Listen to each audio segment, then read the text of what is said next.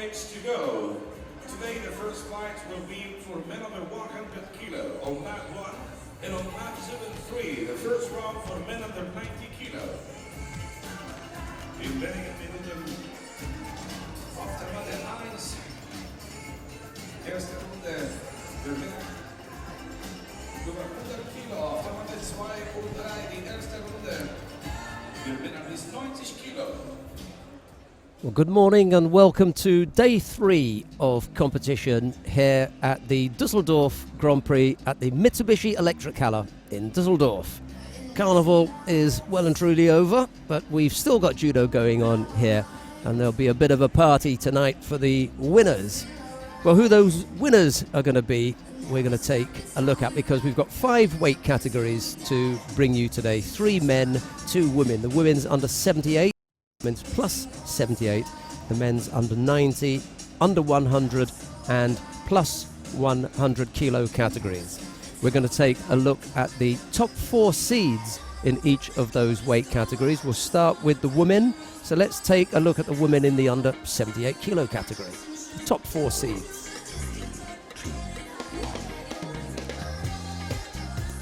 At number 4, the current Olympic champion from the United States of America, Kayla Harrison. Number 3 is Jo Abigail of Hungary. The number 2 seed is Anna Maria Valencek of Slovenia. And the number 1 seed in the under 78 kilo category is Germany's Luisa Malzahn.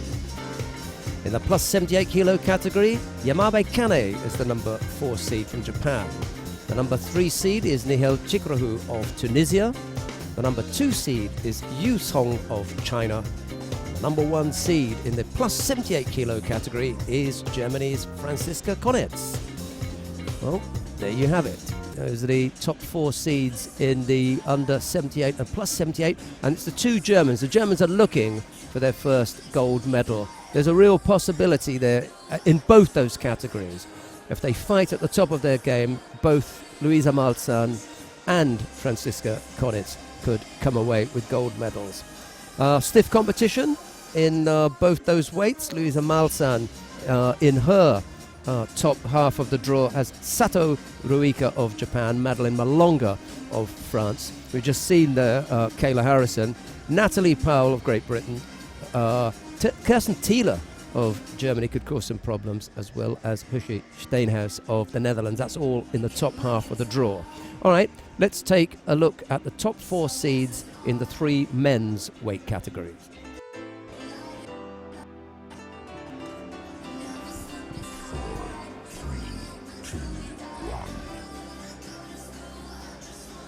In the under 90 kilo category, number 4 seed, Kwak Dong-han of Korea.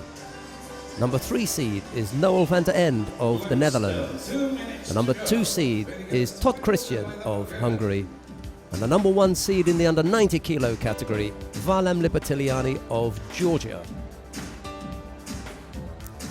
In the under 100 kilo category, the number 4 seed is Elmar Gazimov of Azerbaijan. The number 3 seed is his teammate Elkan Mamedov of Azerbaijan. Number 2 is Karl Richard Frey of Germany. And the number 1 seed in the under 100 kilo category is Cyril Marais of France. In the plus 100 kilo category, number 4 seed is Shichinue Rui of Japan. Number 3 seed is Roy Maya of the Netherlands. The number 2 seed is Faisal Jabala of Tunisia. And the number 1 seed in the plus 100 kilo category is Adam Okarashvili of Georgia. Those are the top 4 seeds in the men's weight categories. Well, we're going to be paying close attention to the under 90 kilo category. We're going to start off on mat number 3. Hutag Sotgerel of Mongolia faces Germany's Mark Odenthal. It'll be Hutag of Mongolia in the white judogi, Odenthal of Germany in blue. Let's go down to mat number 3, sit back and enjoy all the action.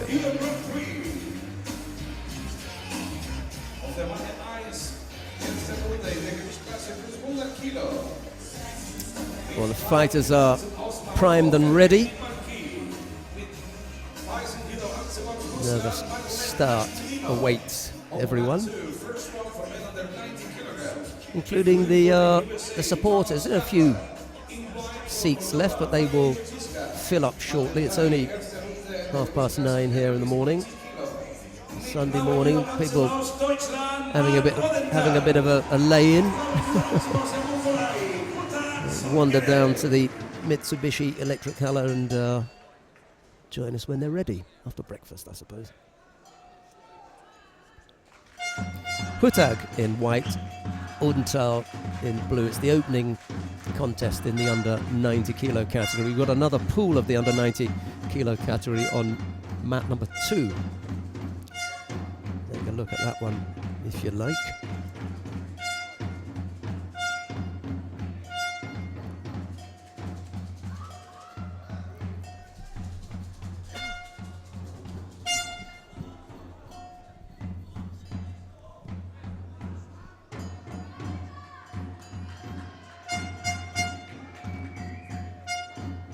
Düsseldorf has been blessed, really, as far as the quality of the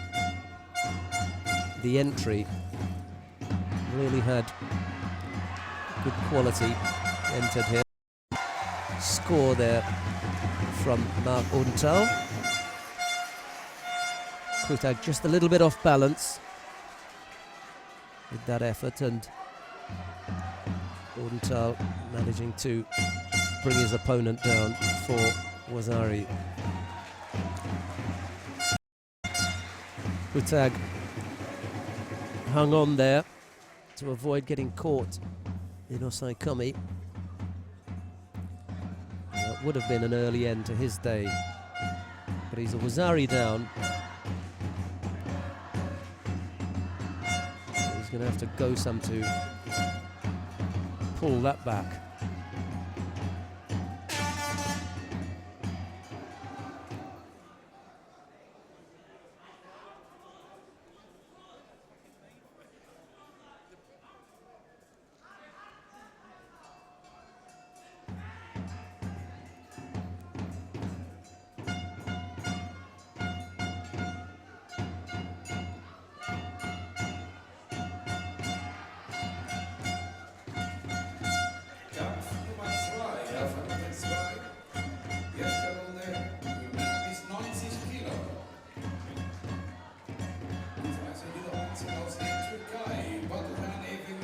Just let his head drop there a little bit. Well, didn't let his head drop. It was taken control of by the Mongolian, bringing his head down a little. Just makes a fighter look that little bit defensive when that happens, and try and avoid that. It's that right hand that's up around the collar. It controls the head, and it just makes the fighter slightly bent over. Oh dear, Hutag coming up with that Uchimata. It just brings Odenthal down for Wazari, but it looked dangerous. Now having to defend on the arm. That was definitely not what the crowd wanted to see. Strong effort there from Hutag. Now Odenthal looks in some discomfort as far as Hutag's position is concerned. He's struggling now. There's plenty of time on the clock. For some reason, Odenthal is having problems with Hutag. I don't know what it is, but he's not as comfortable as he was in the first minute.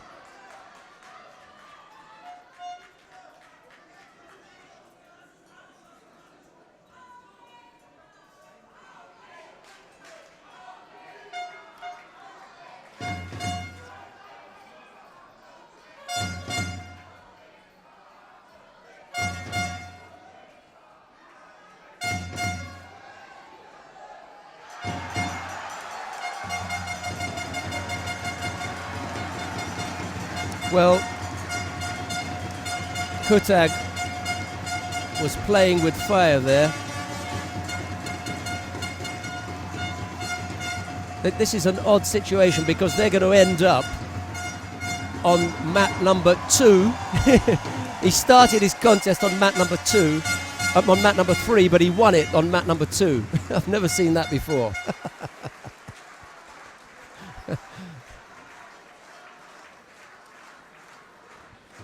Yeah. Ordenthal's going to go in the record books as the first fighter to start his contest on one mat and win it on another.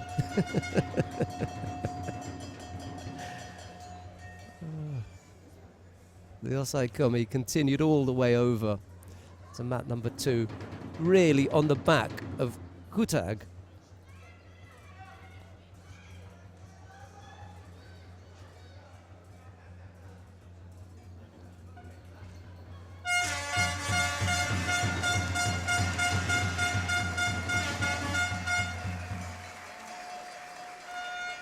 Yeah, Hutag was attempting to play with the edge there.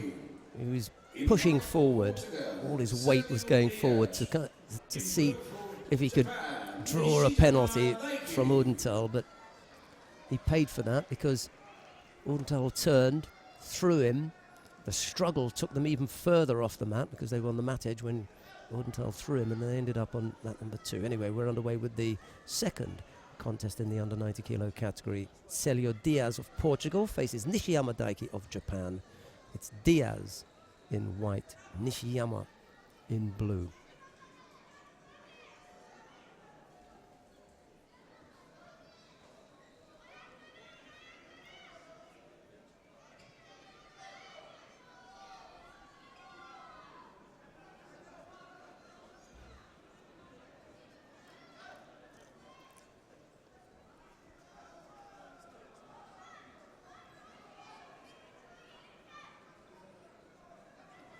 Ordenthal had a minor scare there when Hutag came up with that Uchimata. Managed to come back and finish his opponent off, however. So into round 2 for the German. Now Ordenthal is going to face the number 2 seed, Tot Christian of Hungary, in the second round. Tot had a bye.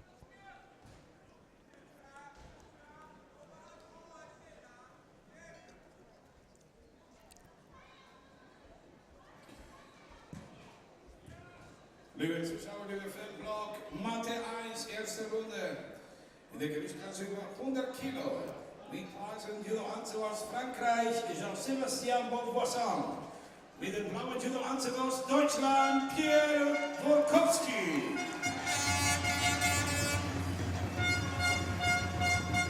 The plus 100 kilo category for men is starting down on mat number 1, if you're interested in that.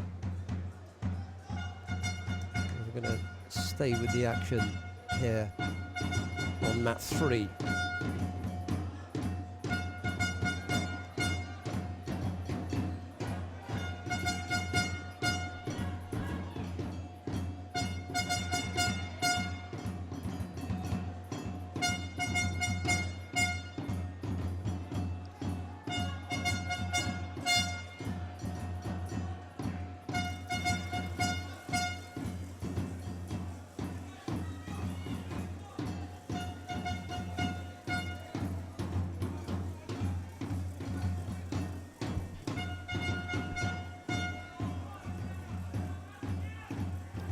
Nishiyama has picked up the single penalty.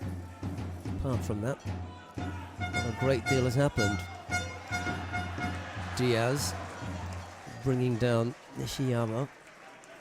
Quite sure if there's enough there for a score.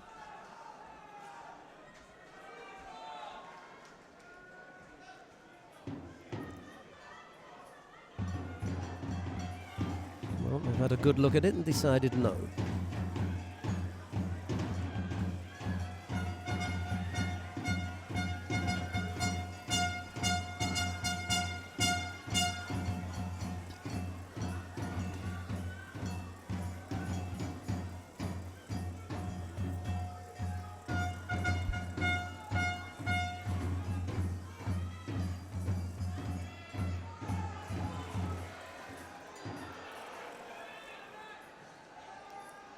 This time, there is a score.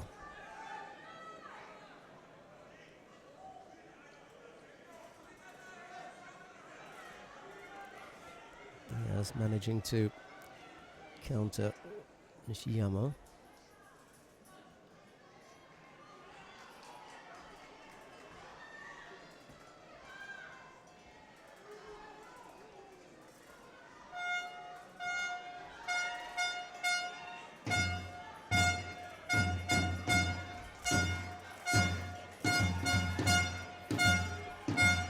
Uchigari. Diaz beginning to struggle here. The sheer number of attacks is causing Diaz the problem, and then the quality as well. Here comes the Uchimato Uchigari, and now Tai Toshi left-sided. Uchigari again. Osodagari and poor old Diaz, that's it now.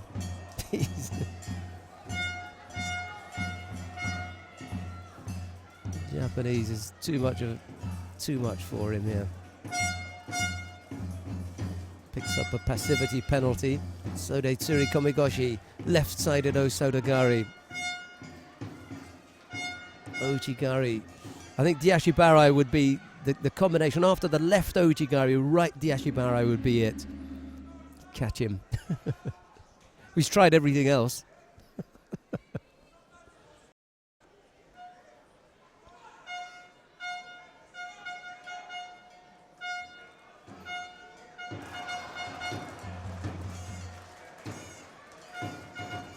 Well,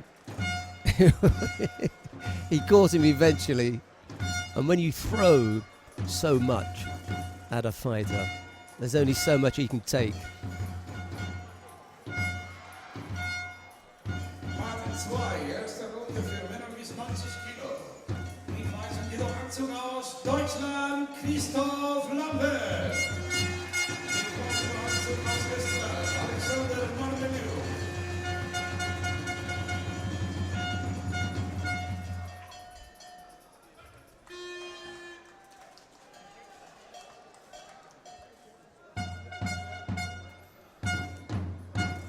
Nishiyama was a tidal wave that Diaz was unable to stop.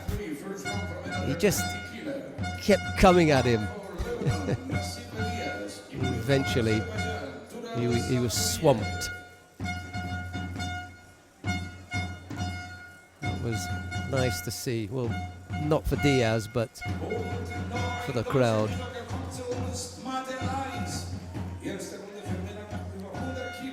Nishiyama into round 2.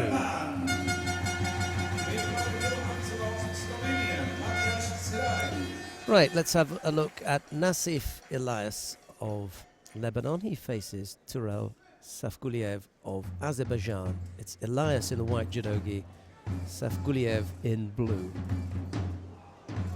Nice start from Elias as he catches Safguliev with that Ippon Seoinage low down to the left. Brings up Yuko.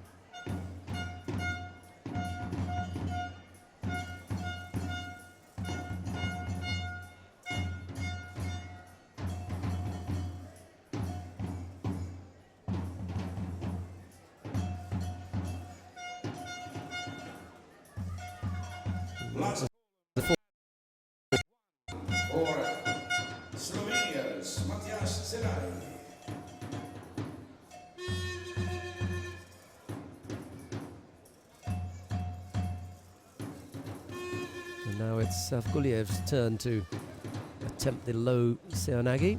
Doesn't catch Elias, however.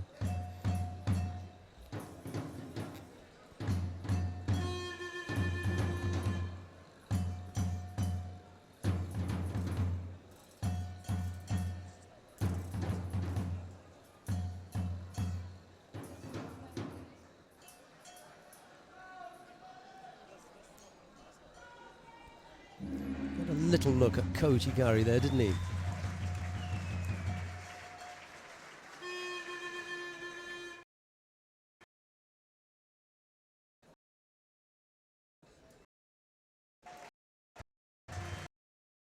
First one for men. Mat 1 in white for Russia, Aslan Kamiyev.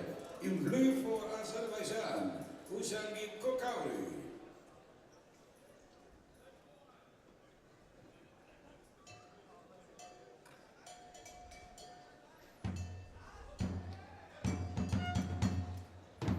Second score on the board now for Elias.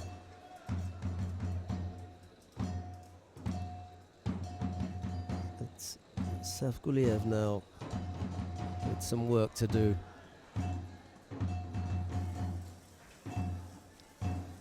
Just bruised his lip a little bit. Need to tidy that up and then we'll be back underway.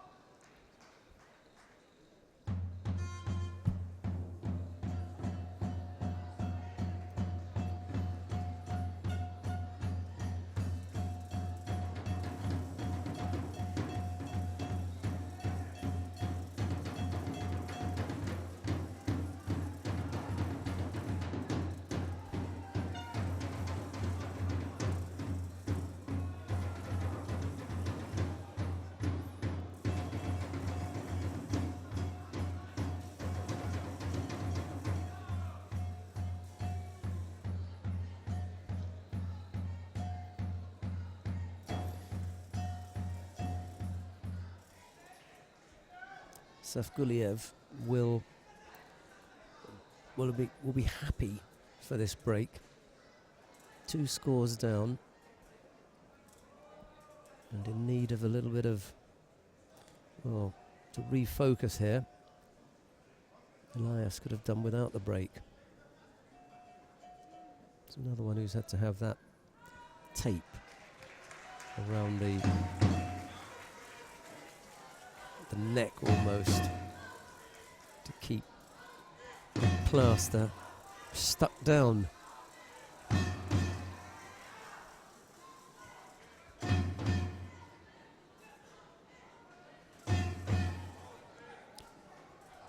A little over half the contest still to come.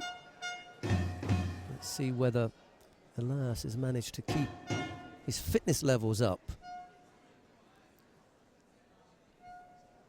Doesn't want to die on us now and lose, having put 2 good scores on the board. Chance to work something on the ground now. Savguliev having to defend.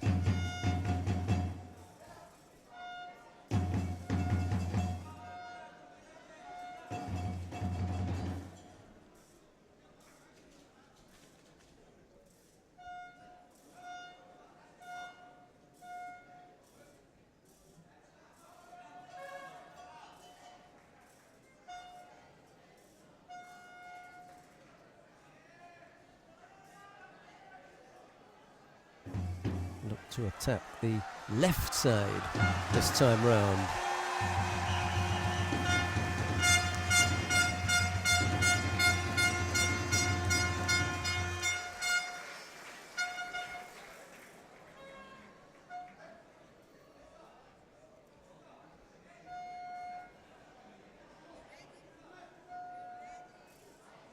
Second penalty picked up by Elias.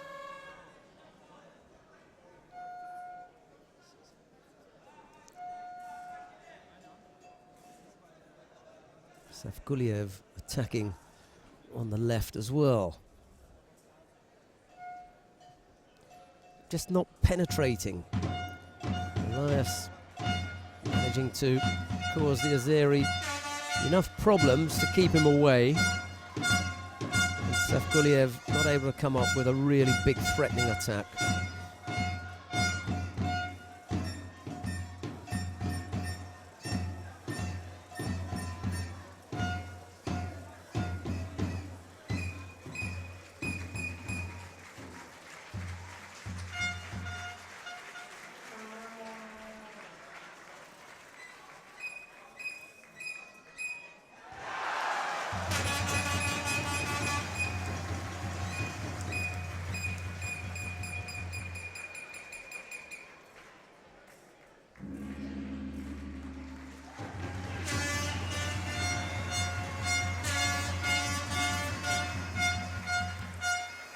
Time running out for Savguliev. This one's getting away from him. First one from under 90 kilo.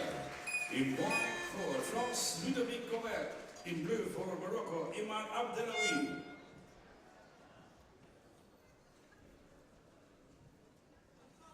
Frauen über 78 Kilo van der Eis. Well, Elias scored pretty early, and he's been able to hang on there. Now, we're going to go down to mat number 1, and the reason for that is Lucie Louette of France has moved up from under 78 to fight in the plus 78 kilo category. This is her first contest as a heavyweight at this level. So let's take a look at that contest. Lucie Louette of France in white, Sarah Adlington of Great Britain in blue. It's the opening round in the plus 78 kilo category for women.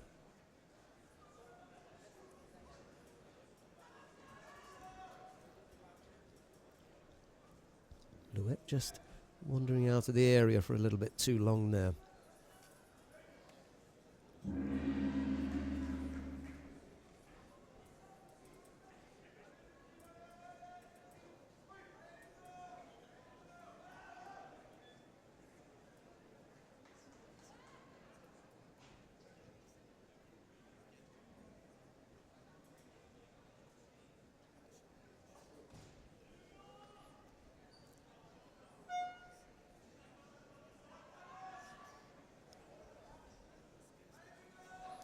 And Sophie Mondier of France made a successful move from under 78 to plus 78 some years ago. It's possible that Louette can do the same.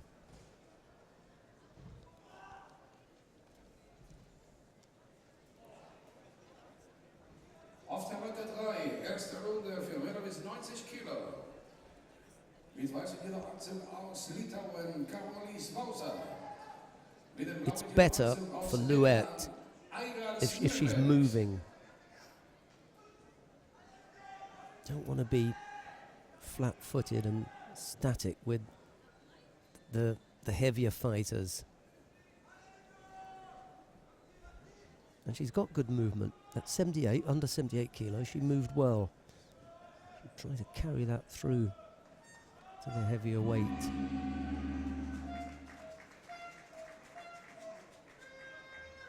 Both fighters pick up penalties, but Louette picks up her second, having already collected one for stepping out of the area this time. She picks up one for passivity.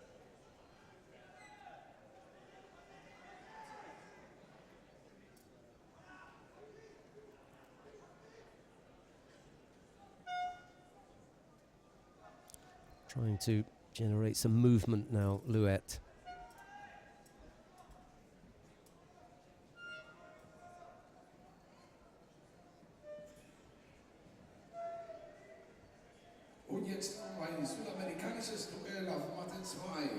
It's kind of playing into Adlington's game here by not moving. Whether that's because she's feeling that extra strength that Adlington, as the heavier fighter, accustomed to competing at that weight, is feeling. I don't know, but she ends up with a third penalty. The coach appears to be surprised by that, but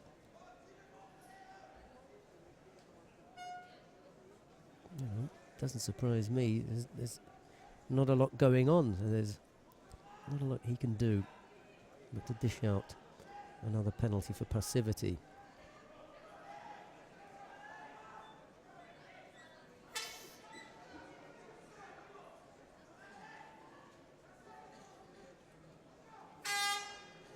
There must be something better that you can offer up than a few foot taps. Someone of the quality of Lucie Louette, must know that.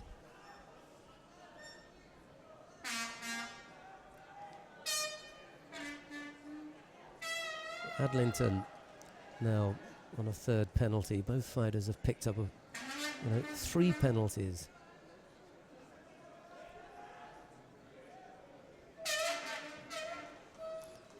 first attack of any that you can really put any kind of description to, and there's only half a minute left of the contest. So 3.5 minutes of not a great deal.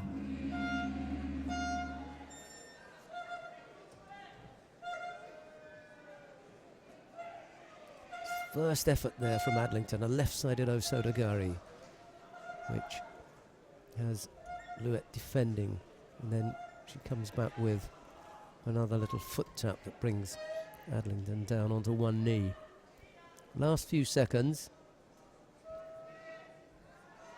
and then over goes Adlington, walking onto that low Seonagi and thrown for Ippon. Lucy Louette eventually finding a way through. 90 kilograms of mat 3. In white for Kazakhstan, And it's the French fighter who will go through. Well, not the most inspiring of opening contests for Louette, but it may get better. She will face the number 1 seed, Franziska Konitz of Germany, in round 2. All right, let's go to mat number 2 then. Thomas Bricheno of Chile faces Christian Schmidt of Argentina. The two South Americans have come a long way to go head-to-head here at the Düsseldorf Grand-Prix. Bricheno in white, Schmidt in blue, and it's Bricheno who comes up with Wazari there just as we join the contest. Schmidt has picked up 2 penalties, and there's a little over 2 minutes left to go. That's the state of this contest.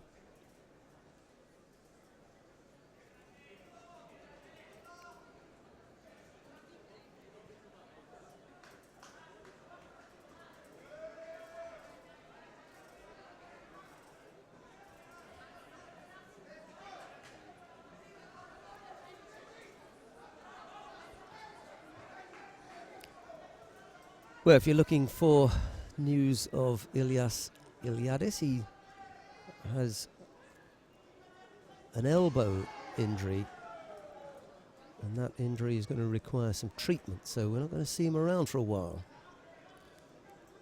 He's going to take a little bit of a rest from competitive judo and sort out the elbow issue first. We'll see him back once that's dealt with. That's in the under 90 kilo category. In the under 81 kilo category, Travis Stevens had a bit of a bump to the head yesterday. He was a bit woozy after having thrown Alain Schmidt for Ippon. He threw him for Ippon, but at the same time took a bit of a bump to the head and decided he'd withdraw from the competition. He's up and around today, was none the worse for wear. Minor embarrassment when I approached him this morning about a bump to the head, but he was fine. So he's in the venue somewhere. He normally wanders past here if he's free. We may get to have a chat with him, I don't know. He's slightly reserved kind of character at times as well. I don't try and work out Travis Stevens. You know,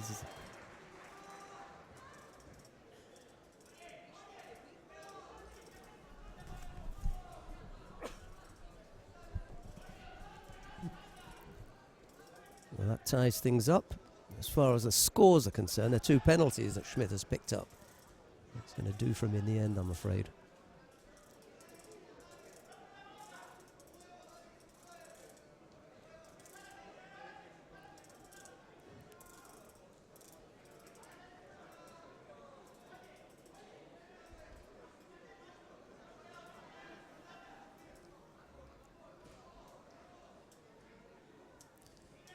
Picked up a 3rd penalty.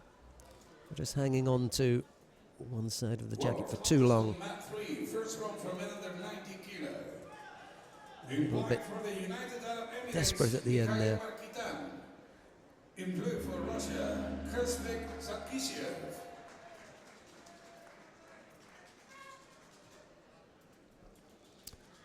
So, Briceno able to get past Christian Schmidt on the back of the 3 penalties that the Argentinian had given up. 2 scores, 1 to Briceno and 1 to Schmidt, but it was the man from Chile who proved a little bit too hot for his Argentinian opponent. I'll apologize for that right now. We continue with the first round from men under 90 kilo, mat 2. In white for Tajikistan, Koproshok Ustapiria. And in blue for Egypt, Mohamed Darwish. On mat number 2 now in the under 90 kilo category, Komrocho Ustapirion of Tajikistan faces Mohamed Darwish of Egypt. It's Ustapirion in the white judogi and Darwish in blue.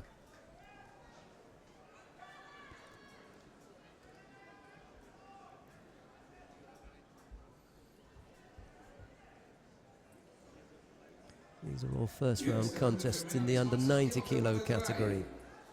Aus der Ukraine, Vadim Siniavski.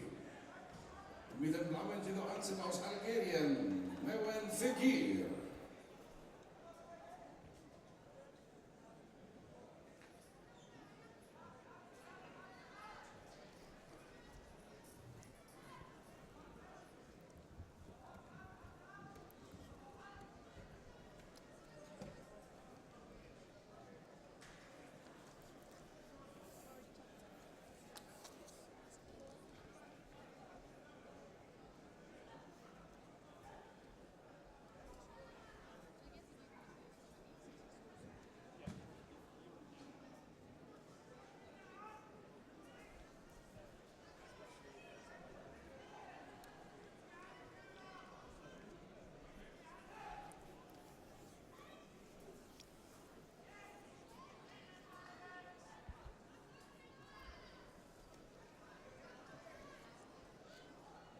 Darwish picks up a penalty for passivity.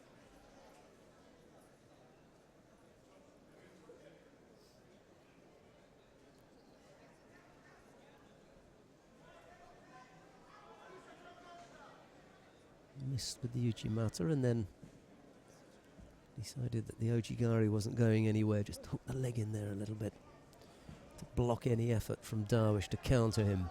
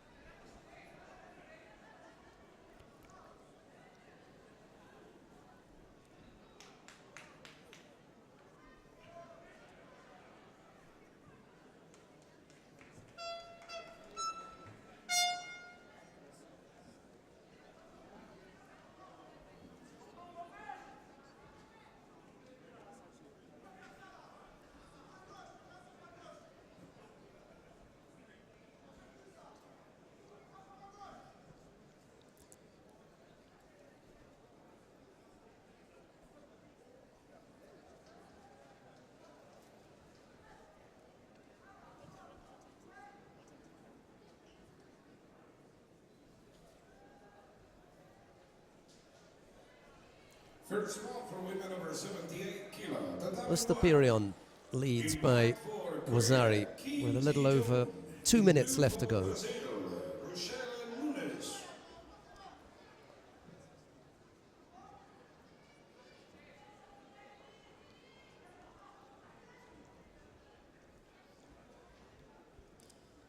has picked up a second penalty. We're inside the last 2 minutes here.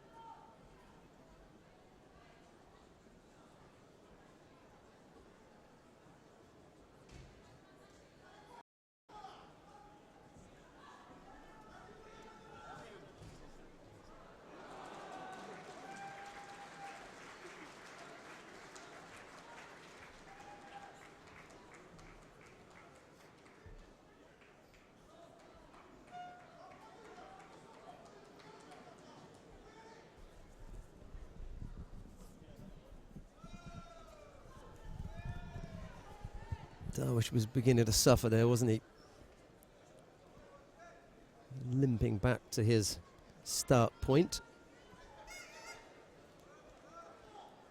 Minute and 27 left on the clock, and this one is over.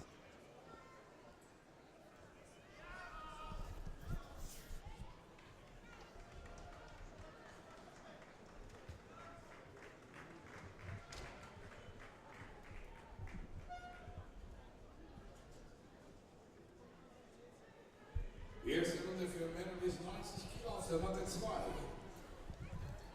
Right, who have we got coming up next? Eduardo Silva of Brazil faces Osama Snoussi of Tunisia. It's Silva in the white judogi, Snoussi in blue.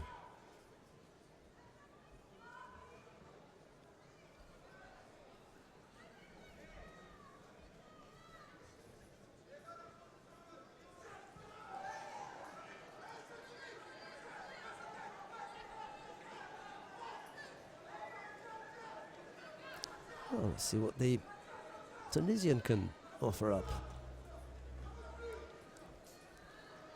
Almost turned there.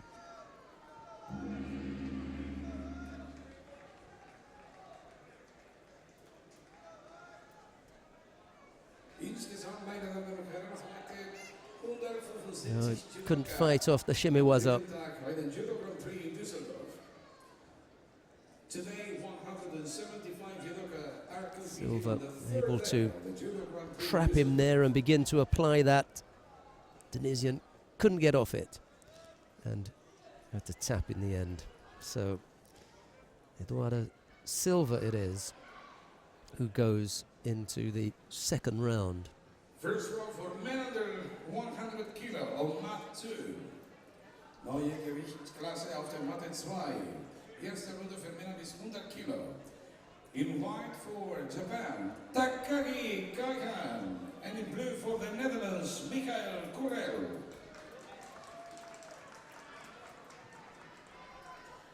First row for men under 100 kilo. Right, on mat number 2 now.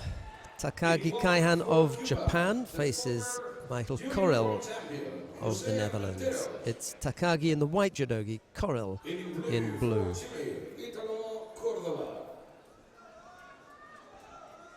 If I'm not mistaken, Michael Korel won the European Open in Sofia a few weeks ago.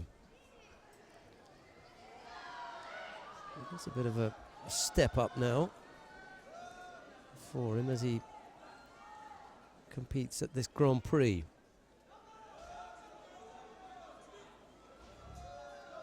See what he does against Takagi.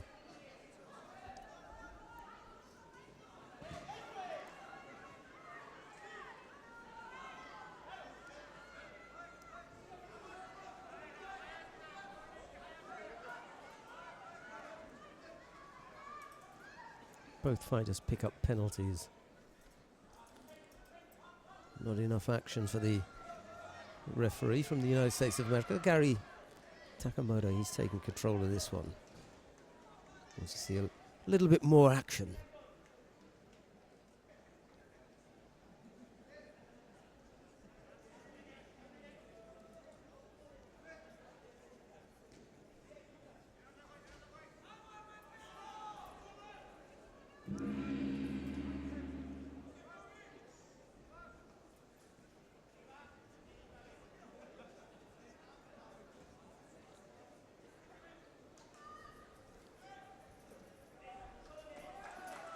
It's not the strongest, but trapping that leg.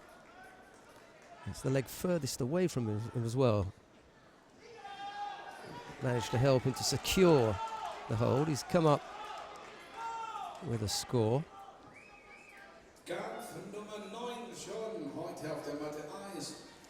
Yuko the lead for Michael Korel.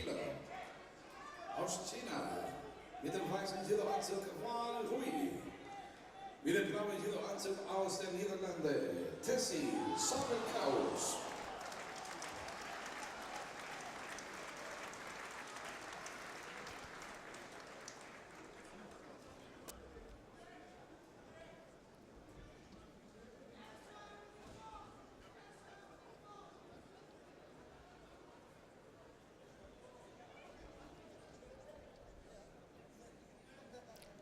Takagi is going to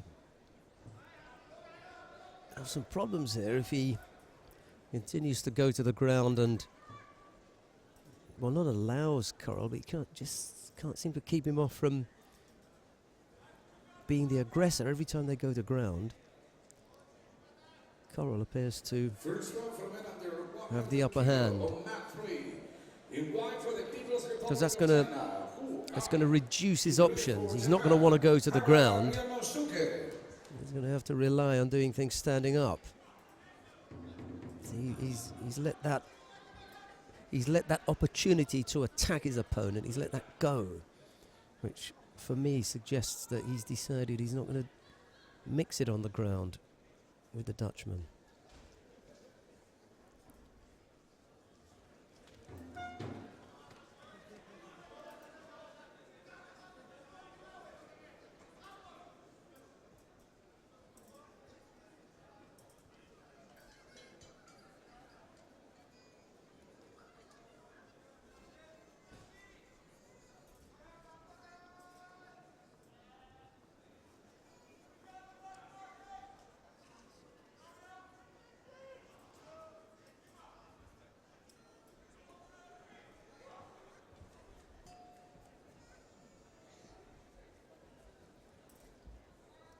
Still the Yuko lead for Corel. A little over a minute left to go. Things looking good with the Dutchman. Doesn't come under any real threat from the Japanese.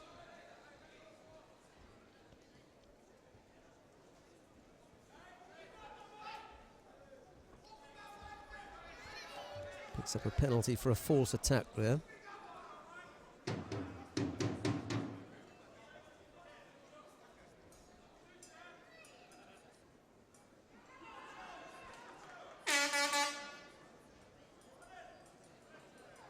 Uchigari from Takagi. Corel steps off that easily, moving back and just lifting the left leg out of the way of danger, or any possible danger.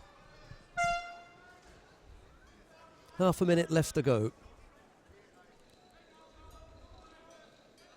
Takagi simply hasn't done enough here.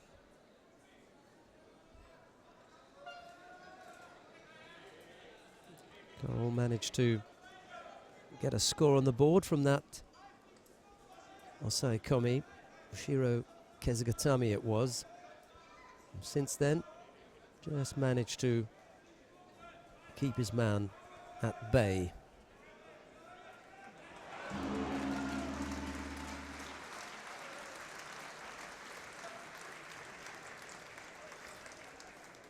So, Michael Corel it is who makes his way into the next round with a first round win over Takagi Kaihan of Japan.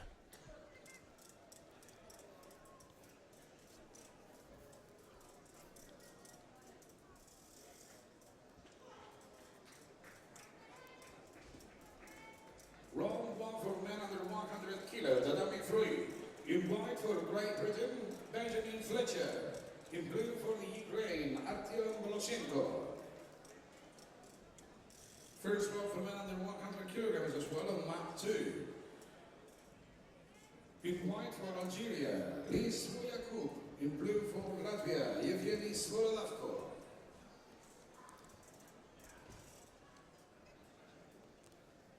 On mat number 2, another round 1 contest in the under 100 kilo category. Lis Boyakub of Algeria faces Yevgeny Borodavko of Latvia. It's Boyakub in the white judogi, Borodavko in blue.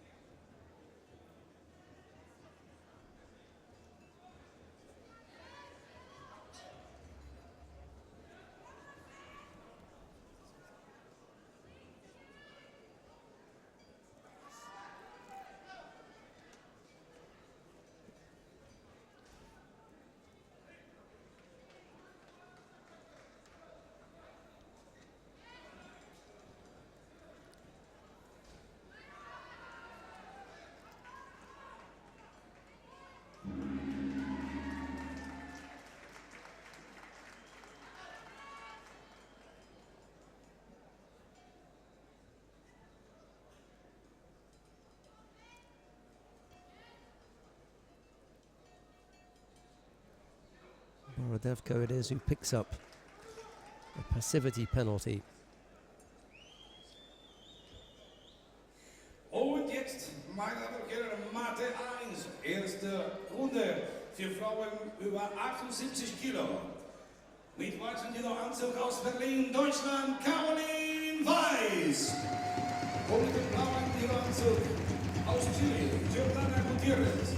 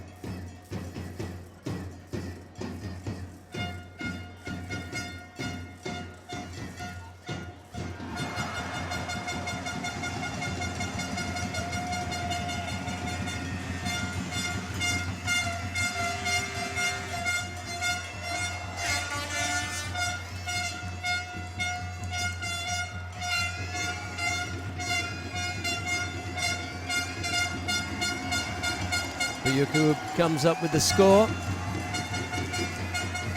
Catches Borodevko for Lazari.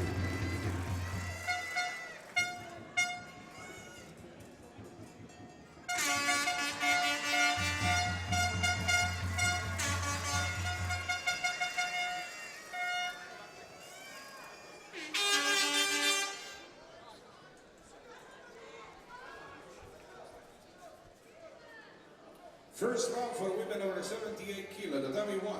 In white for the Netherlands, Elena Buseman. In blue for Kazakhstan, Gurja Disanova.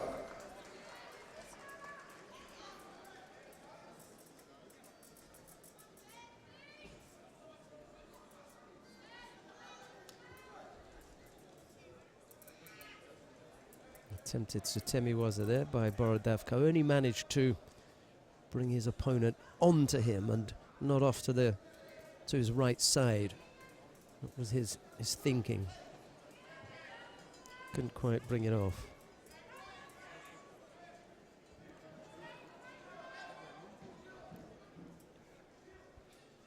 Now Buyakub picks up a penalty for that overly defensive posture there.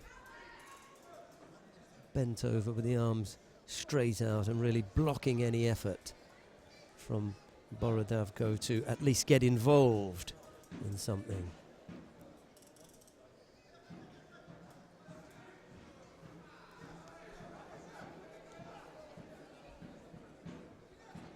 Minute 40 odd left to go.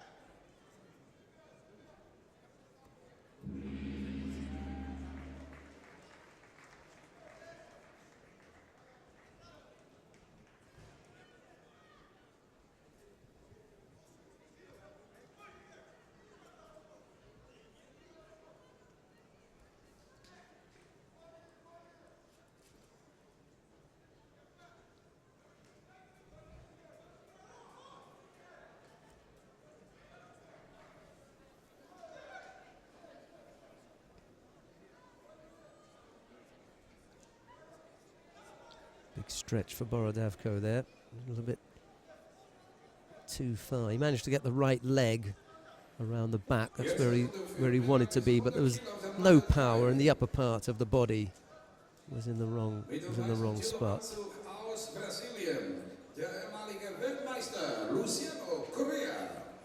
Mit dem blauen Judo-Anzug aus Ungarn, 10-jährigen Miklos.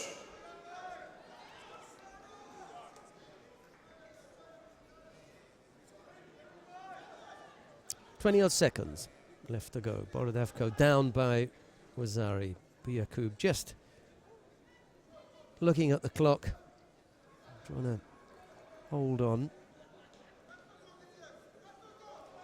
Picks up a penalty for a false attack as well. Here comes the pressure from Borodavko to try and draw another Shido because you can't throw him. Well, certainly hasn't been able to up to this point. You can see why.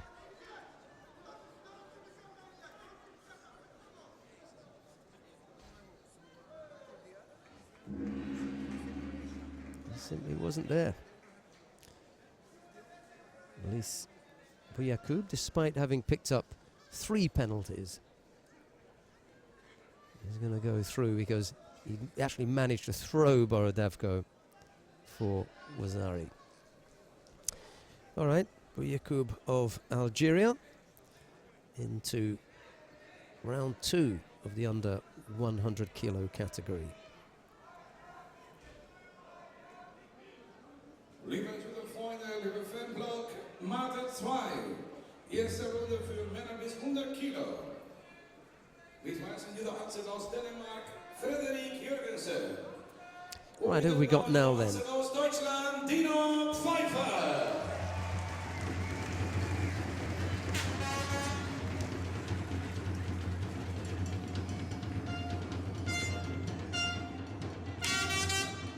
On mat number 2, Frederik Jürgensen of Denmark faces Dino Pfeiffer of Germany. It's Jürgensen in the white judogi, Pfeiffer in blue.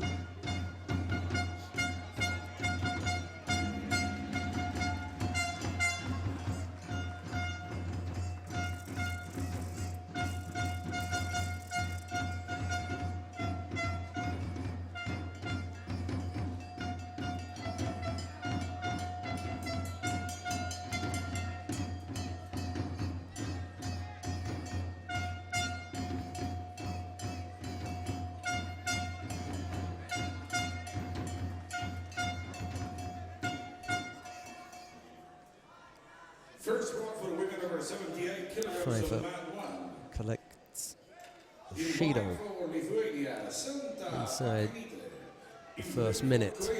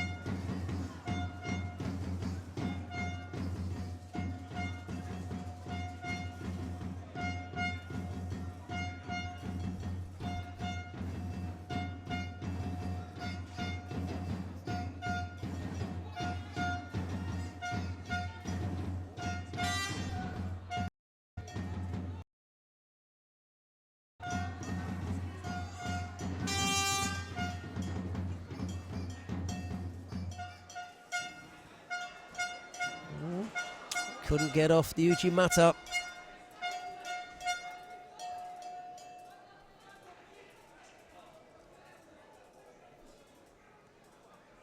Jürgensen was quicker at reacting to that situation that developed out of Pfeiffer and Jürgensen launching an attack at the same time. Well, as soon as they realized that they were both in there, Jürgensen was able to take advantage of it. Pfeiffer was still trying to decide whether to block Jürgensen's effort or continue with his own. And whilst he was in the thought process, Jürgensen caught him. Better reaction there from the Danish fighter, and he's the one that's come up with the score. He leads by Wazzari with 2 minutes left to go.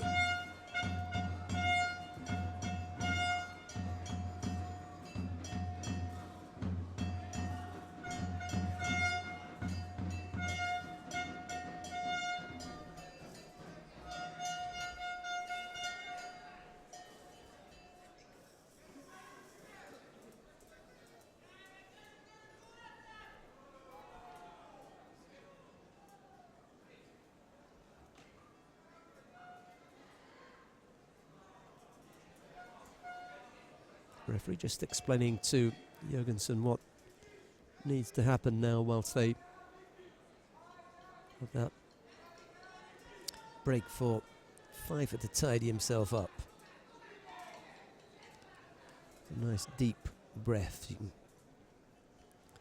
concentrate now and focus on the job at hand.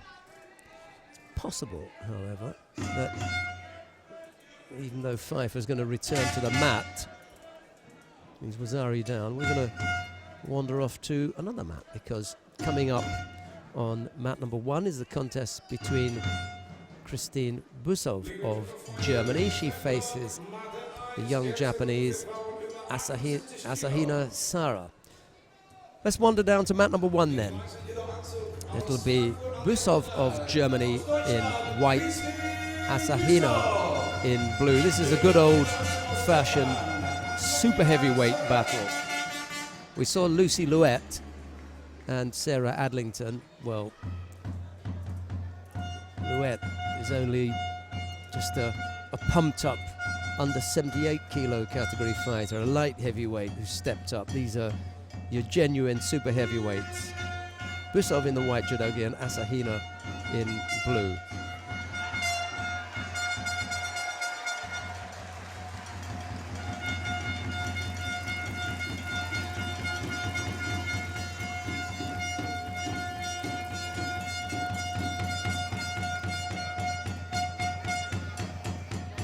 Right-sided Haragoshi effort from Asahina. First one from number 100 kilo, the 23, in white for Kazakhstan, Viktor Demyanenko.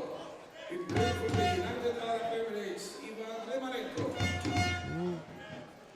Missed out on the Kansetsu, was it there? The Udigatami was a possibility.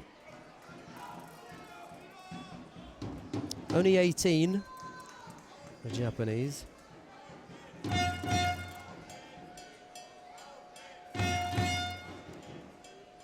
Won the Junior World Championships last year. And was a silver medalist at the Tokyo Grand Slam. So Busov really is on with a real quality fighter here, despite the fact that she's only 18, the Japanese.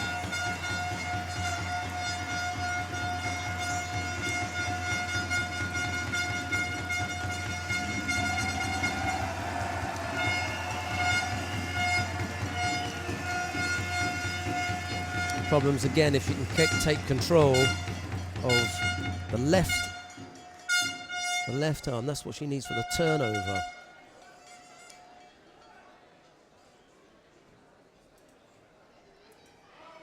Passivity penalty against Busov. Oh, terrific work there. That's it, one. Really, really great piece of work from Busov, catching Asahina.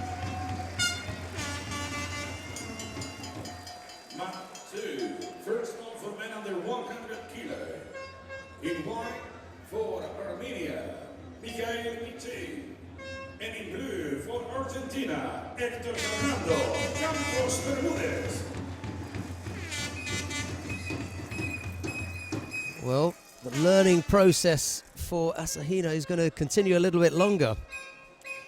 She got caught there and looked a bit flat-footed, a little bit slow to react to that danger. That was a really, really good win for Catherine Bussel of Germany. She goes into the second round. She'll face Svetlana Yaromko of the Ukraine in that second round.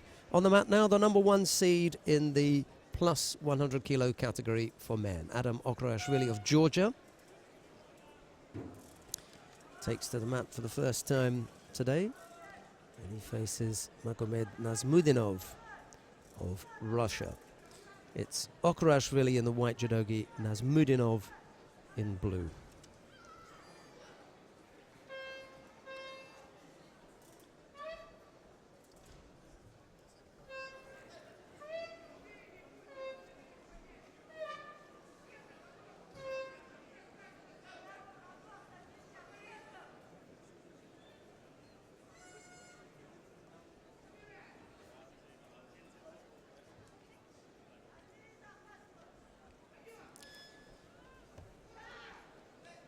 Nazmudinov had a win in the first round against El Mehdi Malki of Morocco. That's put him in this second round contest against the number 1 seed. Well, it's a bit of a tough draw when you get up there and you find yourself in the same pool as Okrashvili, Borbana, Alastorfer. Those are some tough fighters to get past, so a big job for Nazmudinov.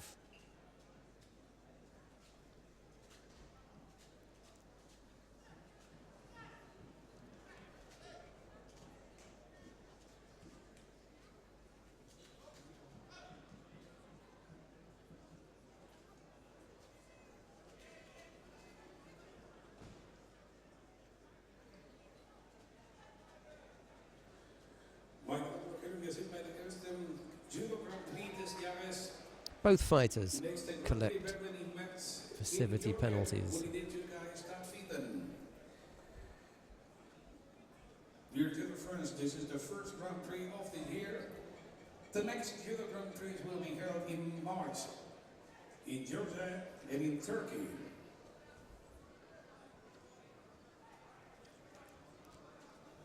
Okrash really looked to go over on the left there, but not a lot really happening. Nazmudinov managed to block that effort. And then just turned with the hands onto his back and Wazari as Nazmudinov goes down and over. And there's the Osai Komi to finish things off.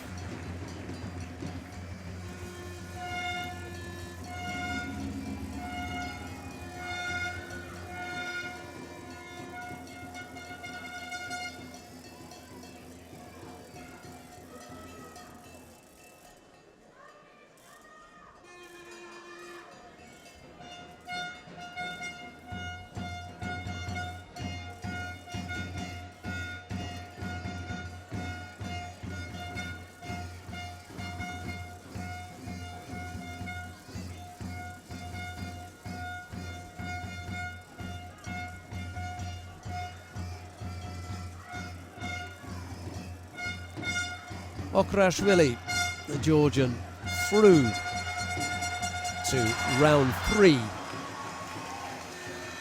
He'll face the winner of the upcoming contest. That's between Bilal Zouani of Algeria and Walter Santos of Brazil. It's Zouani in the white judogi, Santos in blue.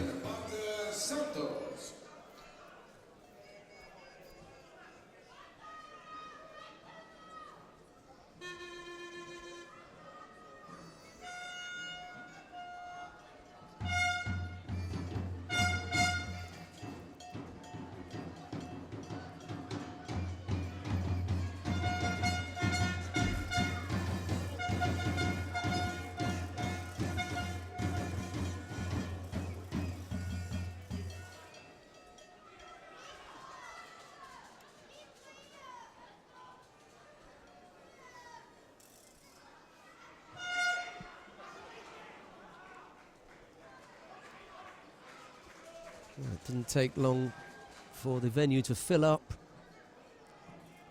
All those seats that I was talking about this morning that were left unfilled have been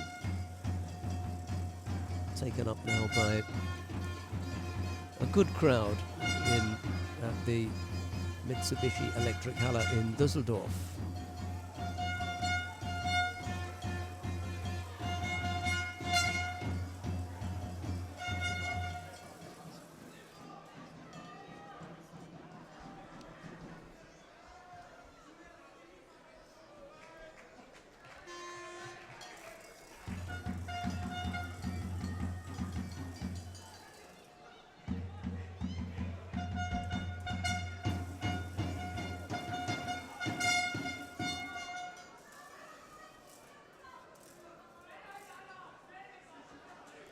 Both fighters have picked up a penalty apiece here.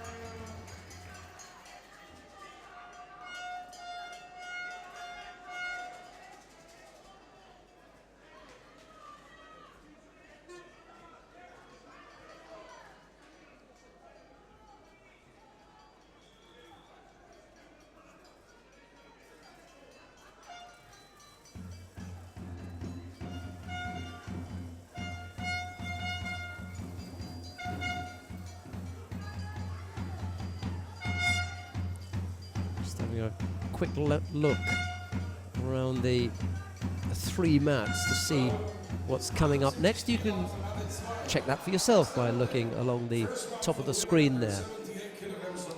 We're on mat number 1 at the moment. Bilal Zouani of Algeria and Walter Santos of Brazil. The Brazilian has picked up 2 penalties. The Algerian just the 1. And on mat number 2 we've got the under 78 kilo category, and on mat number 3 the other half of the under 78 kilo category.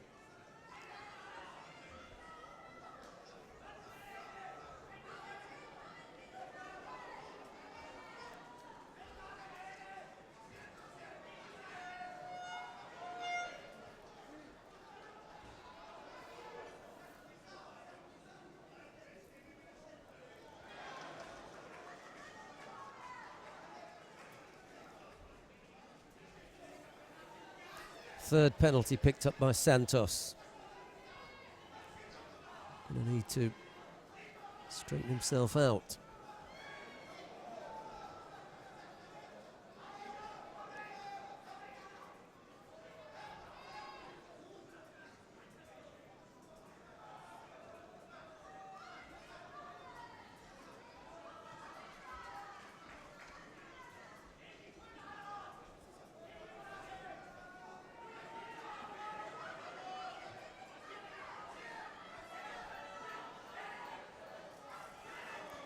Hanging on to that belt for a little bit too long.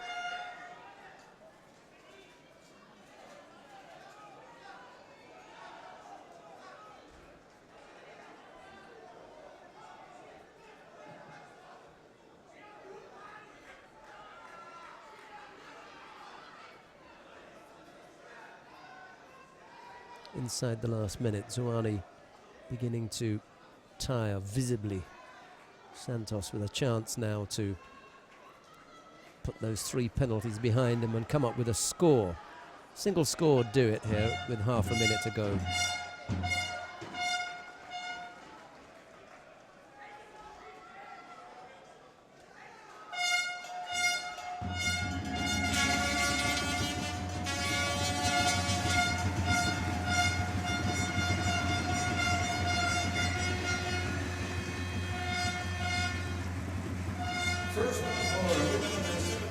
kilo, tatami 2. In white for Kazakhstan, Albina Makatiyeva. In blue for Spain, Laia Talan. Und jetzt haben wir das Mal in erster Runde des Raums 68 Kilo. Mit was in die Orte aus Kuba, gegen Imam Tomaci. Mit dem blauen Orte aus Kamerun, Ortez von der Sahara Tagana. First round for women under 78 kilo, mat 3. In white for Italy, Assunta Galeone. In blue for the Netherlands, Karen Stevenson.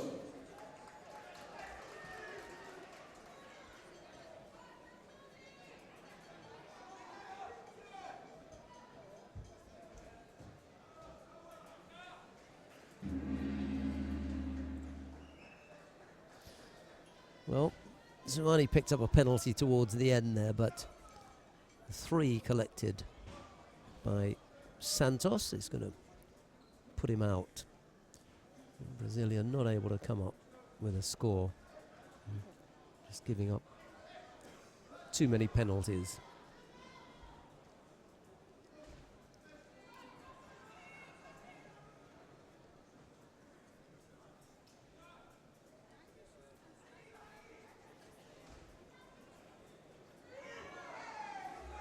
Zweite Runde für mehrere 100 Kilo, Matte 1 mit weißem Judo-Anzug aus Ungarn. Der vierte Finalist bei den Olympischen Spielen in London, Bor Barna. Mit dem blauen Judo-Anzug aus Österreich, Daniel Anderstoffer. Let's have a look and see what Borbana and Daniel Alastorfa can offer up. It's Bor in the white judogi, Alastorfa in blue.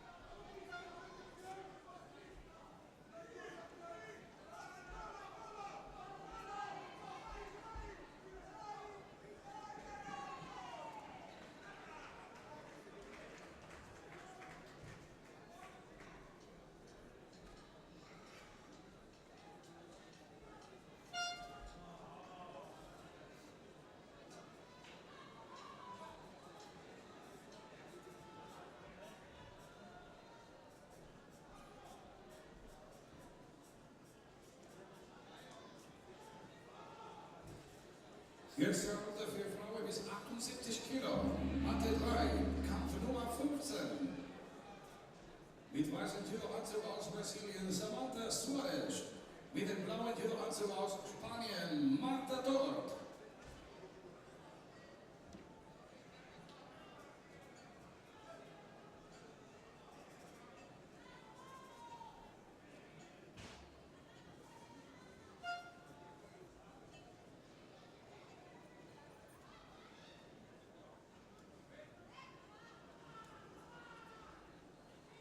Und weiter geht's auf der Matte 1, zweite Runde für Männer über 100 Kilo. Mit weißem Judo-Anzug aus Portugal, Diogo Silva. Mit dem blauen Judo-Anzug aus Deutschland, Sven Heimel.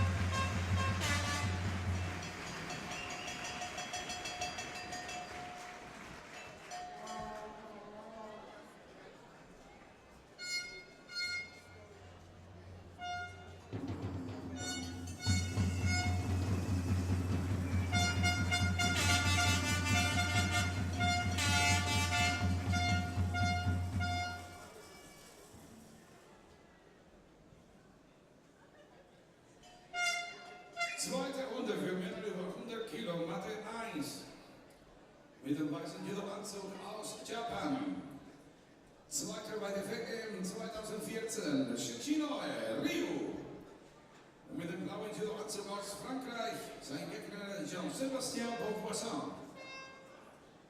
Right now on mat 2, first round for women under 78 kilo. In white for Kazakhstan, Armina Mangeldiyeva. And in blue for Spain, Laia Talar.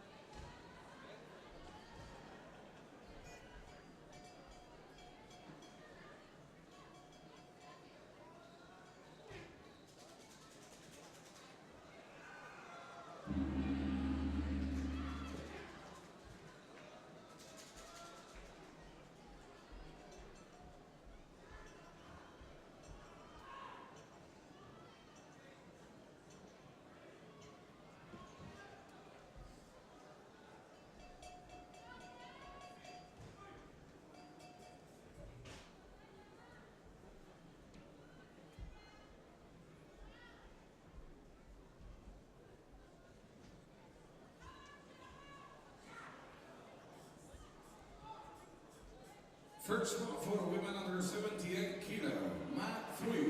In white for Russia, Vera Moskaliuk.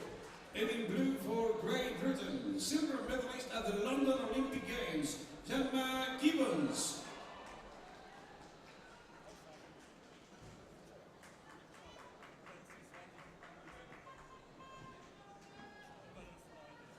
Jetzt wollen wir gehen auf Matte 3. Zweite bei den Olympischen Spielen in London. In der Gewichtsklasse für Frauen ist 78 Kilo mit dem blauen Judo-Anzug aus Großbritannien, Gemma Gibbons.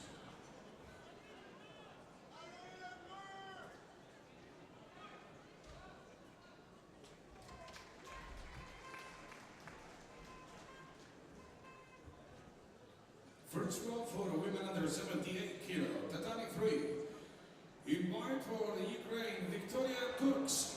In blue for Poland, Daria Pogorzelec.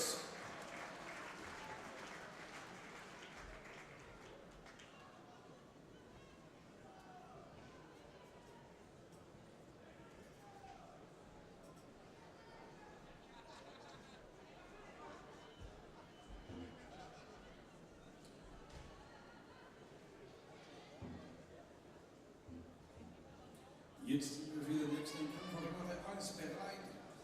Gewichtsklasse Männer über 100 Kilo. In dieser Gewichtsklasse haben wir 36 Judoka. We inform you that on mat 1 we have the second round for men over 100 kilo. In this category we have today 36 judoka.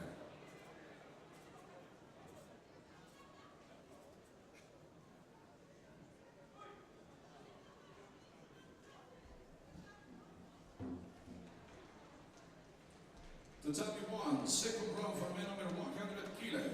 In white for Belarus, Alexander Barkaviak. In blue for Turkey, Feyyaz Yasici.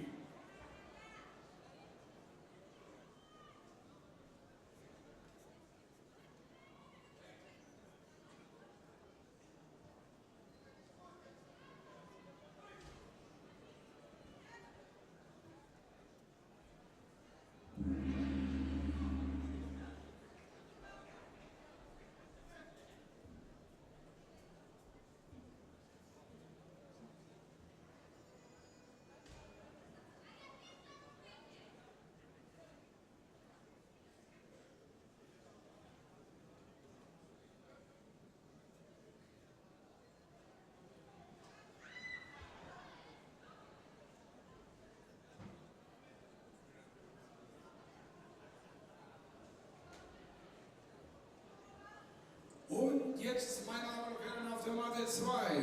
Erste Runde für Frauen bis 78 Kilo. Mit weißem Judo-Anzug aus Großbritannien, Natalie Powell. Mit dem blauen Judo-Anzug aus Deutschland. Zweite bei den Olympischen Spielen in London, Kerstin Thiele.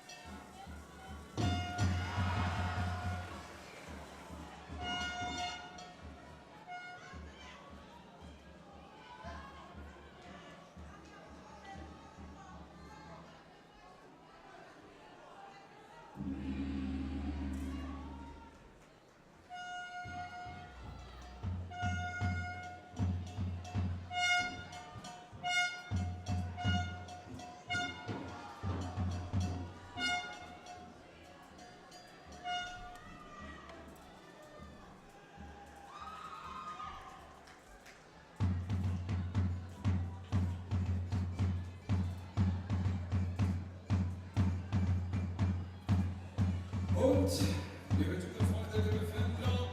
Erste Runde für Frauen bis 78 Kilo, Matte 3. Mit weißem Judo-Anzug aus Kasachstan, Sabina Reinkova.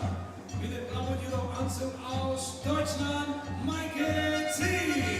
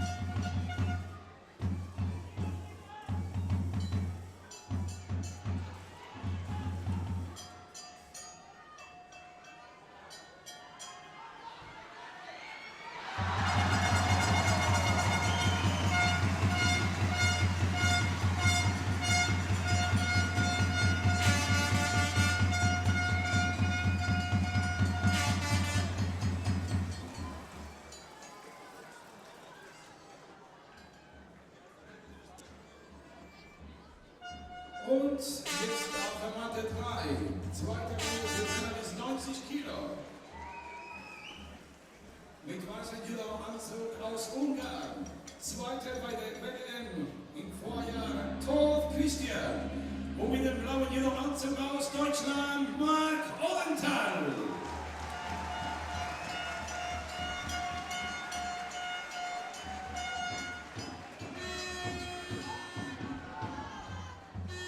First round for women under 78 kilo, tatami 2.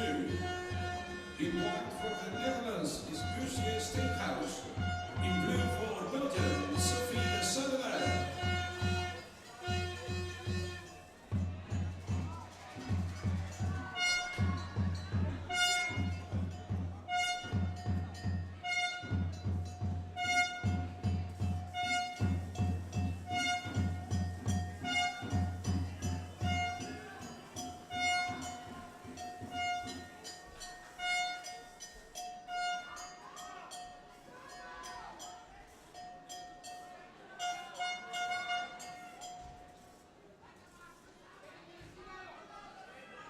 Round 2 for men under 100 kilo, tatami 1. In white for Georgia, Levani Matiashvili. And in blue for the USA's Albarzan Iminov. We've already seen one Georgian in the plus 100 kilo category. That was Adam Okrashvili, Matiashvili's teammate. Well, Levani Matiashvili takes the tatami now. He faces Abkhazan Iminov of the United States of America. It's Matiashvili in white, Iminov in blue.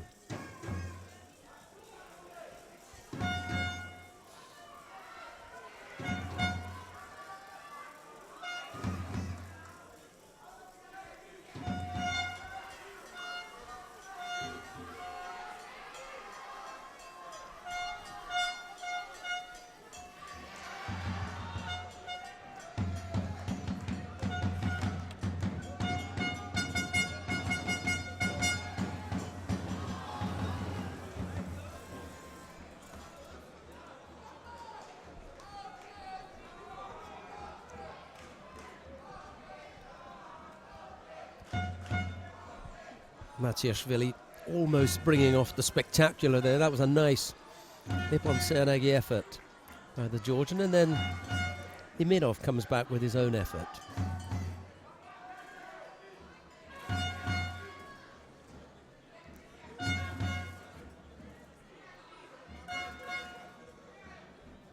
Looks considerably lighter, doesn't he, Iminov, compared to Matiashvili.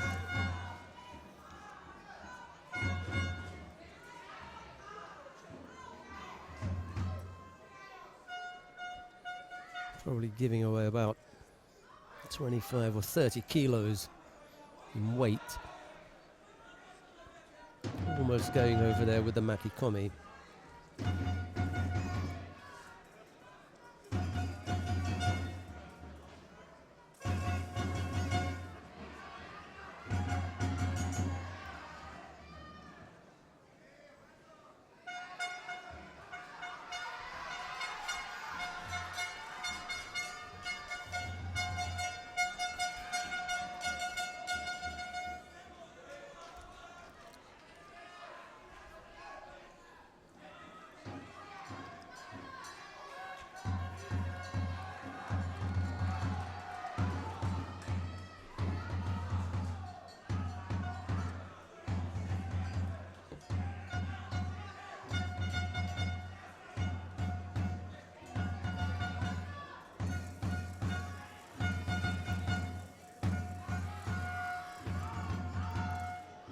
Matiashvili looking to go over on that right side, and Iminov again attacking and threatening the Georgian.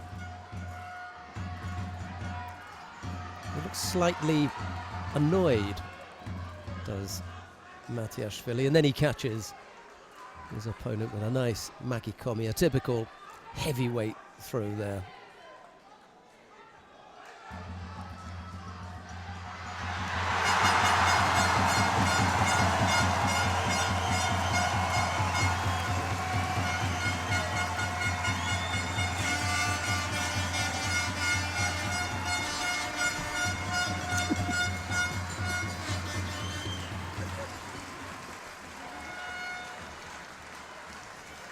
cheers from the adjoining mat as Mark Ordenthal of Germany throws Todd Christian of Hungary for Ippon. He was a Wazari down as well, so Ilyana Martzog is here for the first time this morning. Ilyana, tell us a little bit about what happened on the adjoining mat there. How did that go?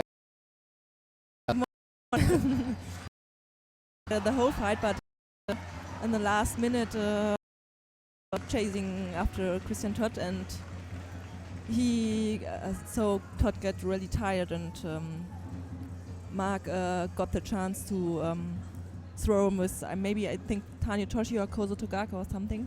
Which is unusual. Not that he'll get thrown with those techniques, but he'll be tired. Yeah. Because normally his conditioning Yeah. is really good. He's got such a True, because he's waiting for the commission. to have a look. Yeah. I didn't see if it was direct or if he had the grip first, so maybe that's the question here. But it was for sure Ippon. In blue from the USA, Thomas Kappa.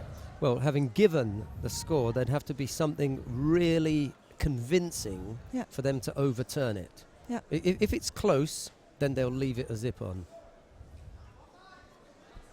It's aufgehört in 2 mit dem weißen Judo-Anzug aus Georgien.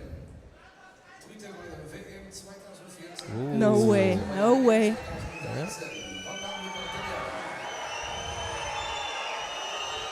So we are back on mat 3 with Mark Odenthal getting a Shido for beer hug, and Well, let's go down to mat number 3, Yeah. given that we're going to talk about it. We'll go to mat number 3 and watch a contest between Todd Christian of Hungary and Mark Ordenthal of Germany. You join it with Ordenthal having had the Ippon waved away and gotten a Shido. and picked up a Shido instead.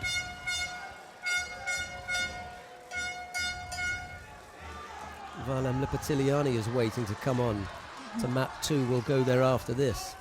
Let's finish off.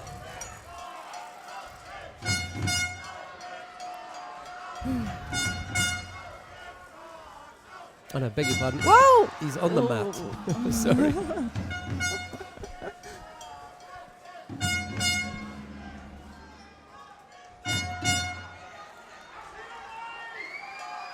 Got some serious strapping. Yeah, around his shoulder. Yeah.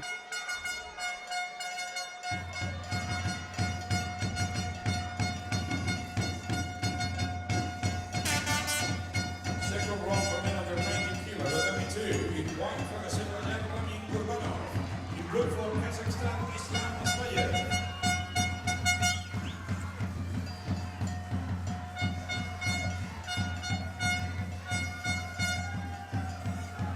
Zweite Runde für Männer über 100 Kilo auf der Matte 1. Ojigari right-sided from Ordenthal, and then Yeah. another attempt to wrap both arms around his opponent. On that occasion there was contact from Todd, so that would have been okay.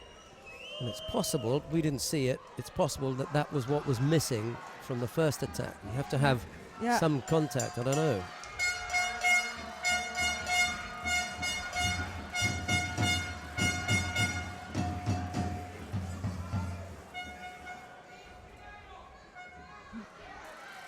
Second penalty picked up by the Hungarian, but it's not going to be enough. Time's running out here, and Ordenthal is going to feel a bit aggrieved here, having thrown Todd for Ippon. The crowd aren't going to like it. Well, that was always going to happen.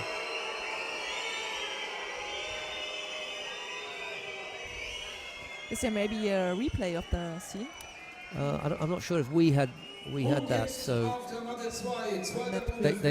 it's possible that they could show that on the big screen. Judo-Anzug aus Japan, Yoshida Yuja. Und mit dem blauen Judo-Anzug aus Deutschland, Christoph Lambert.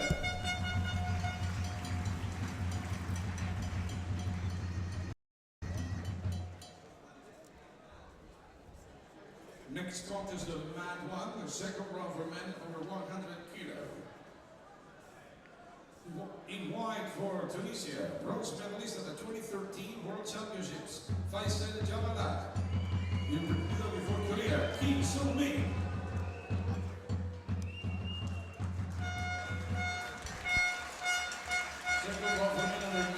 kilo, the number 3. In white for Serbia,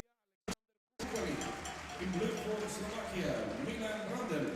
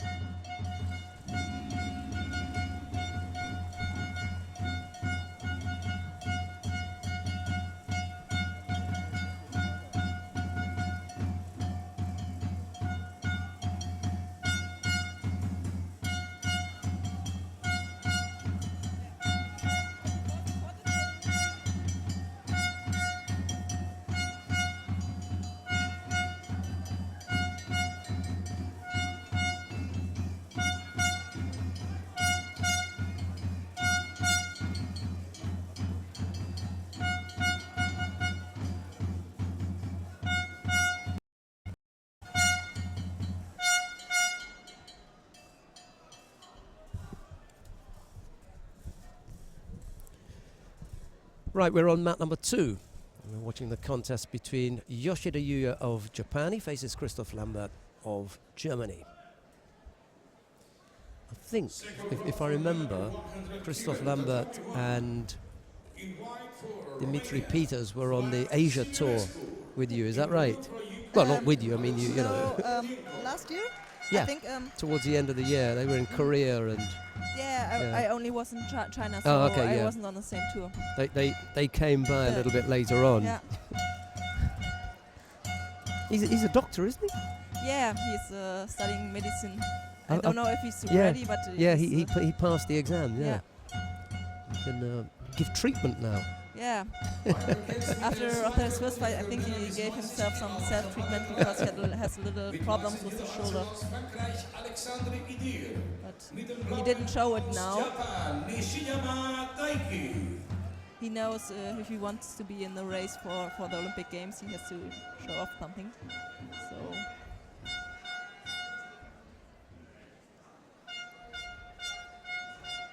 Yoshida gets himself ready. Lambert takes the long way round back to his spot just to gather himself. Yeah.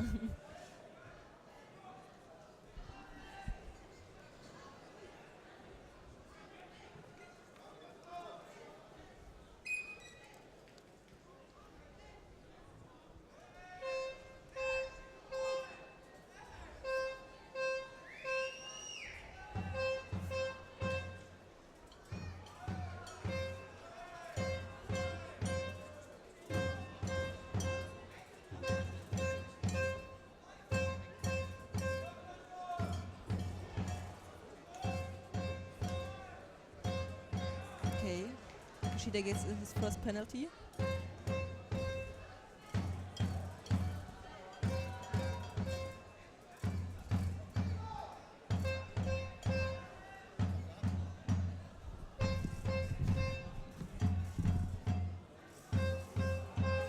This was a weak attempt of Lambert.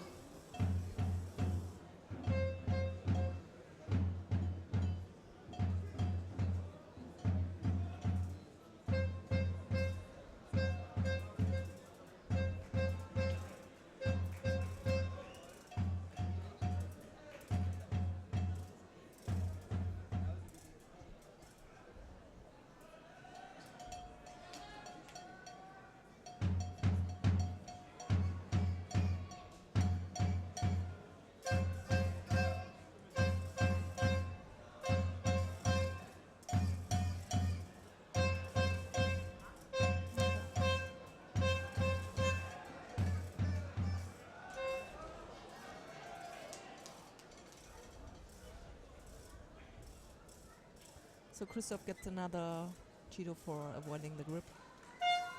Just now 3 Judos down, 1:30 to go.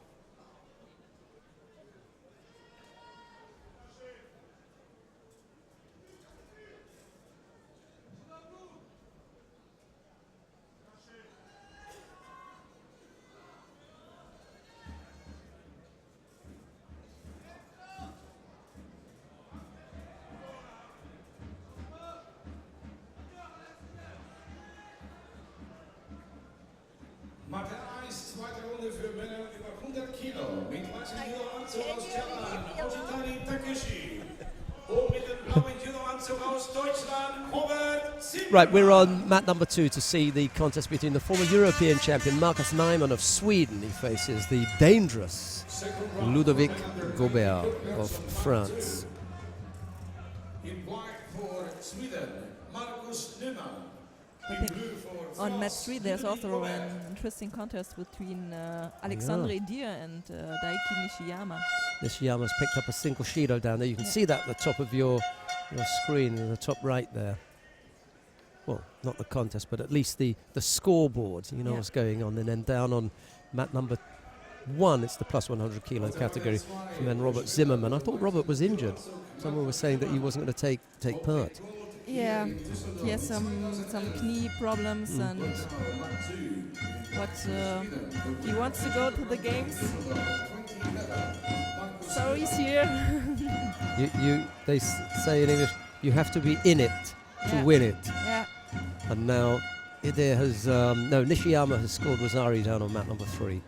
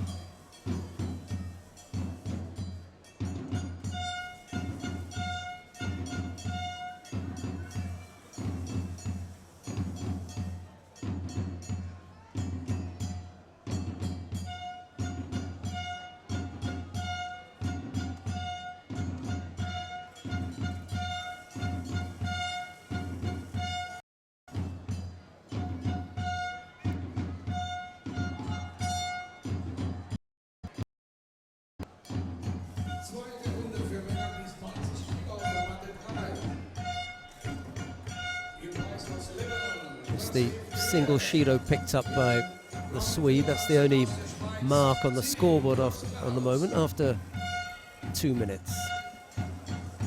But I think he is strong in Nevasa, so maybe. Yeah, very. And we were talking about this because obviously he's been off for quite a while, Yeah. and his concern is how long it's going to take him to get back to The top level. and to get rid of the cobwebs, we say. Yeah. Just wants to reach across and get the left arm with the leg to trap him properly, but Gobert wriggled out of that. Yeah, and Naima was, I was saying, it's the Nevasa that you hang on to for longer. Yeah. You know, you lose your tachiwaza being sharp very quickly. As long. 3 months, done. You know, that's going to take you. But 2 years, well, you know, that is a long time. Yes. But his Nevasa skills, They're still there. Gobert is getting an introduction into Yeah. Naiman's Nevasa skills. And we spoke a lot about Marcus Naiman when he was, you know, at his height.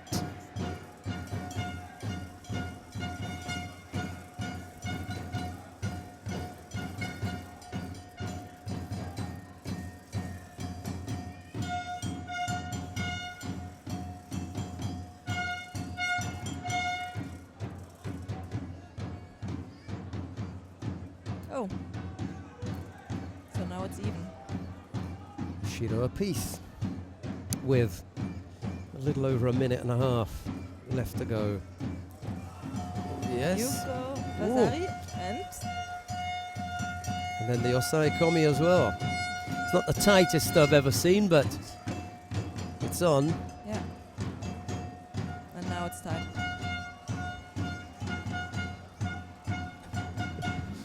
You can see it from his Gobert's left hand, it just collapsed. Yeah. Okay, it's over. You'd had enough. You'd had enough. It's a tricky opponent Yeah. for Marcus Naiman. He's just beginning to show signs of being able to manage a certain level of opponent. So it's the next step up that he's got to start looking at and get those in his sights. 90 kilos, there are plenty of them. Where is he then? Yeah, where is he in the draw? Naiman, better have a look on my list. It's here. Next fight will be Yuya Yoshida from Japan. The Japanese, yeah. And who He beat Christoph Lambert. Hey, yes.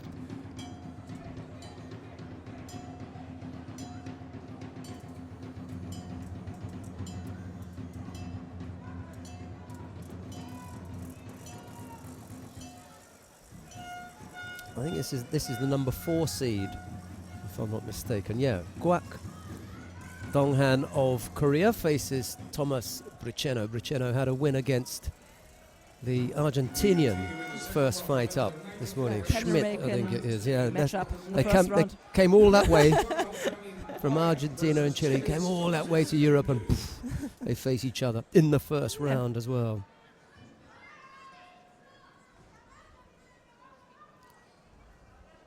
And it was Bricheno who came off better. Christian Schmidt, it was, in the first round, the Argentinian. And that's brought up this second round contest with Kwak Donghan. In Korea.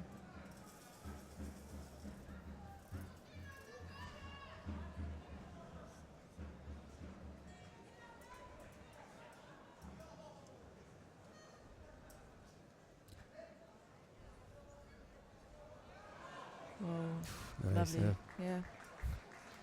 Really? He made that look so easy. Yeah. Low, left-sided Morote Seonagi just finishing off Thomas Bricheno's hopes of doing something in this Düsseldorf Grand Prix. Yep. Second round exit for the man from Chile. It's Kwak who goes into round 3, 46 judoka. Oh, now on mat 2 we have a German fighter, Aaron Hildebrand, against the man from Tajikistan. You better spell the name. Komransho Ustopirion. Ah, okay.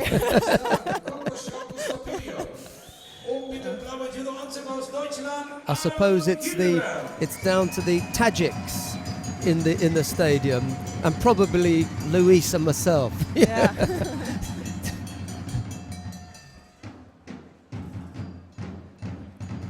Hildebrand in blue. Yeah. He was Just off having- for a long time. Yeah. Just had a little sweep at the feet there of the Tajik fighter to get things going. Was he not at dinner with us last night, Hildebrand? Yeah, I think he was at dinner with us. Sven Marisch. Yeah. We went for that buffet in the Nico Hotel. Dessert wasn't that good though.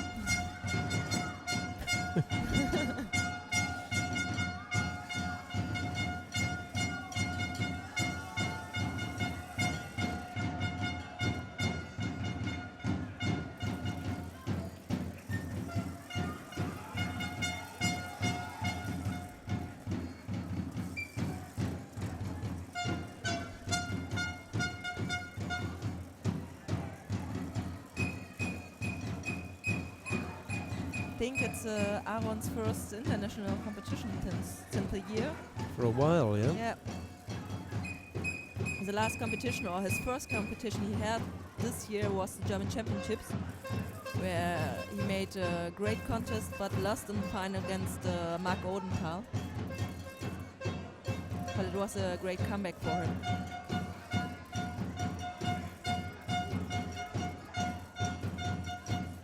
And now he's in the lead against Tajiks.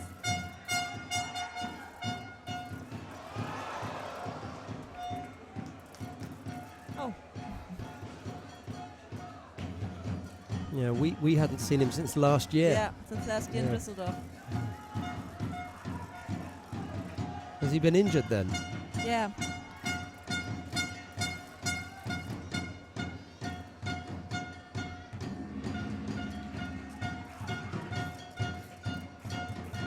Did you see Catherine Bussov's destruction Oh, of yeah, Asahina Sara this morning? This was crazy.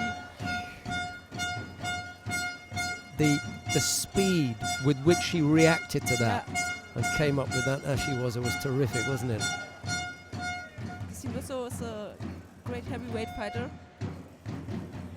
She was I think she was a European champion as well in her past on the 23 or juniors, I'm not sure. But she has some problems with injury. But when she's on the mat, it's always nice to see her fight.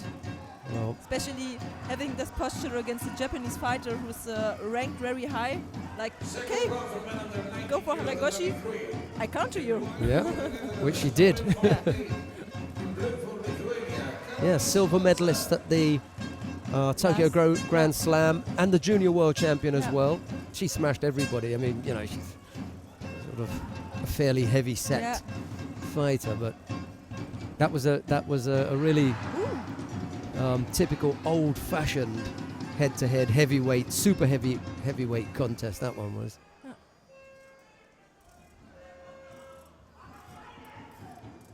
Down on mat number 3 in the under 90 kilo category, Noel van der End of the Netherlands faces Karolis Bauza of Lithuania. It's taking place down on mat number 3. There's no score in that one as yet. Here, Ustapirion has picked up 2 penalties, Hildebrand just the 1. There's a minute and a half left to go.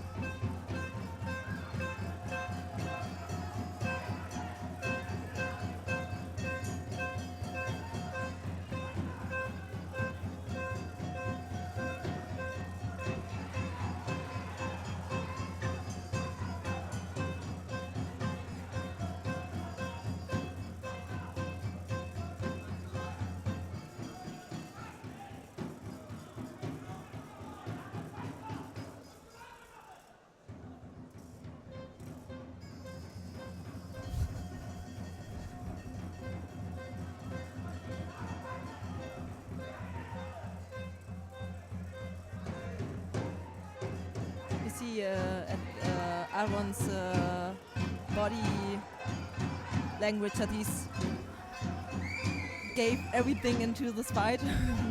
Yeah, the other thing is that he looks the more positive of the two. Yeah. Well, every step is one coming forward, Yeah. Either left or right. Yeah. But he's trying to close Ustapirion distance. down. Yeah. You know, he wants to be close to him.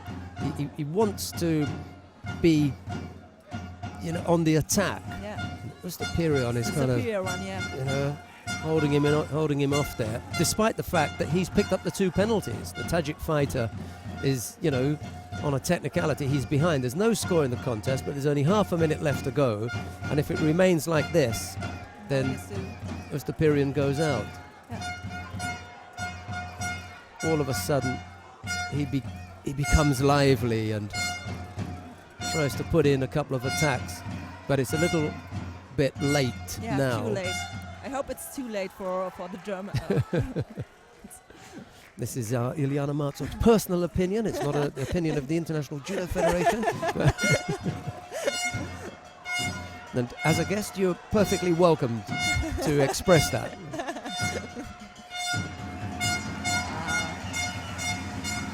He did enough. Yeah. And there was, it must have been about a minute. There must have been about a minute left on the clock. And I was wondering, why is it that he's backing away from Hildebrand? This is the time that you're the one who's behind, and yet Hildebrand was the one who was looking the more aggressive of the two. Anyway, he had his own reasons or some feeling in there for the way that he fought that one. He's ended up on the losing end, and it's Aaron Hildebrand of Germany who goes into the next round. Next contest of round, And Aaron Hildebrand will be in the next round with Korean, with Kwak, right? Kwak Dong-han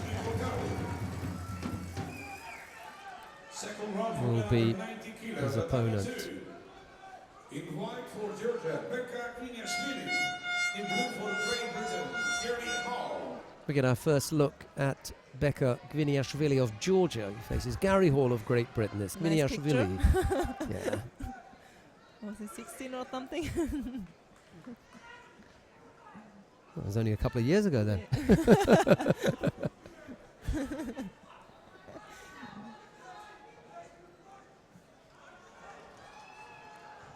So on mat number 3, Bowser won against Fantent with Shidos. 4 with it.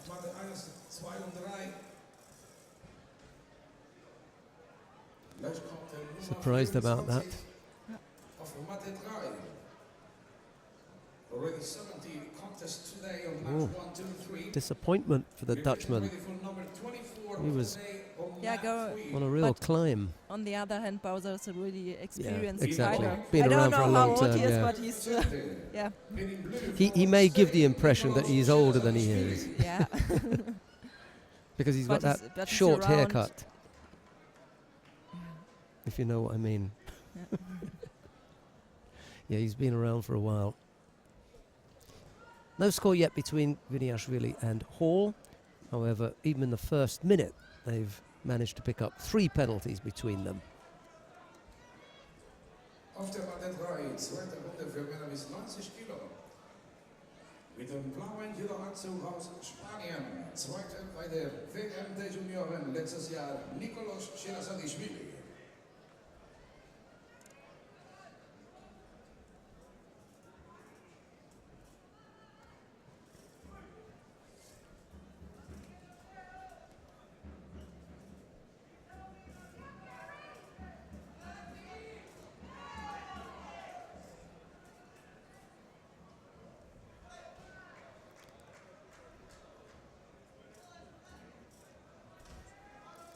Down on mat number 1, Roy Meyer of the Netherlands is up against Ushangi Kokauri of Azerbaijan.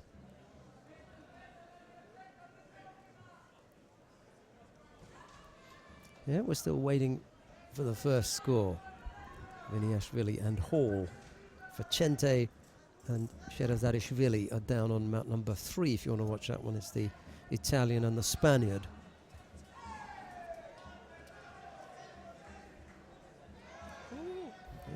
As He came out of the Uchimata, almost Yeah. caught there with a little foot sweep by Hall. Just had that one arm on, didn't he? And it's Yeah. untidy looking effort from Gviniashvili. He reminds me a little bit of Tot in that short, squat, powerfully built Yeah. frame that he's got.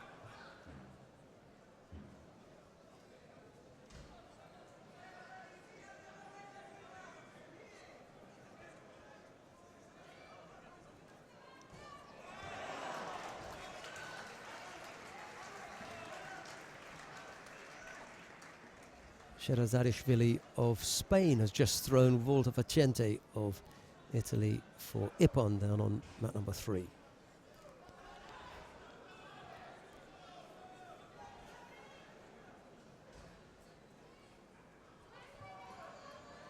Whoop. Oh. Mazari. That's what Gviniashvili is well known for. And once that Osai Komi is on, it's a very difficult round to move. That square block. Laying on you. Yeah. But in my opinion, I think Gary Hall did a good job until Yeah. the counter. He was in there for a while, wasn't he? Yeah. Almost caught him on the mat edge here when Gviniashvili was a little bit loose with that Uchimata effort, but Never go out from a technique, change the direction. In blue for Russia, Kazbek Sankishev.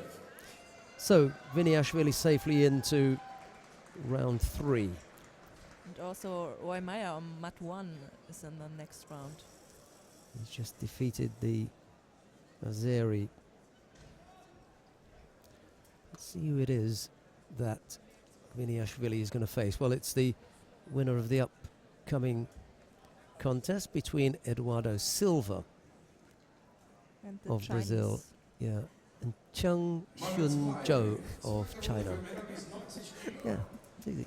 Mit plaatsen Judo aus Brazilië en Eduardo Silva. Le Namen Judo aus China, Chen Zhao. And now we're ready to welcome 2 more judoka on mat 1 in the second round for men over 100 kilos. Silver in the white judogi, Chung in blue. In white for There's a really Estonia, nice and in interpreter blue for the Kyrgyz with the Republic, Chinese Yuri team, and Krakovetsky. when they were doing the registration, she sat with me and went through all of the Chinese names and explained, you know, how to Pronounce make them. the different sounds, Yeah. and why one was one way and why was another. 'Cause I couldn't work them out, you know, I don't.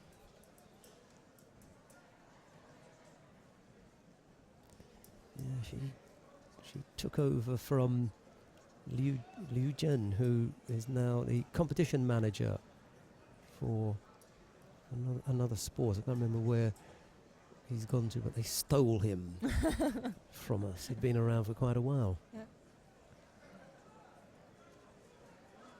He was that good, he couldn't stay. Yeah. I'm not even sure if he was. I think he went before Qingdao, actually, the last Grand Prix. How was your visit to Qingdao last year? It was short, but was a nice visit to Qingdao. Yeah. Did you take anything away with you? Maybe. What did you take away then?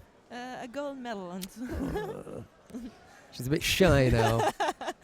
no, it wasn't my best contest. So yeah, So I'm proud that I won, but when you don't have your best yeah. contest, you take away IJF gold medal, Grand Prix gold medals, yeah? Player of the day, you were the European Player of the Day. Yeah. Nice story was written about you. Marzog wins game of 3s. There are just a handful of fighters who can claim that. Oh, it Oh, was. that was good. Eduardo Silva felt that coming. Yeah. What did he get? Mazari, Yeah. yeah. Just managed to have control of that on the way down. Cheng puts his hands out as though to say, hang on, that was mine. Yes, You began the technique with the Ashiwaza. About that, there is no dispute. However, on the way down, you lost control of it, and when you landed on your back with no control over your opponent, who had by that time taken over the Rotated technique. him, yeah. So that's the explanation. Sorry, Mr. Chang. If the coach comes over, I'm sure almost word for word, that's exactly what Bound Achilles or someone would say to the coach, and then you see the coach bow and say, okay, and then they go off. It's when they see it on the replay.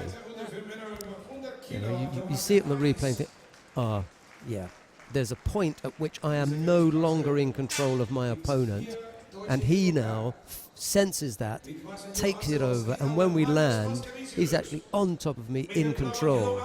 So it's the awareness of your opponent. When your opponent shows awareness of where he is and what's happening and ends up on top of you, then you have to say he took the technique over. Yeah. And Eduardo Silva definitely took that over.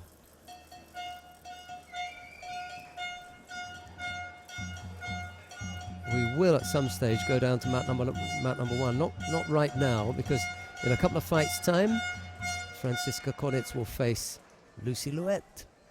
And now it's Andre Breitbart on mat number 1 against Paskevchus, the Lithuanian Marius Paskevchus. And the only reason I know that is because I've asked him personally how to say it. He has the most huge hand. It's like a plate. It's like a dinner plate. You know, you could eat dinner off his hand. It's so big. I was shaking hands with him in Rotterdam the first time, congratulating him on his bronze medal win. And that was nice. He's not going to complain about that one, is he? But personally, I would say we have to go to mat number 1, but we have to stay on mat number 2 because there will be a big match in the next round. Number 1 seed, Cyril Marais of France. Against the new 100 kilo fighter, Michael Corral. It's really unfortunate that he's drawn Marais this early on. Really unfortunate. I'd like to have seen him with a few more fights under his belt, but that's not going to happen. There's another German down on mat number 3, Yannick Götze. And on mat number 3 also Karl Richard Frey is coming up shortly, yeah. Against the fighter. José Armenteros. And Toma Nikiforov. I'm not sure. I think Karl Richard Frey lost last year against this Cuban fighter, but could be. He was junior world champion. I don't have a MacBook right in front of me. We'll have a look. Anyway, we're on the way with the... Go on, Ilyana. Yeah, they are here on mat number 2 with the top seed.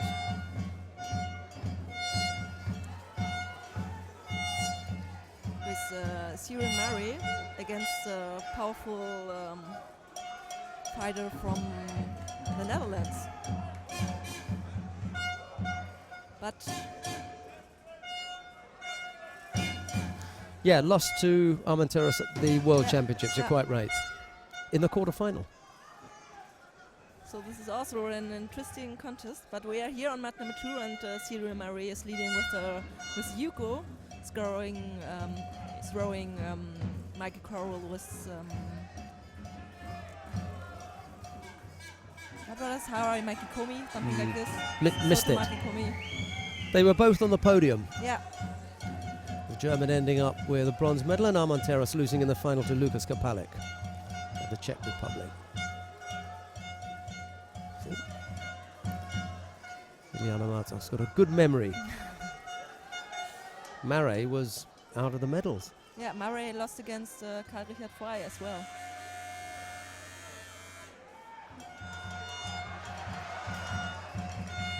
Yuko lead for Marais with 3.5 minutes left to go. He's searching for that right side.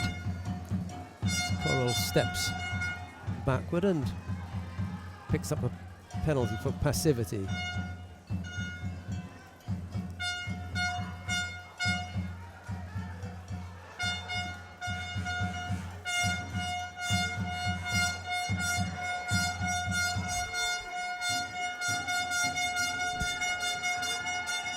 This is the biggest test yet, I think, for Corel in his short career as a But he 100-kilo started this year fighter. with, Yes. with a Japanese fighter as Yeah. well.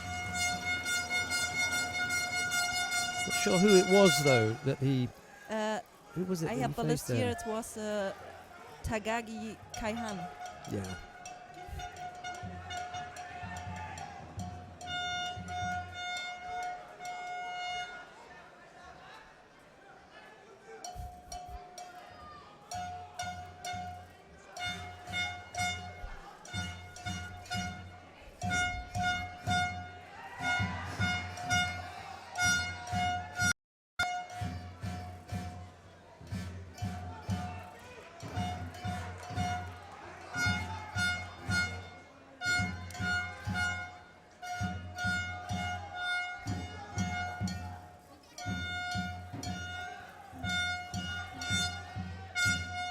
Corel picked up the Shido, and Mare still leads.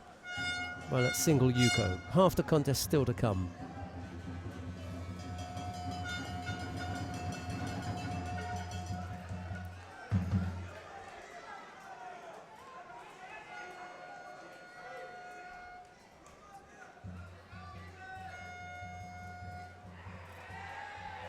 When I spoke to him a few weeks ago, Mare was one of the fighters that he said he liked. He said that was one of the fighters that he said he liked, Okay. Cyril Mare. He trains and does a lot of work with Henk Grohl. Okay. They work closely together, so that's good preparation. He said it's nice to be able to work with someone who's got that kind of experience Yeah. and that kind of quality.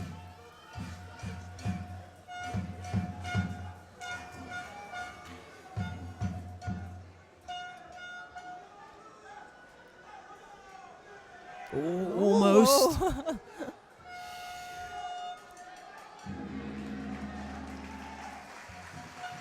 He was pretty sharp there, wasn't he, to see that opportunity. Yeah.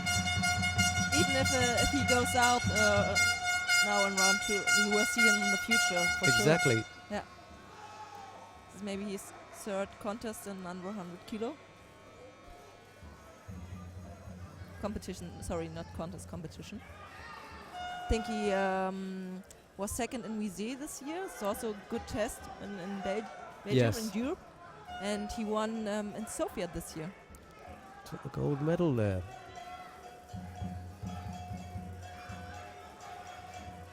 Kampf Nummer 29 heute auf der Matte 1, zweite Runde. Gewinner über 100 Kilo. Mit 13 Kilo Anzug aus Kasachstan, Ruslan Abdrasakov. Mit dem blauen Kilo Anzug aus Belgien, Benjamin Harmony.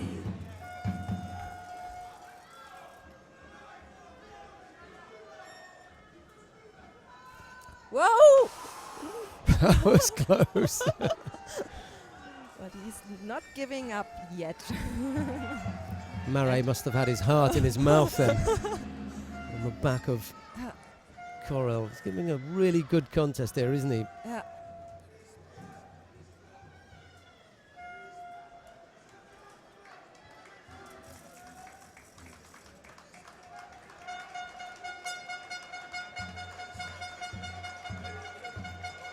Picks up a penalty for a false attack. As Mare, with 20 odd seconds left to go. Here comes Corel again.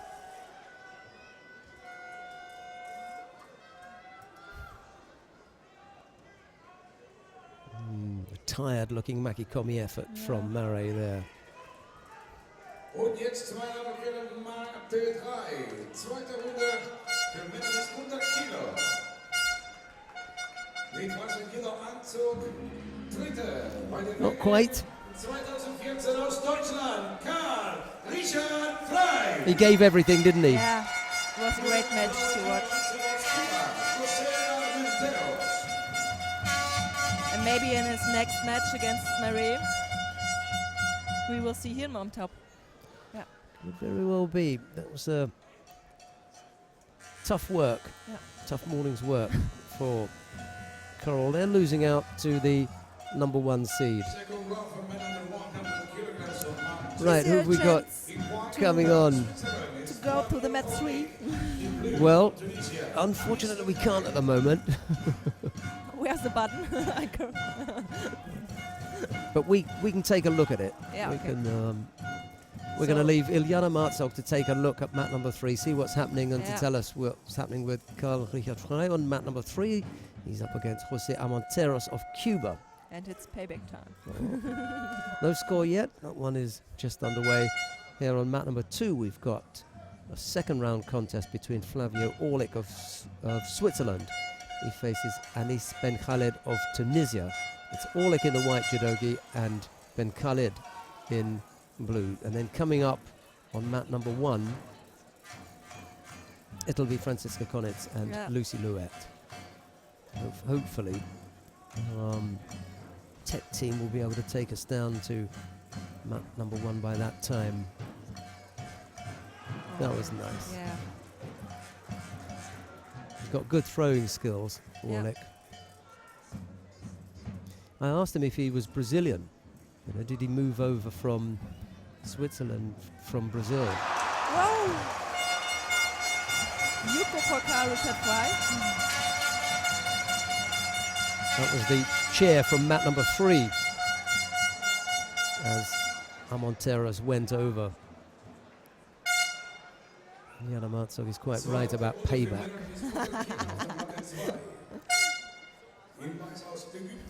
Annette Berm calls it revenge. Revenge. I'm looking for revenge. Is it wrong to say payback or? No, absolutely not. No. It's, all those terms are correct. Looking for some payback. Especially in front of the home crowd. Yep. I think last year, when I remembered right, Carl was really tiring in the fight before because he had to pick up against some big names before. Yeah. And so he fall over Ipong Sionagi at any time. On mat number 2, Ramadan Darwish of Egypt faces Jorge Fonseca of Portugal. It's Darwish in the white judogi, Fonseca in blue. That's the contest that we're watching on your screen now. If you want to see the contest between Carl Richard Frey and And you want to see it? Jose Armenteros, then just click on 3 and you'll go down to watch that one. Ilyana Marzog is paying close attention to mat number 3 at the moment.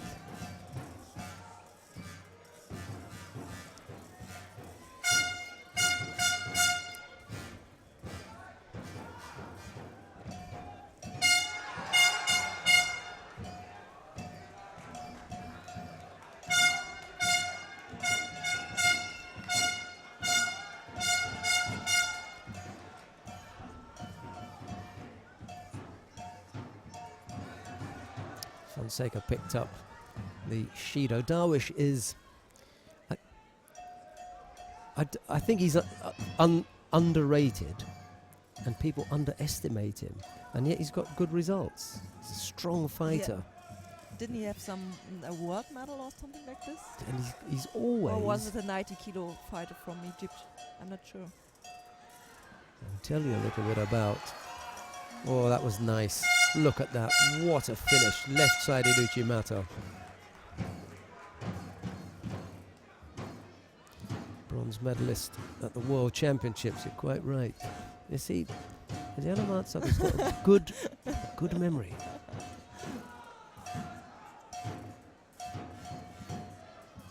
But he's a little bit older. Is he the over 30 or? He's getting up there, isn't he?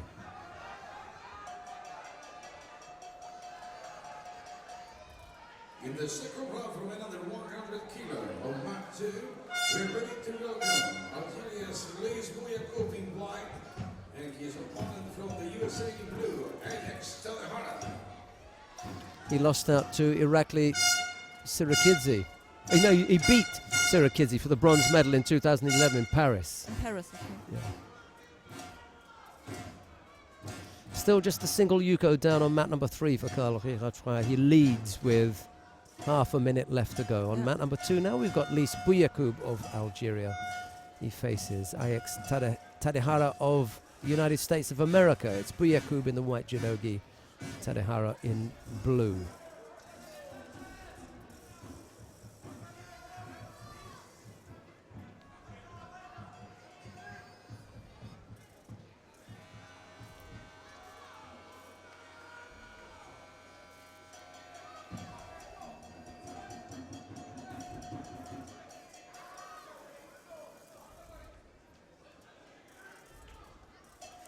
So you will hear the crowd cheering in 2 seconds because Kyle Richard Frey is up to the next round.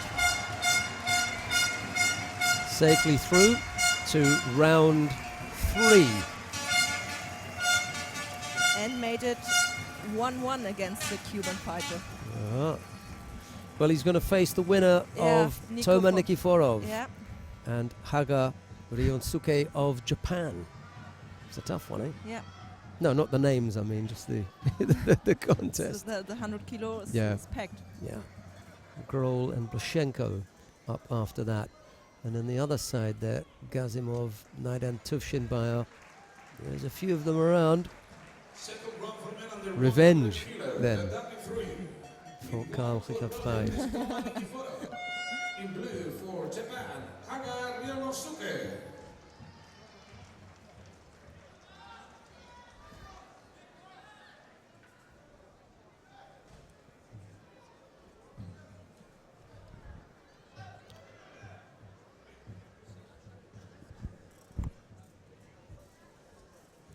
No score yet between Buyakub and Tadahara. Buyakub has picked up 2 penalties, Tadahara just the 1.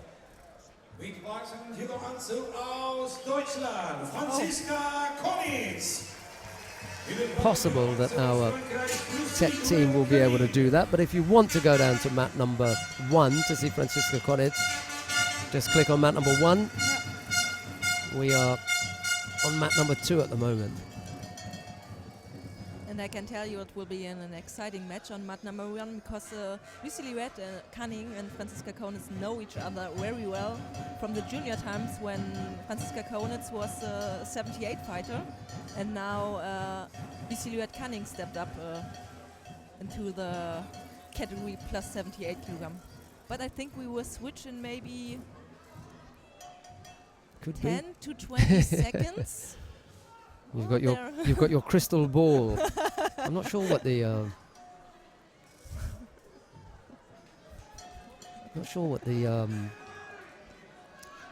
German word for a soothsayer is. Something like a witch. You know things in advance. Ein Hellseher. Yeah. You look in your ball. I can tell what's happening. Right, there we are on mat number 1 now. It's Konitz in the white judogi, Liuet Canning in blue. Better movement with the feet there from Konitz. If she could do the same thing when she's up against the heavier fighters.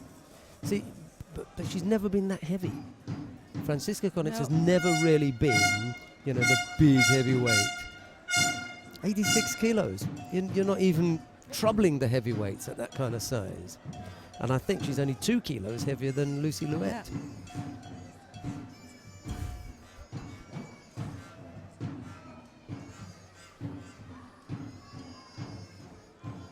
Come on. Konitz picked up a penalty.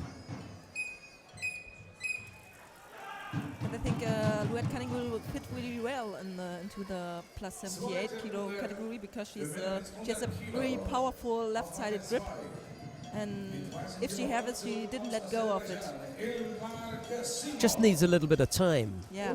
A little bit of time to get used to it. And she doesn't necessarily need to put on a great deal of weight. She looks okay at this weight. You just saw off Adlington, and Adlington is about 20 odd kilos heavier, isn't she? So 2008 Olympic champion, 2012 silver medalist at the Olympic Games, Naidan Tuvshinbayer.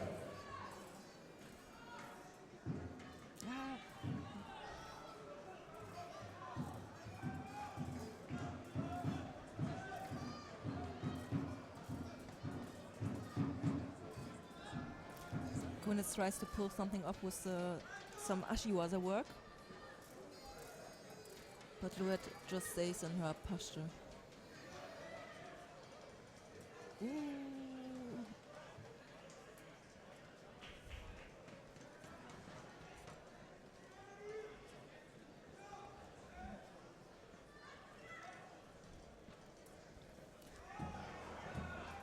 Two minutes left.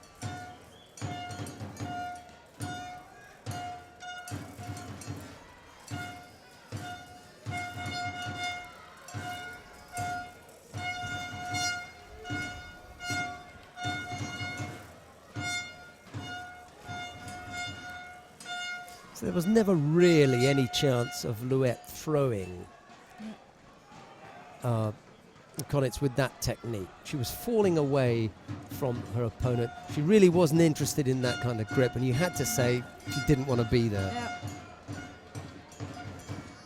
Anyway, 2 penalties picked up by Franziska Konitz, and we're inside the last minute, beginning to get to that, desperate position again.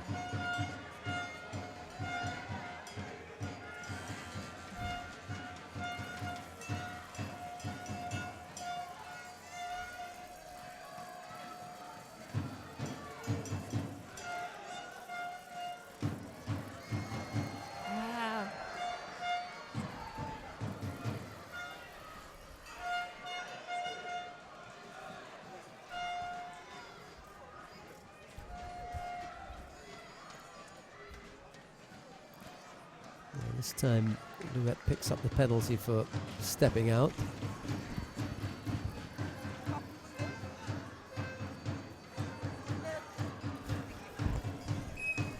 It's only 30 seconds, so... Got a score here. Yeah. I think the referee won't be interested. Ooh, Oh, yeah! yes! Vasari! Ooh!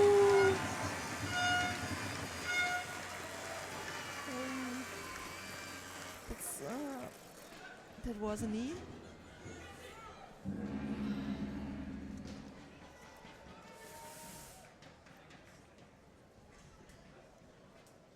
Right at the end. Yeah. Konitz caught Louette, and In a bad way, but she had to do it.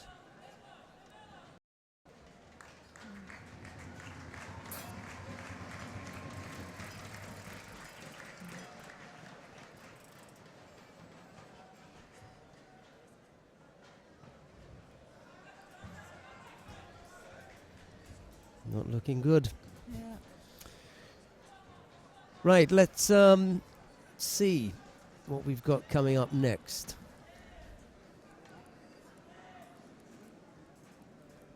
Second round for women over 78 kilo, the W1. In white for Ukraine, Irina Kijevska. In blue for Kazakhstan, Sarina Prasilova.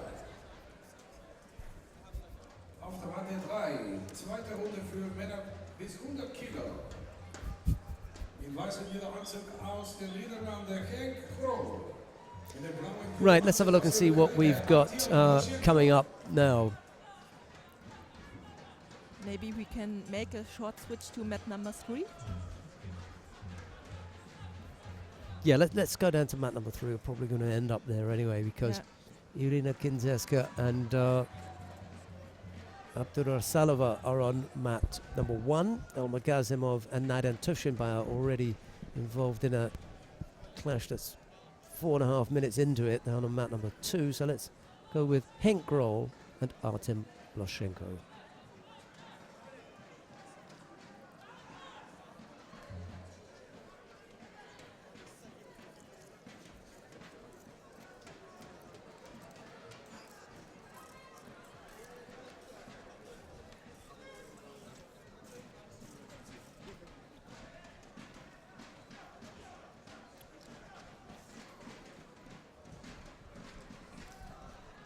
Too technical. Really easy.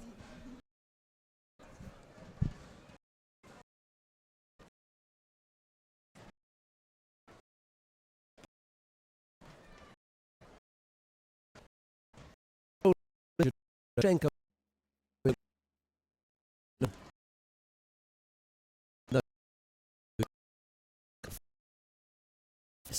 those terms as though he's, a training partner with Grol. He sees Tokyo. Yeah.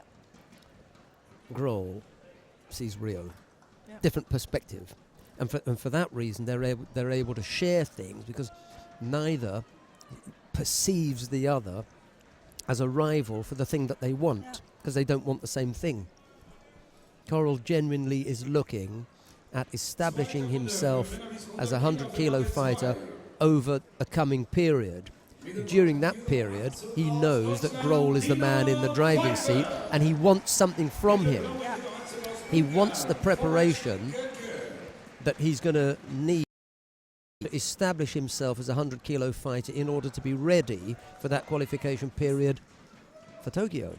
So this was the score. Wazzari to Henk Grohl. That works out, you see, for the pair of them. I mean, Of course, perfectly. for others, Yeah. when 3 or 4 people in a country, each of whom wants the same thing, Yeah. it's difficult to share it, isn't it? You know, there's only one person can have it. So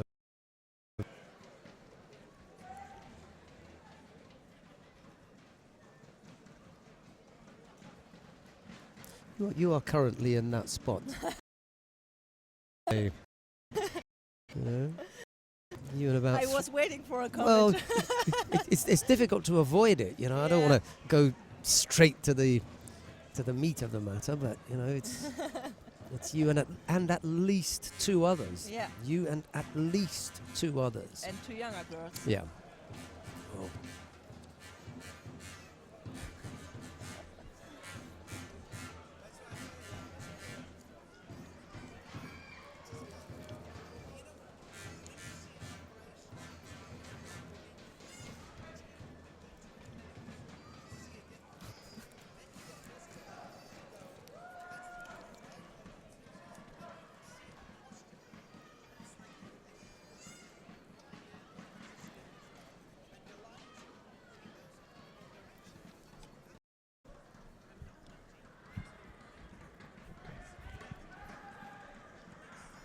Do we know who won the fight before?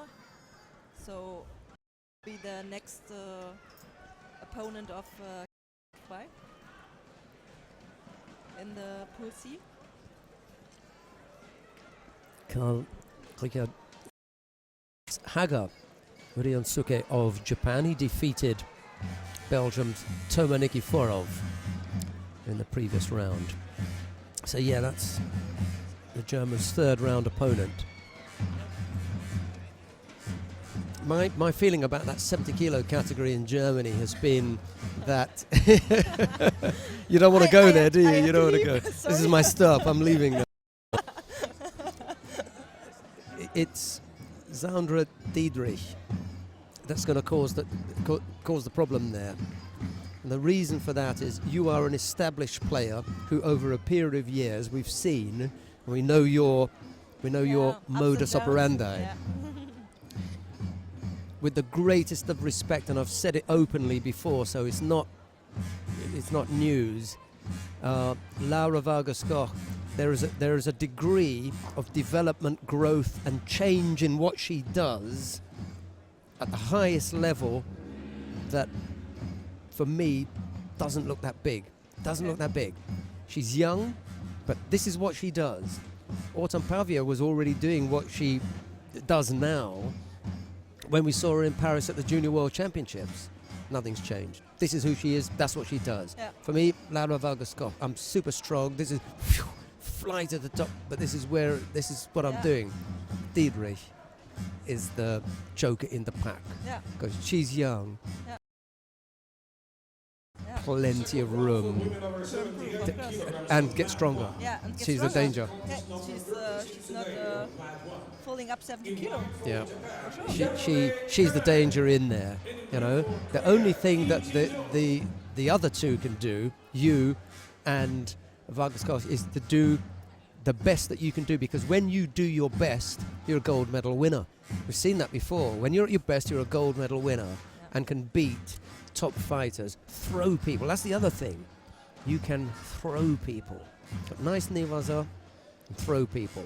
Laura, same thing. Throw anybody in a world, you know. Besides Diedrich Poli.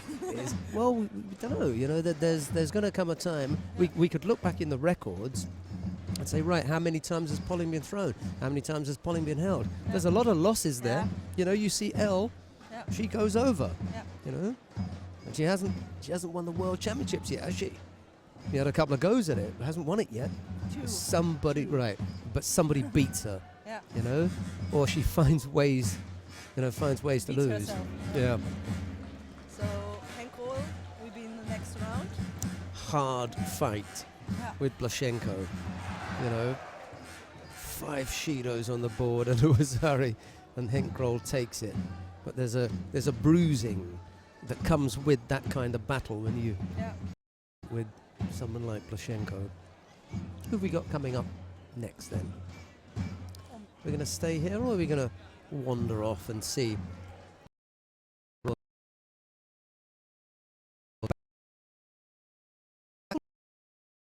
Face Tessie Savalcouz. Interesting. Let's- Silvercoos beat the Chinese fighter in the first round.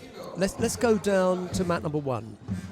We're going to pick up the contest between Yamabe Kanae of Japan. I think she's the number 4 seed here, if I'm not mistaken, and Kim Ji-yoon of Korea. It's Yamabe in white and Kim in blue, and Yana Matsog is looking up to see just where. Yeah, there you go. Yeah.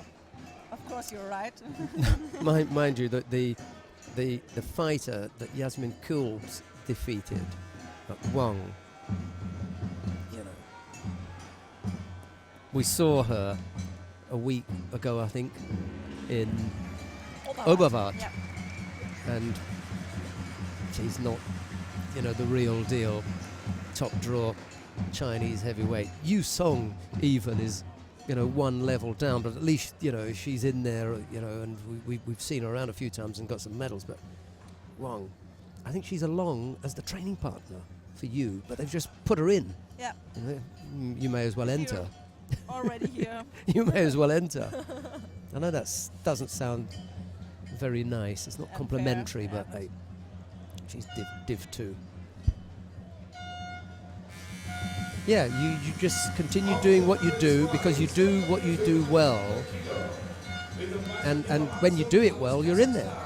So you just keep going, kid. You just keep going.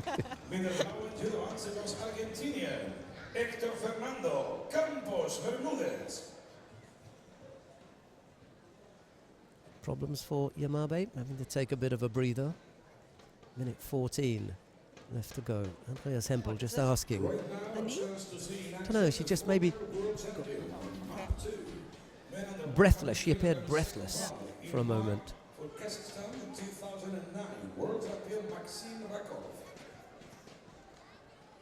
I hope that comment about Wang hasn't upset anybody, and I hope what I've said about the state of play with regard to the under 70 kilo category, it doesn't prove controversial. That's kind of what I think most people will be looking at. Who's going to take it?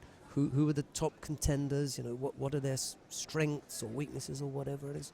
Hasn't been disparaging to anybody. I haven't been unkind to anybody. I may have been a little bit unkind to Wang, but hey, you look at the results. She hasn't got any.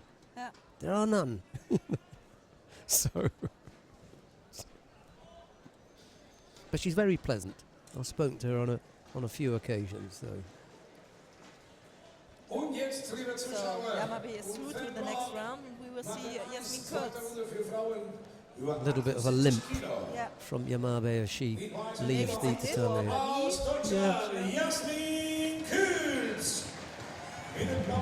spoke to Yasmin. She's very nervous today because I don't know if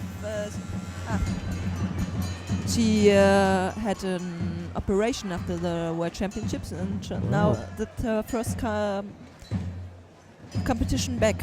I was going to say, it's not a long time, is it? Yeah. In between, if you're going to have an operation, Yeah. to recover, Yeah.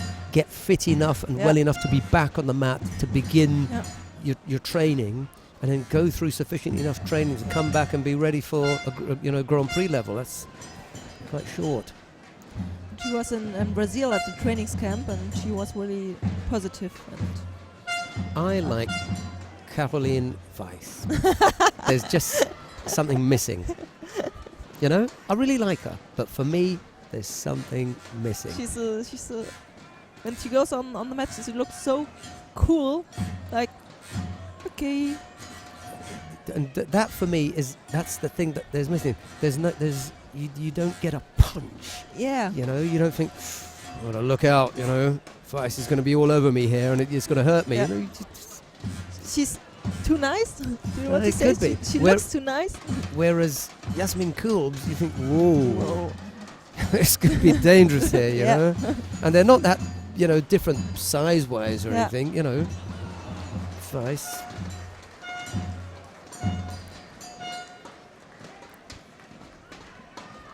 Yeah, there's a good bit of difference in the weight though. Yeah.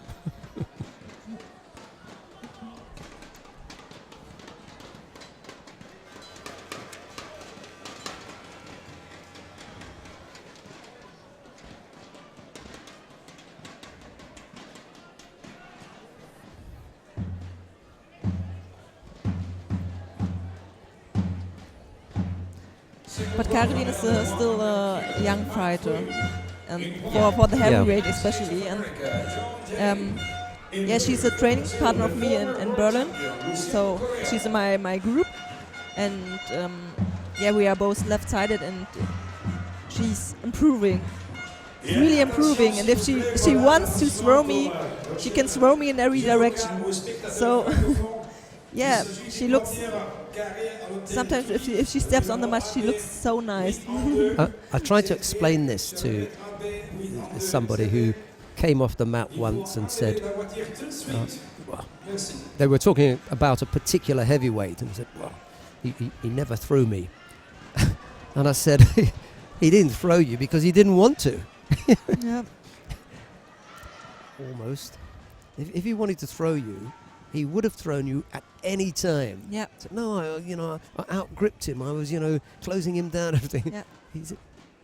He was practicing the grips with you. He was enjoying the gripping because they don't often get a chance to work with the lighter weights who can give them that gripping kind of experience. That was all it is. If he wanted to put his hands on you, he would have. That's what we saw at the fight Luet Cunning against Konitz. It was a different kind of weight category, and this was a heavy grip fight, left against left. Yeah.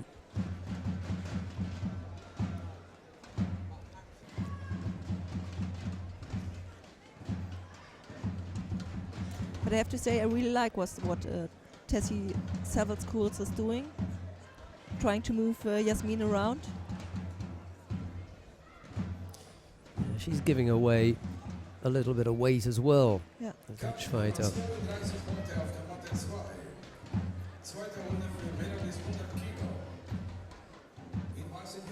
John Jane of the United States of America, by the way, leads my Wazari against the former world champion Luciano Correa down on mat 3 in the under 100 kilo category. Yeah.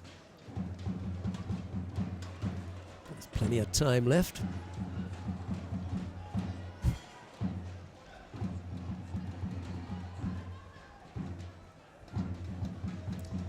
Yeah. Jasmin is killing some time at the Nevaza. Single Shido against Tessie Savalls-Kurz at the moment.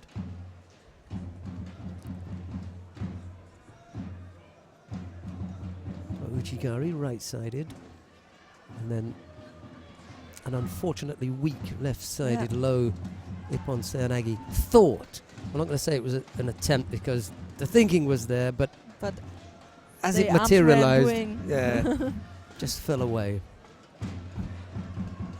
Again.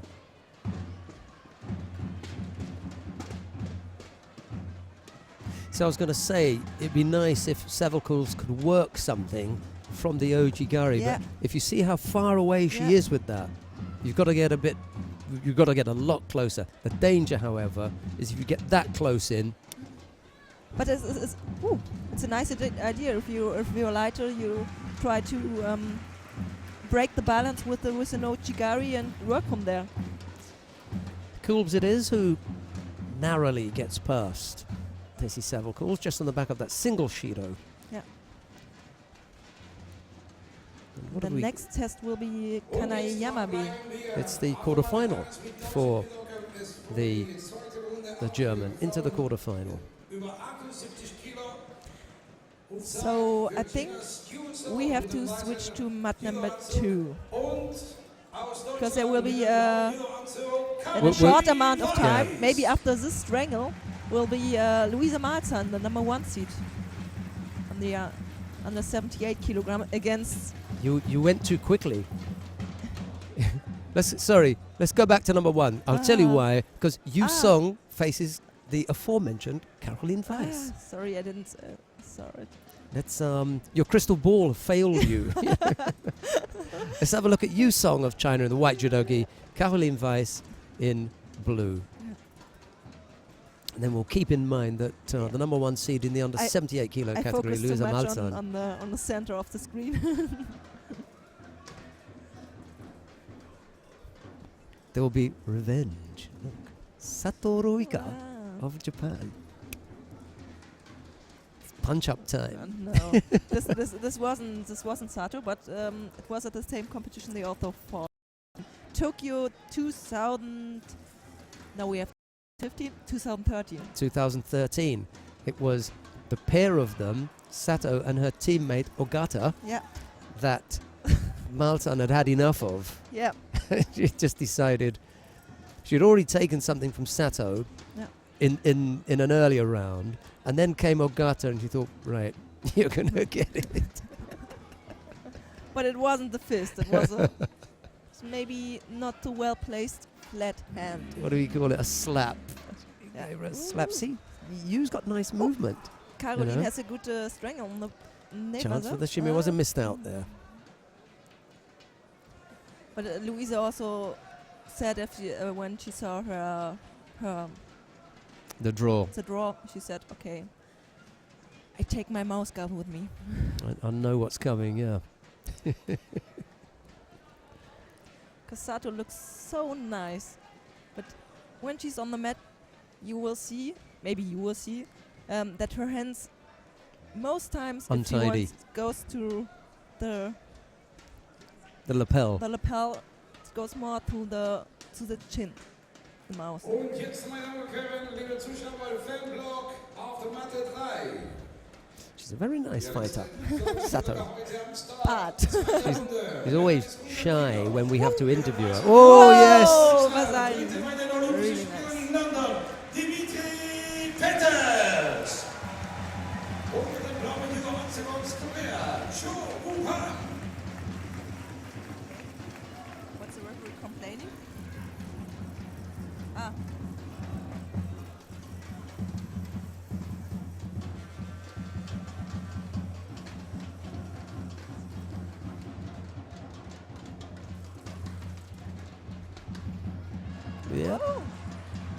You see, a lot of people would have called for the mate, but he gave Caroline Weiss sufficiently long enough to secure the osaikomi, and now she's managed to turn out.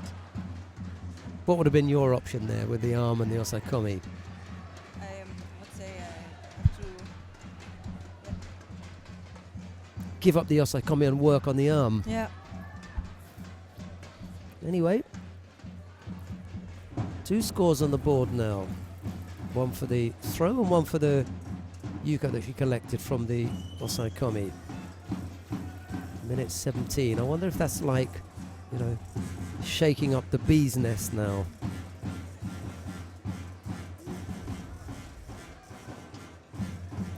Oh, nice effort. Left-sided on the hip from Caroline Weiss.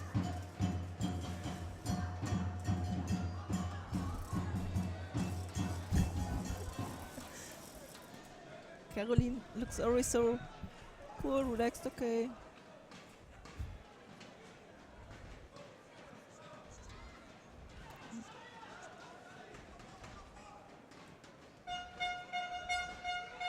Hochigari, Weiss steps off that. Yeah.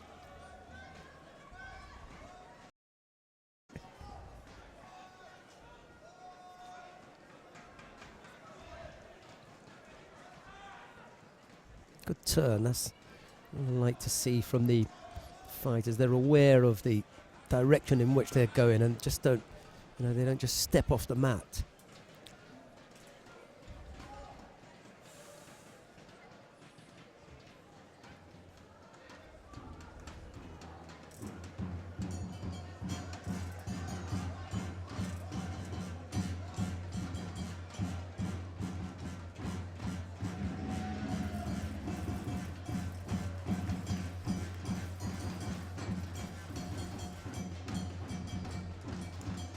turn around.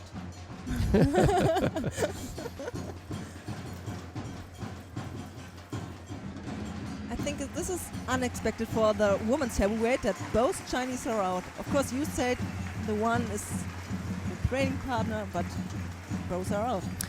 And I think that's an indication of what's lacking in Yu Song as a really high quality international heavyweight for the Chinese.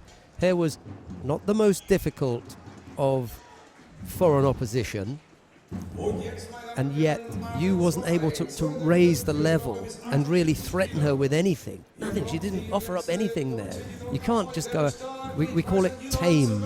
She left tamely, you know. Right, okay, we can now go to mat number 2. We're going to see the start of Luisa Malzahns campaign to take a gold medal here in Düsseldorf and be the only number 1 seed to take a gold medal. Konitz might do that, but at the moment we don't have a number 1 seed who's taken gold. Or Saikomi, but the leg is trapped.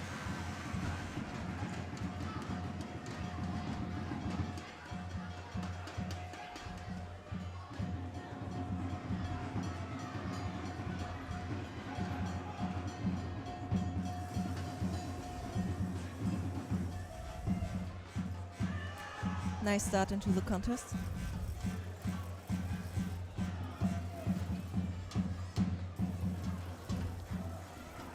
Second round for women over 78 kilo. Mat 1 in white for Tunisia, Mikel Sheikh Ruku. Malzahn leads by Yukon, a nice strong grip with the right arm up high on the collar there. That causes Sato some problems. She ducks underneath and she picks up a penalty for ducking her head underneath. Yeah! And while she was concentrating on breaking up that grip, Malzahn came in with that left-sided effort that threatened Sato.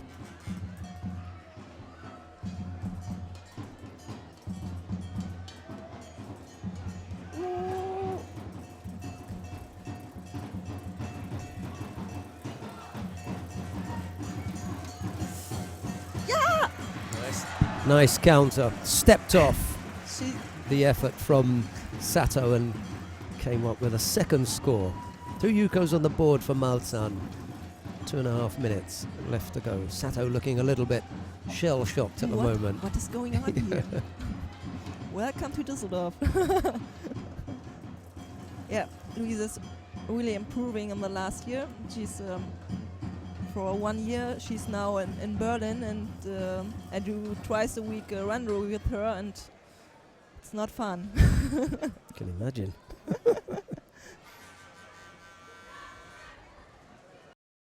Junior, she's strong with her hips, but now she's also a threat with her grip.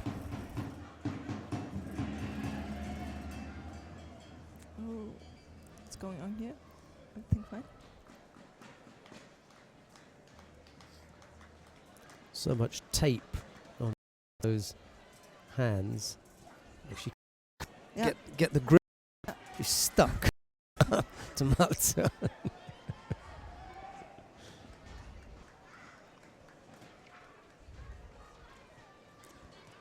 Cho Guam of Korea has just defeated down on mat number 3.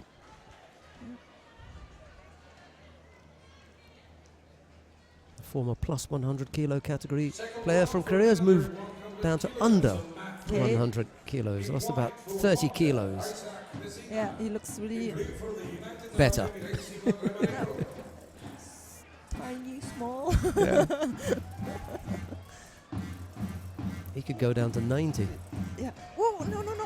Oh, Uchigari. Yuko, I think. Had to be tight on the leg.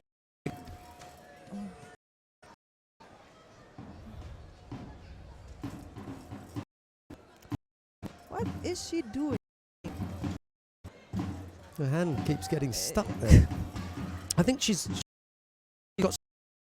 Yeah. The feeling in there, and she doesn't even know where the hand is, how to get it back out when it gets trapped in there. Ooh, this is nice now. Tempo is stepping up. Minute 25 to go. Malzahn leads by 2 yukos to 1. Sato has picked up a Shido.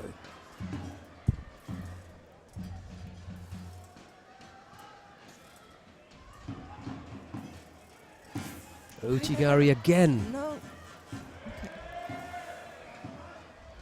And now the scores are level. But Sato, with that single Shido, trails on that technicality. Now it's time to come back for Louise. Got to get rid of that right arm. Oh no. Couldn't do it.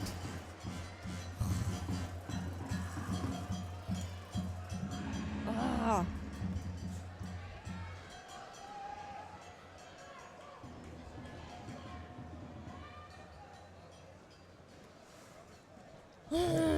Was momentarily in Osai Komi. It's not over yet. 40 odd seconds left to go. Yeah. Breathe through. Start your own attacks. Big score now needed from Yeah. Louisa Malzahn. But she can do it. I hope she will do it, but not this way. Another Juko. Come on, back on your feet. He doesn't want to be on the ground here No. with the clock ticking away. And not with a Japanese ahead of you. Sato Lying on you. perfectly happy to stay down there. Come on. Referee calls Mate with 13 seconds left to go.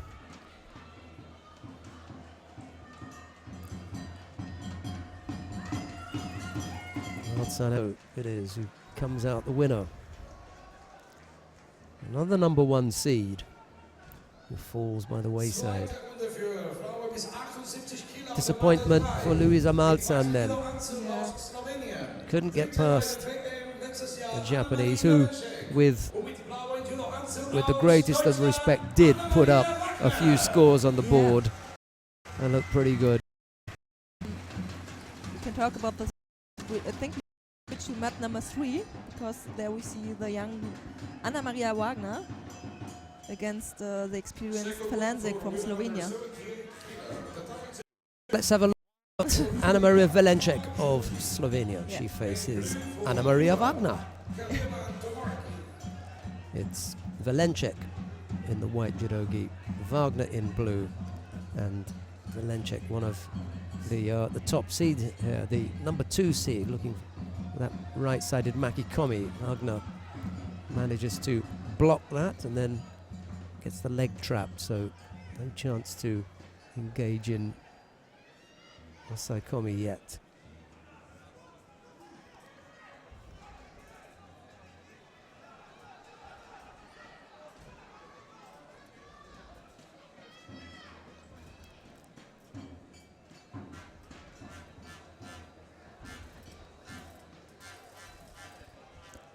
There's a chance.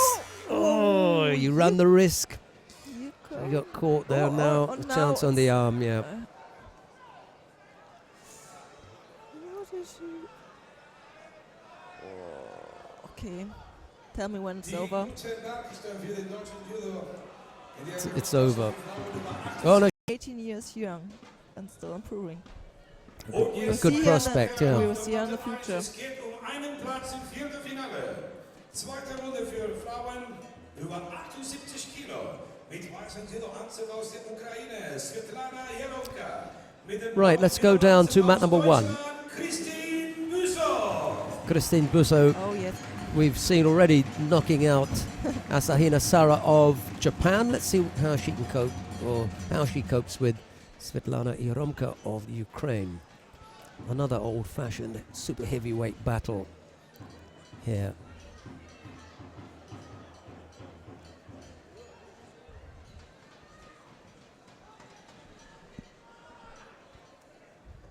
This is the one that Busso really needs. Get past this. Good chance of taking a medal.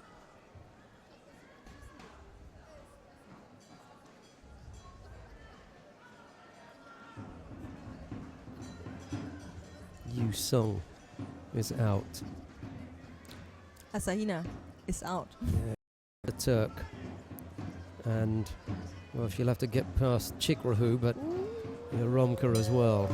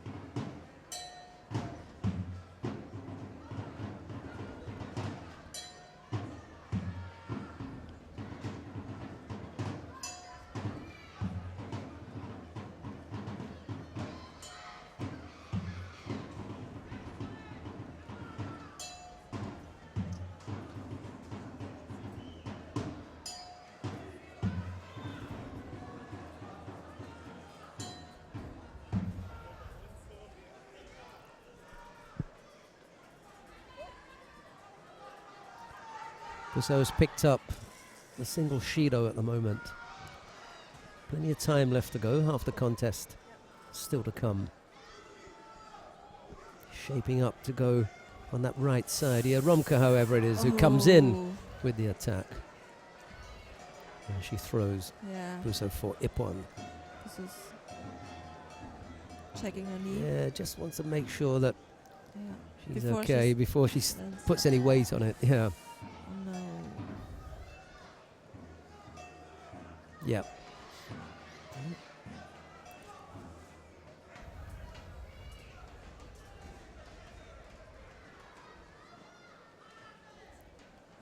She's walking under her own steam, but rather gingerly at the moment. So obviously, some degree of pain there. Let's hope it's nothing serious.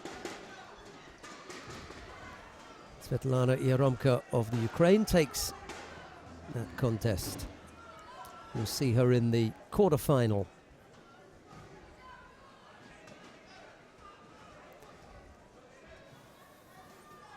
Right, coming up next in the plus 100 kilo category, Adam Okrashvili of Georgia faces Bilal Zouani of Algeria. It's Okrashvili in the white judogi, Zouani in blue. In white for Georgia, Adam Okrashvili. In blue for Algeria, Bilal Zouani.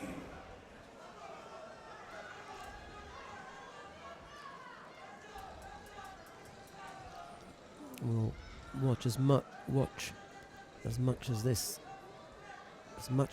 as possible, Okrashvili and Zouani, but we've got the Olympic champion in the under 78 kilo category coming up shortly on mat 2. And we've got an interesting contest between Yo Abigail and Gemma Gibbons down on mat number 3. Not sure if we're going to get that far. Shichinue Ryu of Japan will face Feyyaz Yazıcı of Turkey after Sven Heiner takes on Borbana of Hungary. Those are some of the matches coming up. In fact, the Yo Abigail Gemma Gibbons contest is about to start down on mat number 3 now. Maybe if you want to watch that one, just click on match number 3. I think we have to stay with Okrashvili because he's the number one seed. Okay. Yeah.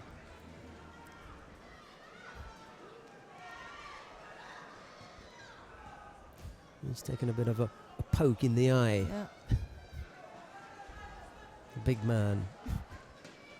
It was funny when someone of that huge stature is up because they've broken an eyelash or something. The Yeah, there was a sort of Easter with him, and they all always look really funny. Stamashvili. Stamashvili and Ukuashvili.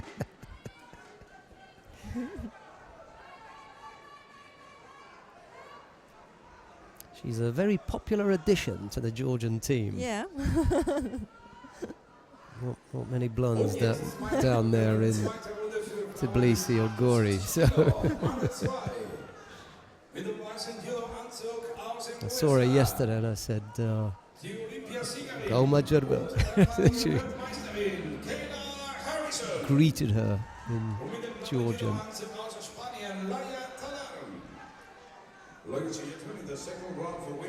We're not going to get to see Harrison at the moment. She's up against Laya Talan on mat 2. If you want to see that one, just click on mat number 2. But we're going to stick here and see the finish off watching the number 1 plus 100 kilo category.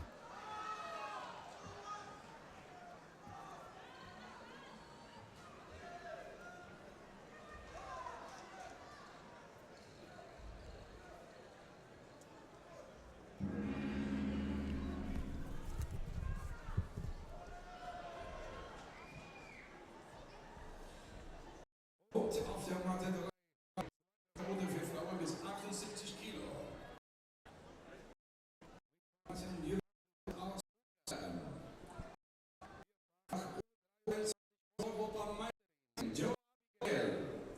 Und mit dem blauen Judo-Anzug aus Großbritannien. Zweiter in London, Gemma Gibbons.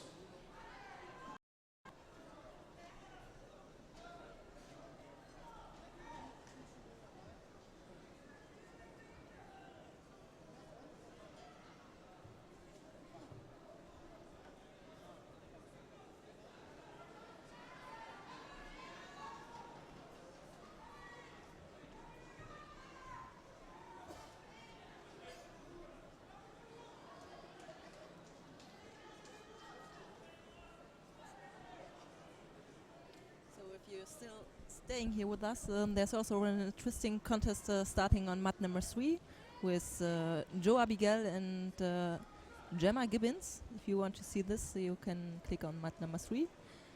And on mat 2, there are 1:30 is over in the fight, Harrison against Talan, and no score yet.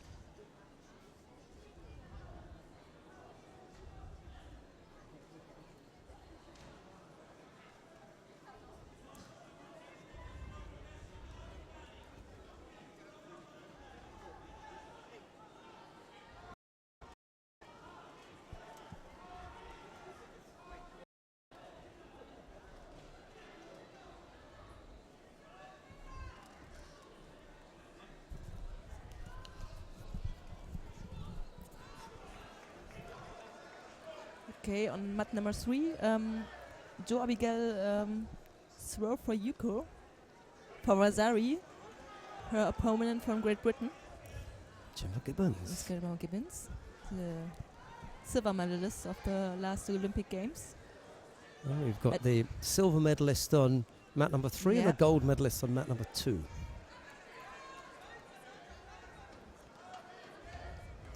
Yo injured her knee in London. Yeah, in the fight against Kayla Harrison, I guess. I think she was leading before. No, I think it was. Who did she injure her knee against?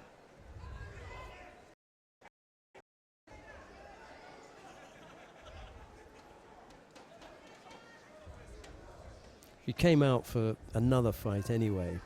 Yeah. Kind of. It was heroic. Yeah, it's crazy, but if it's the event of 4 years, you go out and fight. Yeah, that was Harrison, yeah.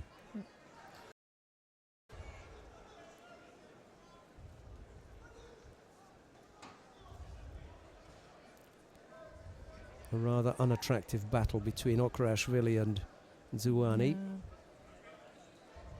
Okrashvili not able to come up with a score.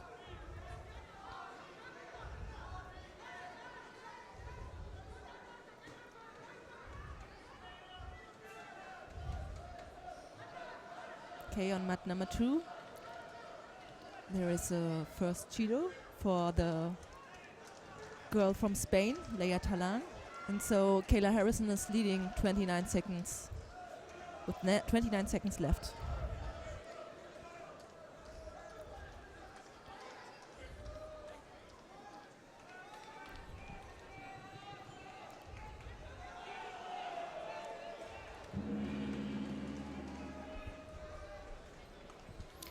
Okrashvili manages to get past Bilal. No score, unfortunately. Let's go to mat number 2. We've got no. Sorry, there's no need because we have to look at all the contests are about to finish except the one between Yo and Gibbons down on mat number 3, and let's look at who's coming up: Borbana and Sven Heinler, Natalie Powell and Hushi Steinhays, or Daria Pogozelic and Micah Zich. And then Todd Christian and maybe we Alexander Kukoc. But then Valam Lipatiliani and Islam Bozbayev. Yeah, we're getting close to the quarterfinals. It's going to happen. So everything. We have to decide where we're going to go. Choices. Now, at home, you can choose whichever mat you want. Yeah. We have to think of a few fights ahead. I personally would really like to see this match because Daria Pogozelic is a very good fighter. Let's go down to mat number 3 then, because the action down there has come to an end. Yo Abigail has defeated Gemma Gibbons of Great Britain. We're going to see Daria Pogozelic of Poland. She faces Micah Zich of Germany. Yeah, the European champion under 23. So let's wait for this pair to come to the mat. We'll follow that with Todd Christian and then Nishiyama Daiki. So we get a real feast then.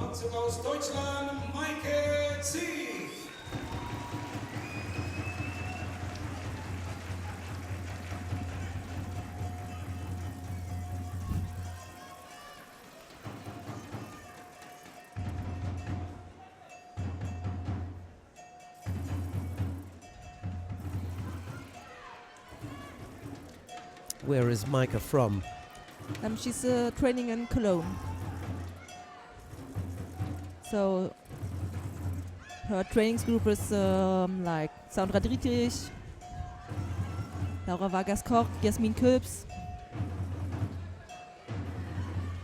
Those are her sparring partners. And also Julia Tillmans. Oh yeah.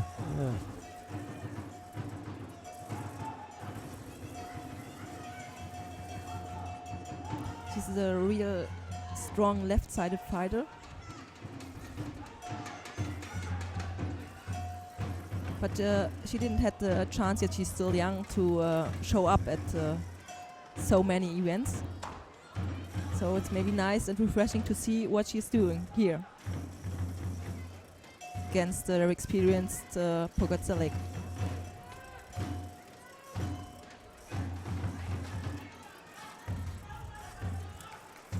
No score as yet between Borbana and Sven Heinler down on mat number 1, and Natalie Powell and Hushi Steinhays also no score there.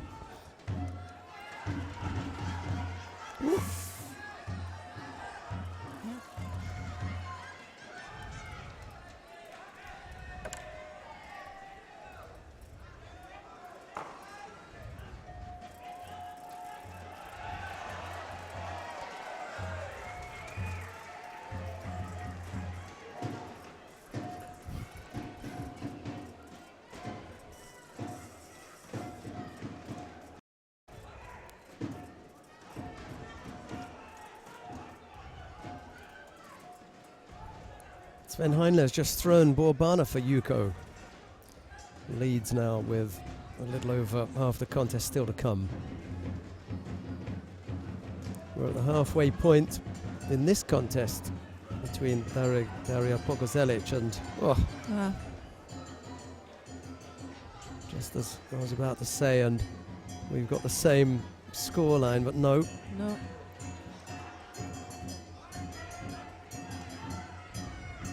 Now there's only Pong or nothing. And then this situation, it's really hard to fight against a fighter like Daria Pogorzellik, because she throws left and right-sided Seonagi Soto Makikomi, so you can't run at her, but you have to put pressure on her without taking too much risk.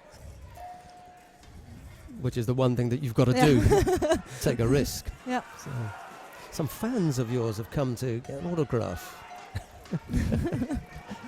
They're waiting there patiently.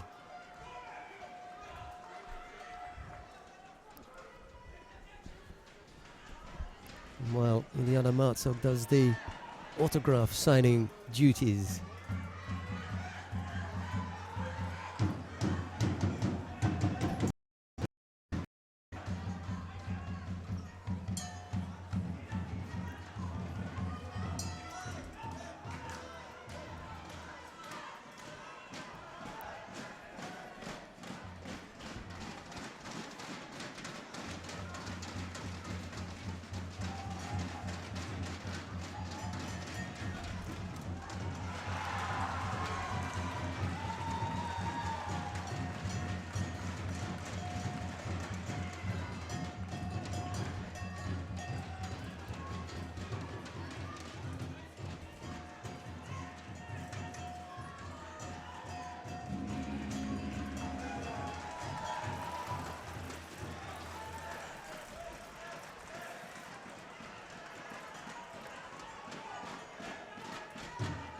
Pogorzellik still leading by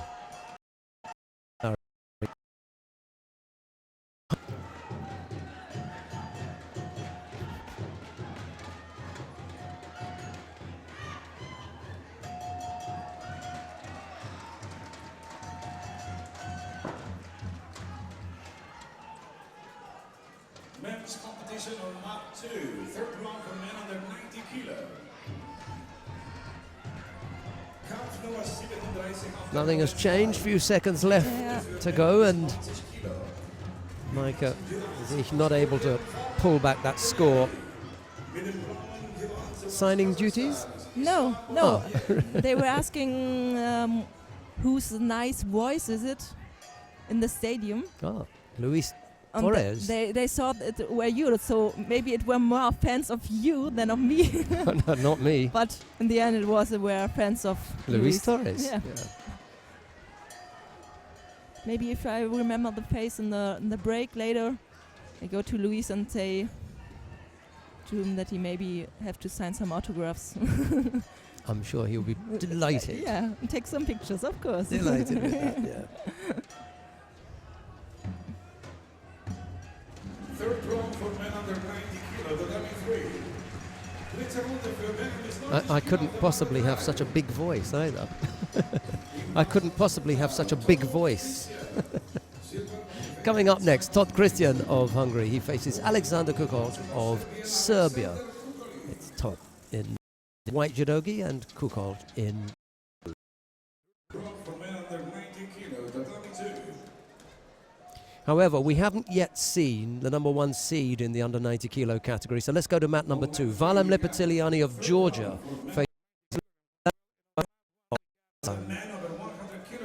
That contest is already underway.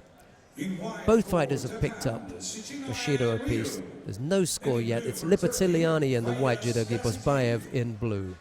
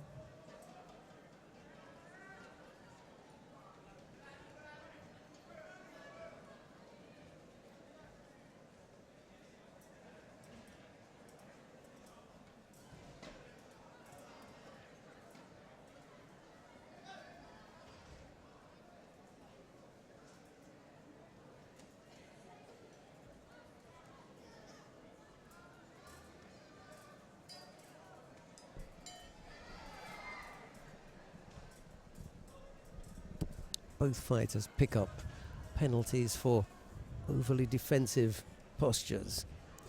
Referees like to see the fighters nice and upright and positive. On that occasion, they were both bent over. Oh, and this negative. could be a Yuko.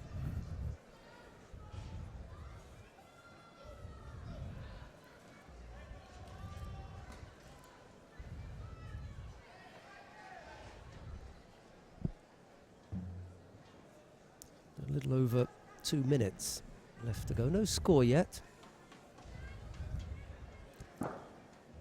Bozbayev struggling to come to terms with Lipitiliani. He's picked up 3 penalties.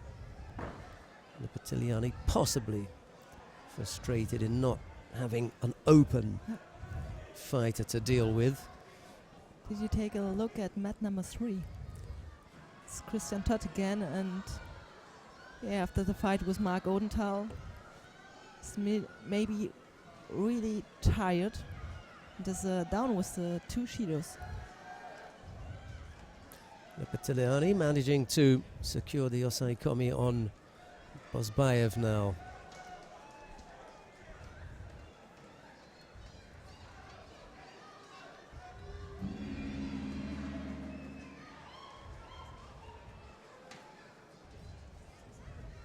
I like that. Helping your opponent up. Yeah. Well, it's done, isn't it? You know, it's all over, so now as well. I made this in China and Qingdao, and afterwards what was I doing? Because when you win and you step up and you help your other, but it's also some kind of I'm the winner. Also, actually it really looks good. Yeah. It looks good. Yeah.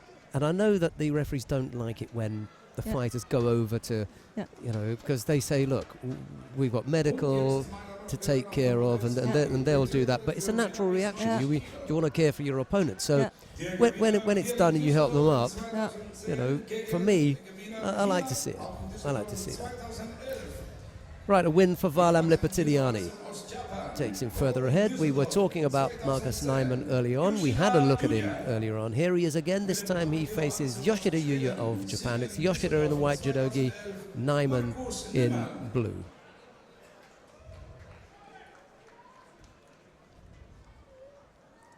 And following this will be the contest that we spoke about. Kwak Donghan and Aaron Hildebrand. Becca Viniashvili and Eduardo Silva to follow after that.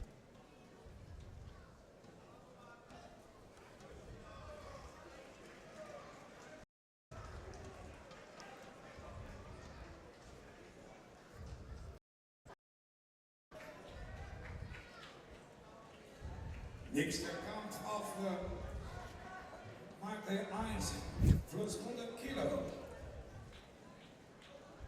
The next fight on mat 1, third round for men over 100 Kilo. In dieser Gewichtsklasse über 100 Kilo mit weißen Niederlassungen aus Georgien. Nyman's not afraid to get involved on the ground. Rather fancies things there, and the second that he had an opportunity to try and something, he was onto it. He was actually pulling Yoshida down into the ground to engage with him in the Nevaza. So happy to mix it up on the ground. Yeah.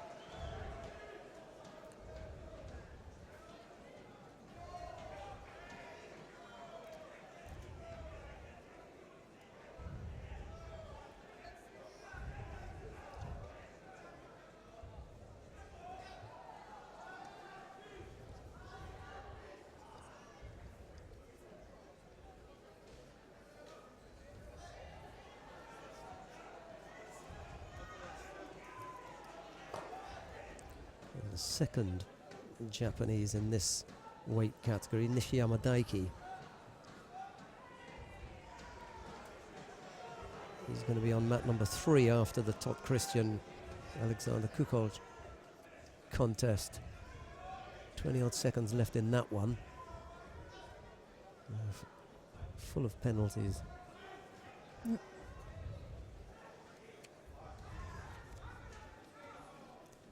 Yoko Tomoinagi. Attempt from Nyman doesn't come off. Yoshida managing to demonstrate his acrobatic skills in avoiding that, just getting one hand down and spinning off to his left to avoid that. Some rather nice bratwurst is available outside in the foyer for those who can manage it. You're also starving. After 1 o'clock, you Yeah. know, when you get to that point. Maybe I take a little walk and Yesterday, but she never came back. yeah, maybe I take a little walk and get a box with some chocolate cake or something. Yeah, let's see how that goes. Contest has ended on mat number 3. Todd and Todd has picked up 3 penalties. Colchester 2. So early end for Todd Christian, I'm afraid. I come back, I take my backpack and have some food with me in 3 minutes. Winner. We shall see Juliana Marzog again shortly, but she's off.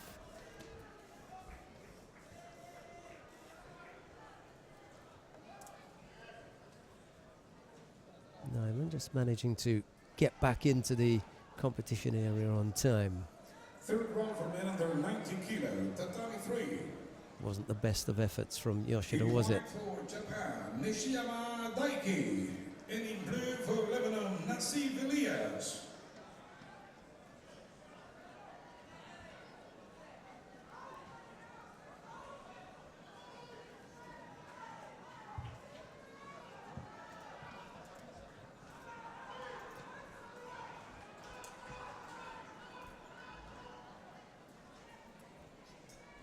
A little over a minute left to go. Still no score, but Yoshida has picked up a single penalty.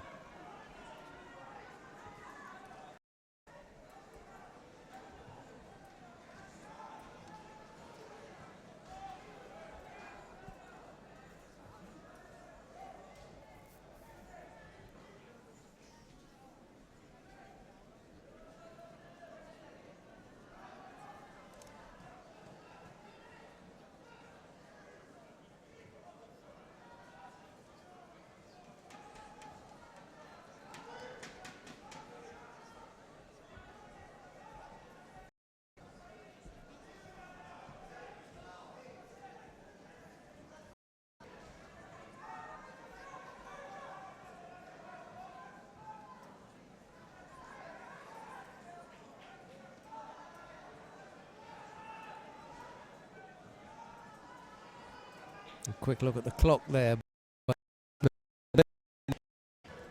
To groundwork.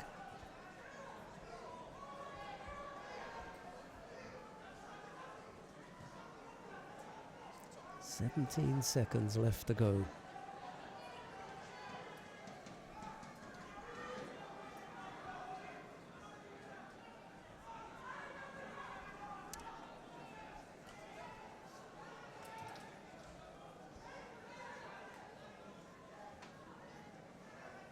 Sumigeishi effort from Nyman brings Yoshida down onto his front, and that'll be enough.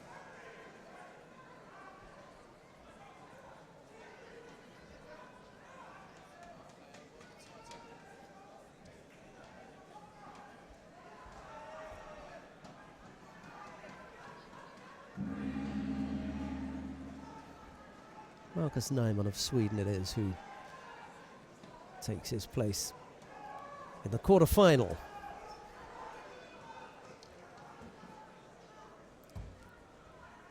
Lopatiliani, the number 1 seed, the Georgian, will be his opponent in the first of the quarter-finals.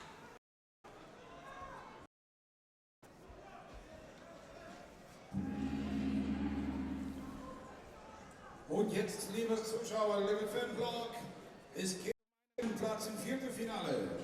Wir können bis 90 Kilo auf der Matte 2. Wir wachsen Judo-Anzug aus Mark Hahn und mit dem blauen Judo-Anzug aus Deutschland, Aaron Hildebrand.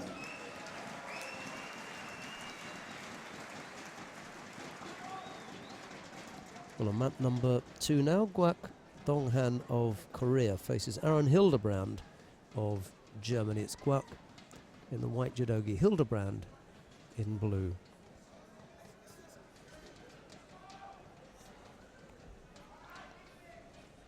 Next contest of mat 1, third round for men over 100 kilo.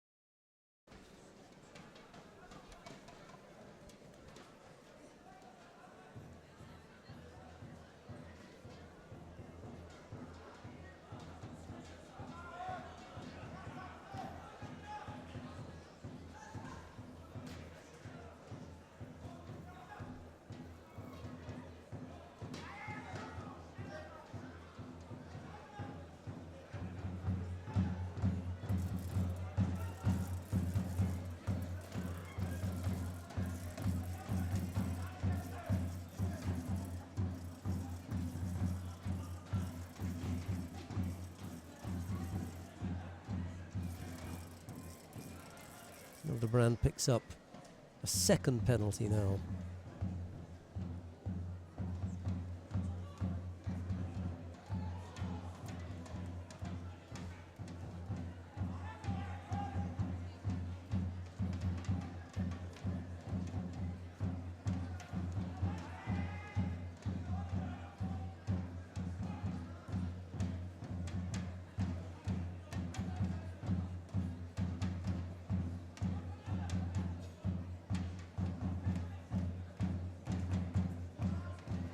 Ojigari effort from Hildebrand has Guak on the back foot, turning away and then falling onto his front to avoid getting scored on.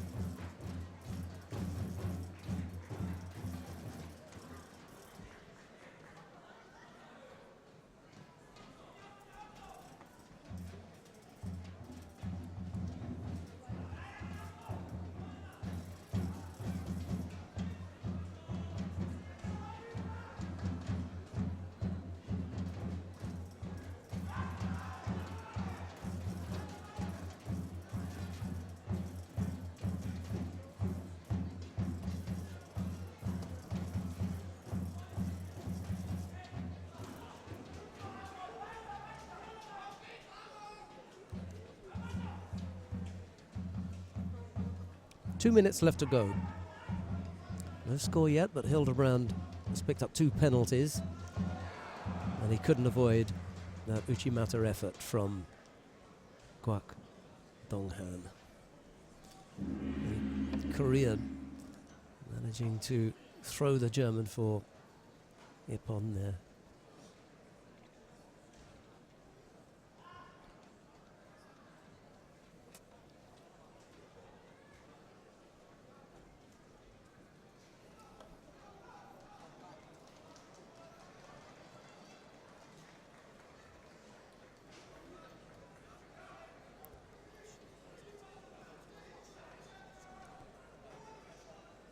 Kampf Nummer 40 heute auf der Matte 2, dritte Runde für Männer bis 90 Kilo.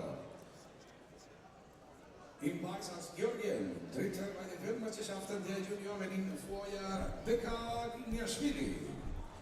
Und mit dem blauen Judo-Anzug aus Brasilien, sein Gegner Eduardo Silva. Coming onto the mat now, Beka Viniashvili of Georgia faces Eduardo Silva of Brazil. It's Viniashvili in the white, Judogi Silva in blue. Und mit dem blauen Anzug aus Spanien. Zweite bei den Weltmeisterschaften der Junioren 2014, Nikolaos Sherazadishvili. Well, we've got the first of the quarterfinals lined up. Oh, nice turn there from Silva. It's the second time that he's done that today. Did that in his opening contest. Who was it that he turned? Oh, Chinese. Same turnover. Brought up Wazari there, this time against Beka Viniashvili. It was with Ilyana Marzog earlier that we saw Eduardo Silva turning over the Chinese, taking the score. He's done exactly the same here with Beka Viniashvili, yeah.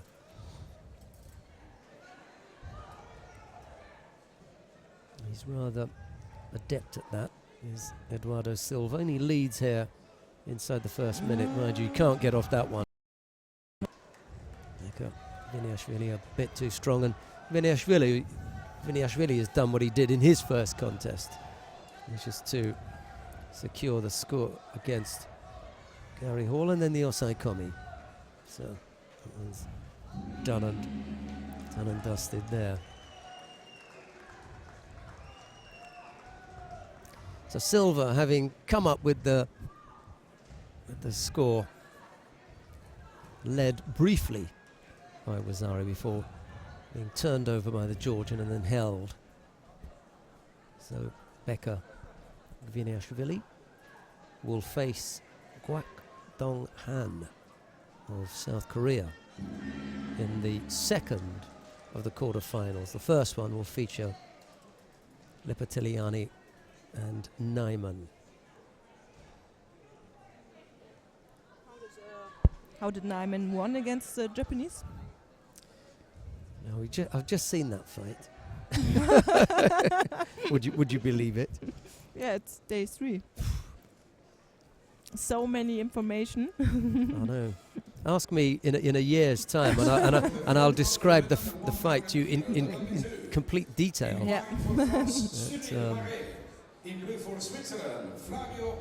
Yeah, Yoshida picked up a single penalty, just on a single shido, and that was that. Cyril Marais of France faces Flavio Orlik now. This is in the under 100 kilo category. We're sharing this mat, and nice lineup here. Cyril Marais versus Flavio Orlik, followed by Ramadan Darwish and Lise Bouyakoub, and then Naidan Tufshenbayer and Dino Pfeiffer.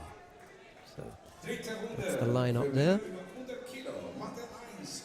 Ilyana Marzog has brought some interesting packages and little plastic carton with delicious looking chocolate cake or brownie. I'm not sure if it's the perfect brownie texture, so it's better to say it's a chocolate cake. We won't get too technical, it's something to eat. So stick with that. I may have to try that hardwurst outside. Yeah, I talked to Zoran and he said there are some rumors that there is maybe some bratwurst for the staff, and he is trying to organize something. Looked like that he's still working on it because he's not sitting on his chair yet on the other end of the hall. So maybe. We shall see. For the time being, we'll stick with Judo. Yeah, with Marais and Orlik.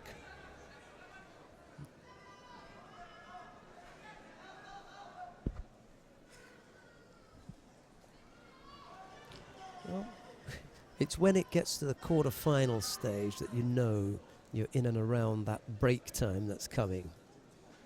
By that time, your hunger pangs have overtaken you. We haven't had a visit from Anna van Hanja. She didn't visit us. So when I see her she's in the break, there she is. She's avoiding me. What have you done? I don't know, but for the last 2 years, she's avoided me. I shall speak to her. Maybe it's I didn't invite her to Tobago. She's not speaking to me. Oh well. It's not everybody that gets an invite. There you go. Oh, nice. Good score there from Marais. He always finds a way, doesn't he? Cyril Marais leads now with 2:40 odd to go.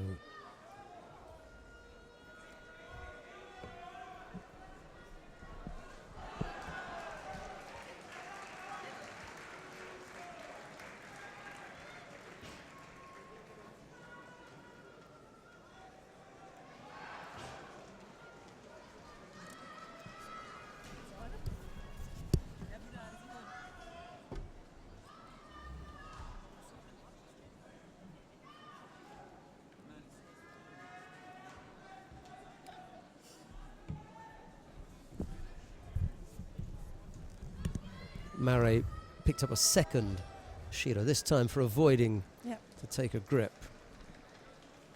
Tatiana Flada is here. I'm not sure if she's going to join us later. Our translator with 7 languages, including Chinese. It's terrific. We may get a chat with her. Well, Where did she originally come from? Frankfurt an der Oder. Okay. So that's why I just thought, okay, I thought she was German. She is, yeah. Yeah. Actually, I think I made a mistake there. It's Frankfurt am Main. Yeah, I think it's more Frankfurt am common, Main, more yeah. common to speak more languages when you're from Frankfurt am Main and not from Frankfurt Oder. We're going to get lots of comments now from people from the Frankfurt Oder Center. I can speak Czech. Polish, Yeah. Polish, perfectly Polish. Yeah, I'm sorry. Wazari the lead for Marais as he goes right-sided there. Orlik defends just by bending at the knees and pushing the hips forward and keeping him out. Little over a minute left to go. Marais picked up 2 penalties. He may yet pick up a third here for that false attack. And with a little over a minute left to go, he reaches that tricky stage of leading by Wazari, but then having 3 Shidos. He's just got the 2, so he didn't get called for a false attack there. Although I think if you ask Flavio Orlik, he was of the opinion that that was a false attack. He was untroubled by that, and that normally gives you a good indication of whether it was a false attack or not.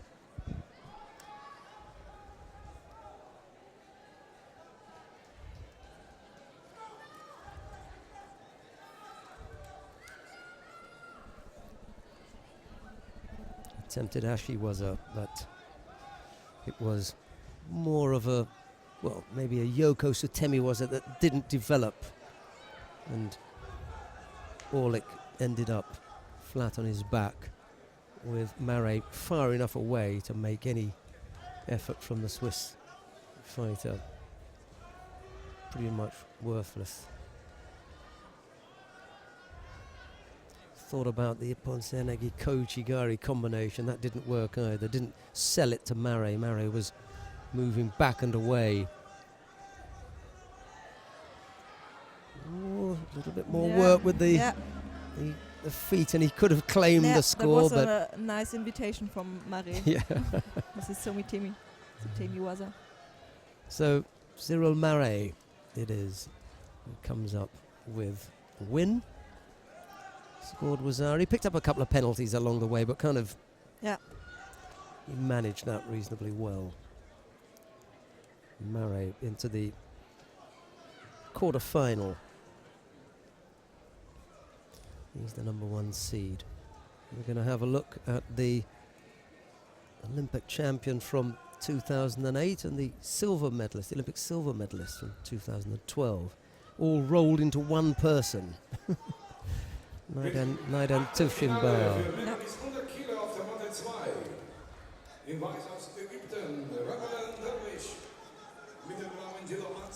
That'll be next. Yeah. Because we've got Ramadan Darwish and Lys Buyakub first of all. I thought that was the next one up. Hadn't rolled round yet. Okay, Darwish in the white judogi, Vyakub in blue. Darwish has always got those bandages, Yeah. masses and masses of tape around him. I'm tempted to say that he looks like a mummy, Yeah. but you know, I don't want to go Yeah, there because yeah. he's Egyptian, Yeah. and you know, Right. we get a lot of complaints.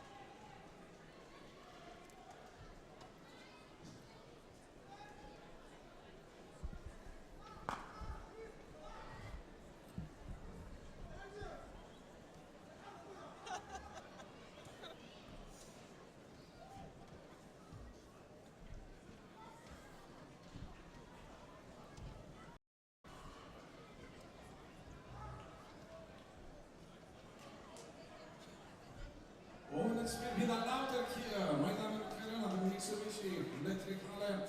Dritte Runde für Männer bis 100 Kilo, Matte 3. Mit weißem Judo-Anzug aus Deutschland, Karl Richard Frey. Mit dem blauen Judo-Anzug aus Japan, Haka Ryosuke.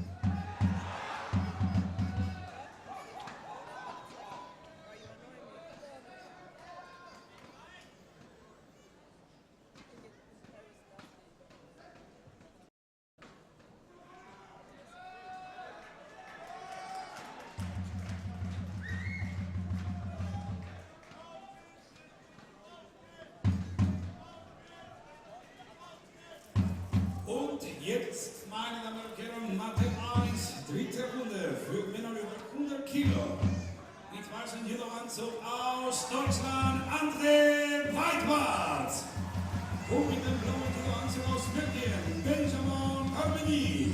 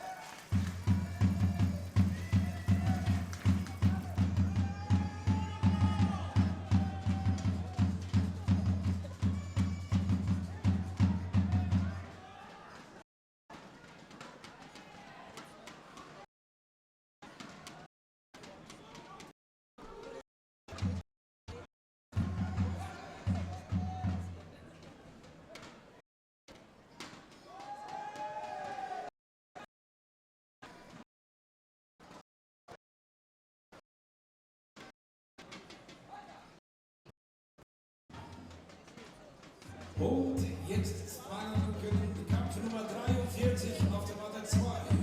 Dritte Runde für Männer bis 100 Kilo. Im Weiß aus der Mongolei. 2008 Olympiasieger Maridan Dubschimaya. Und mit dem blauen Judo-Anzug aus Deutschland Dino Pfeiffer.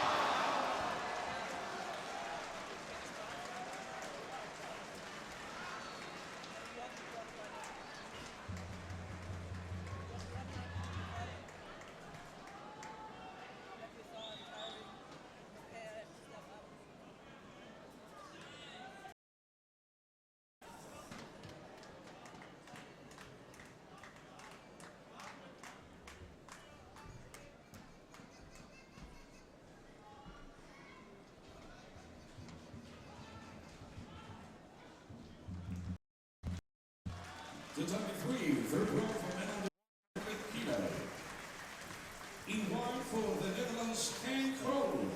And in blue for Estonia, Grigori Minaskin. Nochmal, liebe Judo-Freunde, vergessen Sie nicht, heute wie gestern und vorgestern, Final Block ab 17 Uhr.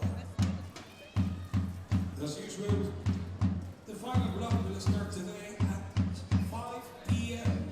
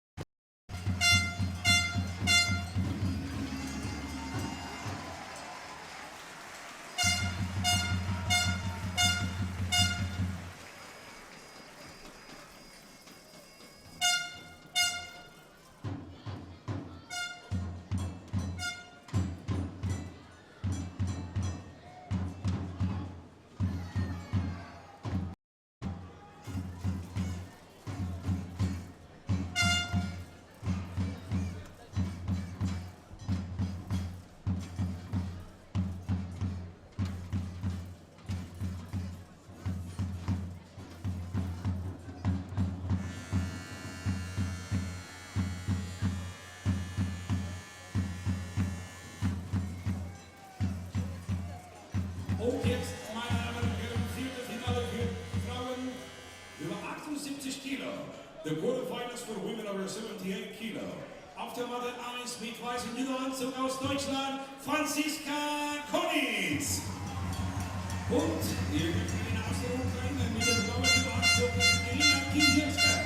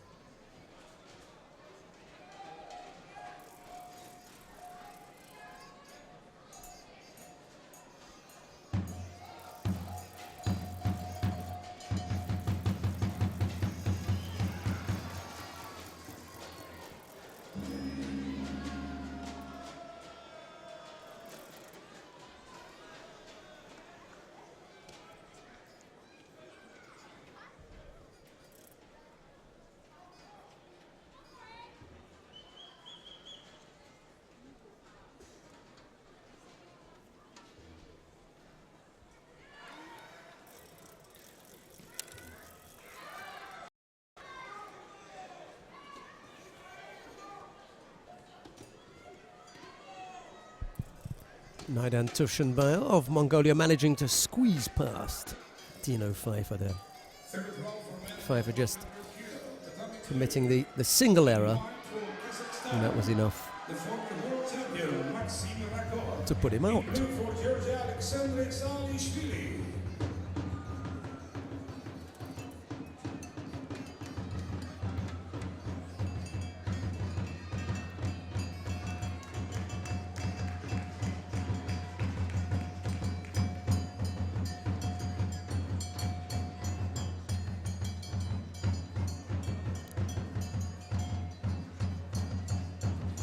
On the mat now, Maxim Rakov of Kazakhstan. He faces Alexander Zalishvili of Georgia. It's Rakov in the white judogi and Zalishvili in blue.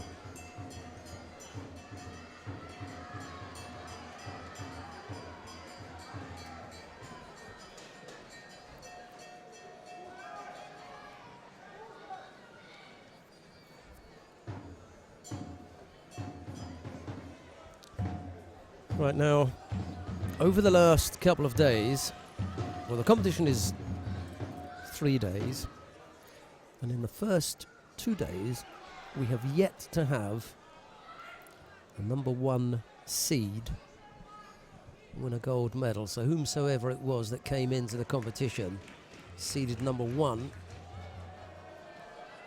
no one's managed yet to take a gold medal. And today, Cyril Marais, well, he's still in.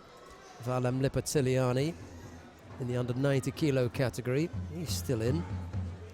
Luisa Malzahn, she lost out to Sato Ruika, so she's out of the under 78 kilo category.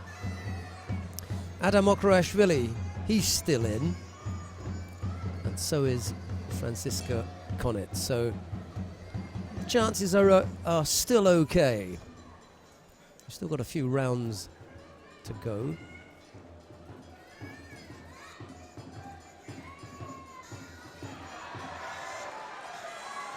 But I'll let you know what happens with Konitz, Marais, Okrashvili and Lipatiliani.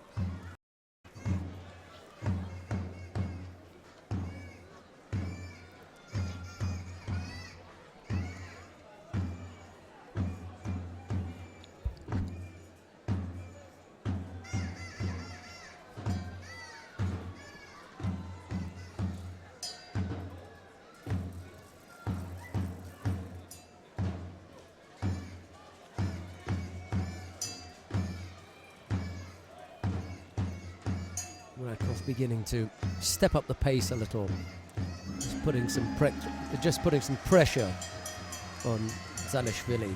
2 penalties collected by the Georgian. You've still got more than half the contest still to come.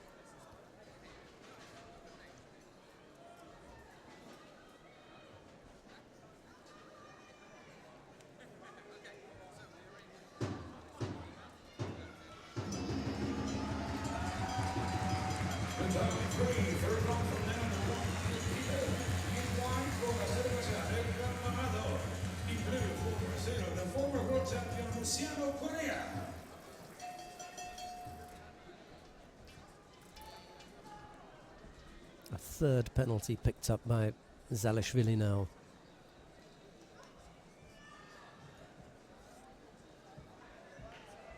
Auf der Matte 1 gewinnt für Deutschland Franziska Konitz. I'm sure you heard that. Stadium announcer letting us know that Franziska Konitz has qualified for the semi-final. So, still in the competition is the #1 seed in the plus 78 kilo category. Judoanzug aus Japan, Yamabe Kanai. Und mit dem blauen Judoanzug aus Deutschland, Jasmin Kühls.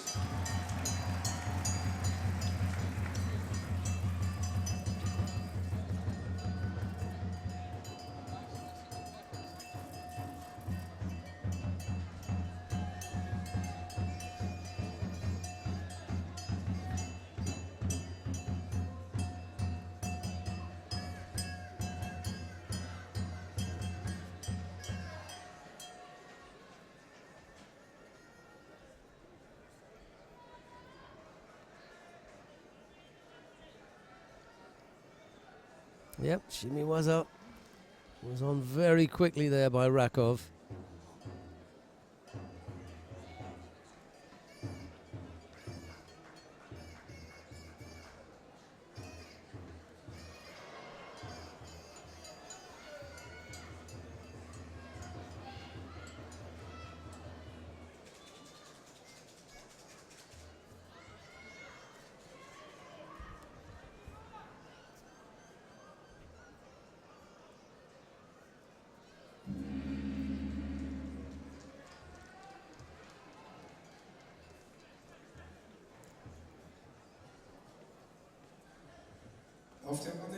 Former world champion makes his way through to the quarterfinal.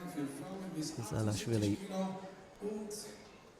exits the competition at the third round stage. Next fight on mat 2, quarterfinals for women under 78 kilograms, and after that for men under 90 kilo.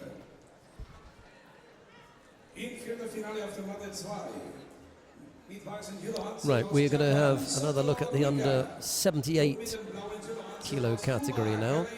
Sato Ruika of Japan faces Kailema Antamachi of Cuba. It's Sato in the white judogi, Antamachi in blue.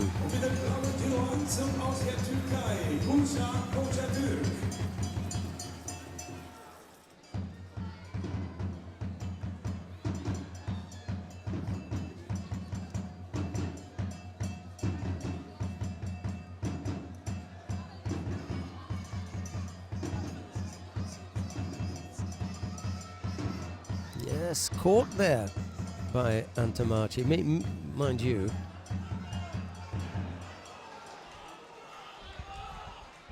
Luisa Maltzahn threw Sato twice and still ended up on the losing side.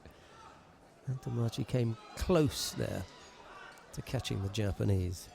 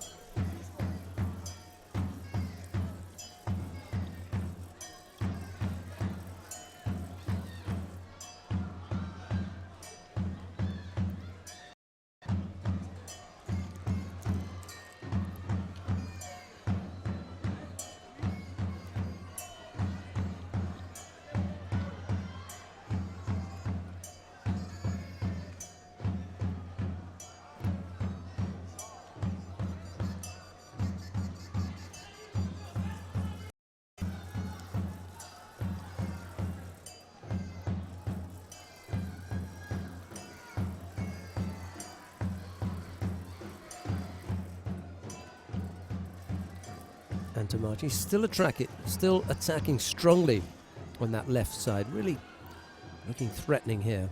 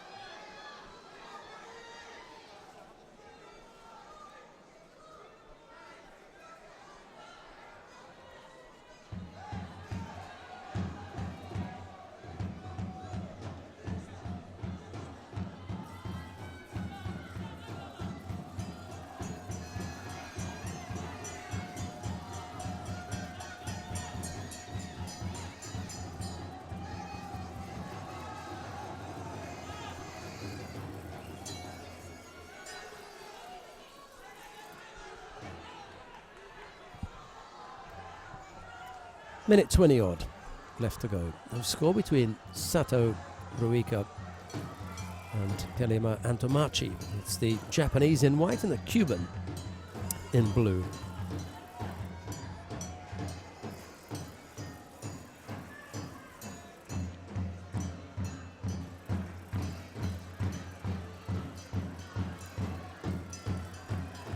The Cubans had the better attacks, actually. She's looked the more likely of the pair to score.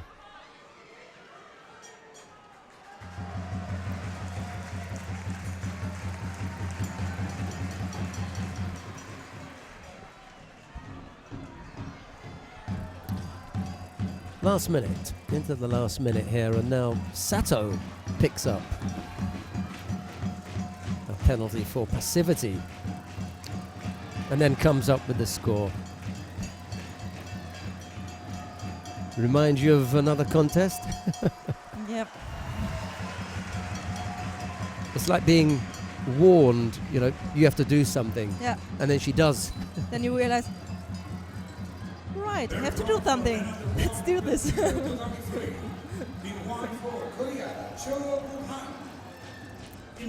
Caroline Weiss is doing something down on mat number 1. She's just about to knock out Gülse Kocaturk of Turkey.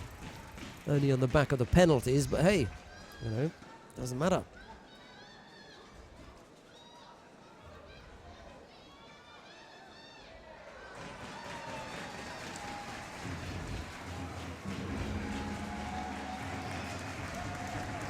And Sato leads here by Wazari. She looks a little bit like Arai yesterday. They got that same short haircut.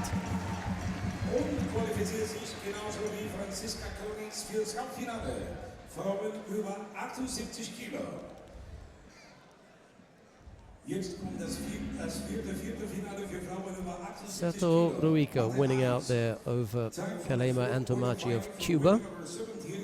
We're going to stay here now because we've got a couple of good contests in prospect. Yep. Next up will be the Olympic champion, under 78, Kayla Harrison, and against the girl from the Netherlands, Guusje Steenhuis. Mm-hmm. Husha. I don't know. I know, that's a tricky one, isn't it? Yeah. I only found out when I saw her at the Junior European Championships, or was it cadet? Could have been cadet, you know, as a cadet. In Copper. Yeah, Copper.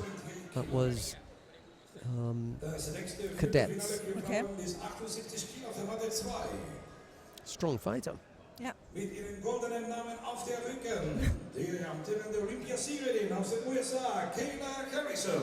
Kayla Harrison in the white judogi faces Husha Steenhuis of the Netherlands. It's Harrison in the white judogi, Steenhuis in blue.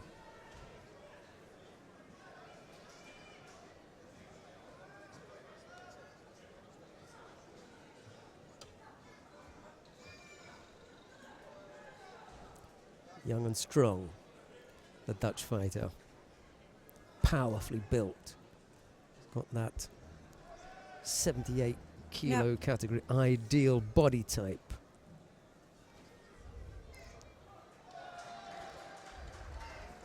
Almost just the right arm, not in the right place there for Harrison. Harrison's slightly shorter. Yeah. Slightly. Packed. Yeah. Stockier build. Scarily strong. Winner mat 1 in white for Tunisia, the Tunisian judoka will be in the semi-finals for women over 78 kilos. Some very attractive pictures of Kayla Harrison. When we had to look through this list to choose which one to put in our little clip there, you get all sorts of things coming out. She's got almost Marilyn Monroe look-alike type photographs at some time. With blonde wavy hair.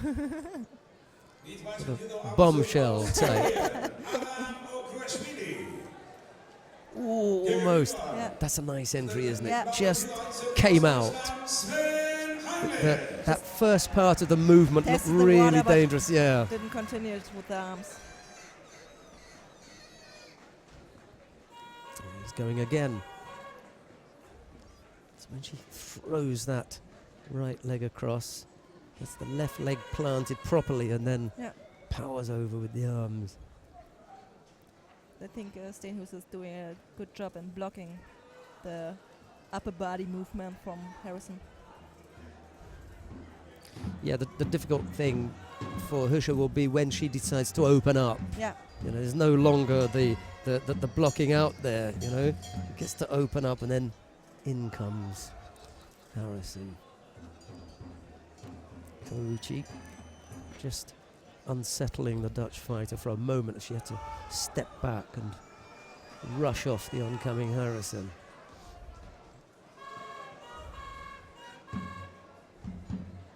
What a dangerous range of hip techniques as well. A little bit too far away. Steenhuis with that effort, and then Harrison, when she came in with her own, also couldn't close the distance.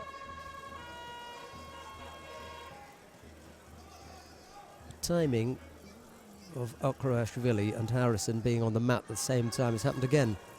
Last time Ponceanagi missed out there. Last time we stuck with Okrashvili, but this time we've already started with Harrison. And given that this is also a quarter-final, I'm not going to jump around here. We've also got Lipitiliani and Naiman, and then Guak and Gviniashvili, so we're kind of rooted to mat 2.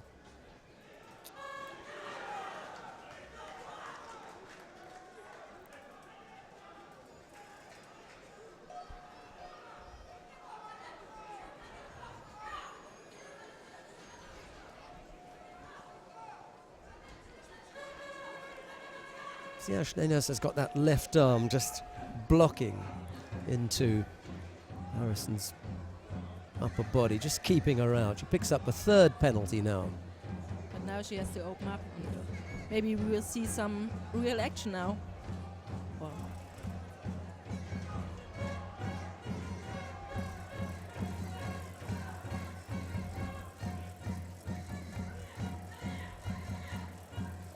Trying to drag Steenhuis onto her side there. Okrashvili and Sven Heinler are doing battle down on mat number 1.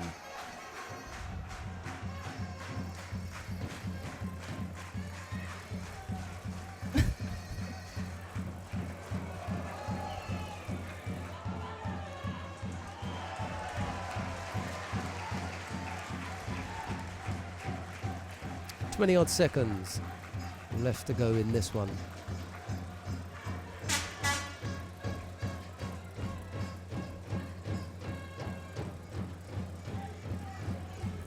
Again, Steenhuis a little bit too far away with both of those efforts. It's as though she doesn't want to go all the way across.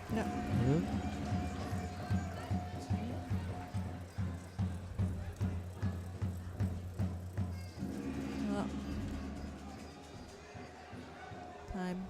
Yep. Harrison getting past a tricky little contest with Steenhuis, but without ever really being under any serious threat. No. So into the semi-final goes Kayla Harrison. Her opponent will be Sato. in that semi-final will be Sato Ruika. I think that's a nicer matchup there. Yeah. Last time they fought in Tokyo in the final, right? Did they? I'm not sure. You were in Tokyo, I'm not. I don't know. I forget. Right, let's have a look and see when it was. So Sven Heinle is leading on mat number 1 against the Okrashvili with 2 kilos. You're quite right. Last time they met was at the Grand Slam in Tokyo. Well done. You got a job. On the mat now, Valan Lipitiliani of Georgia faces Marcus Nyman of Sweden. It's Lipitiliani in the white judogi and Nyman in blue. When you you're at least not fighting the competition, you can watch the highlights from home.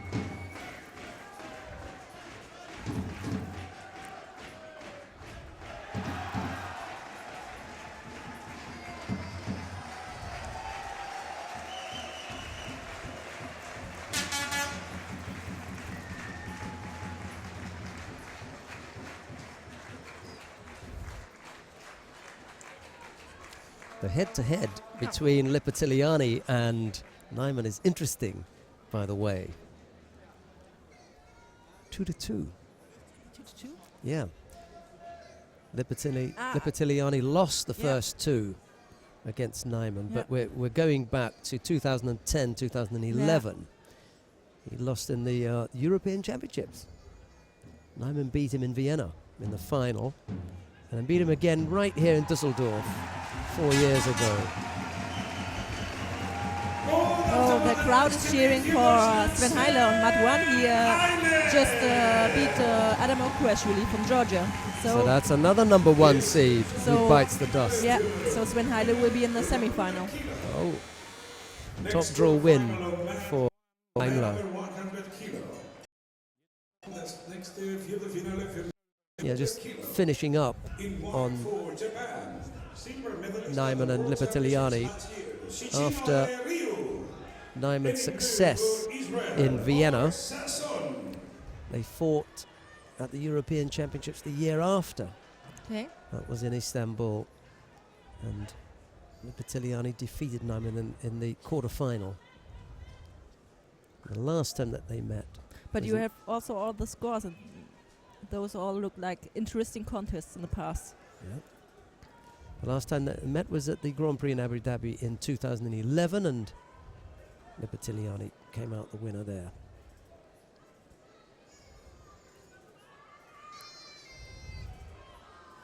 Just at that European Championships in Vienna, it was a little bit close, just the single Yuko, but after that there have been some big scores by both fighters.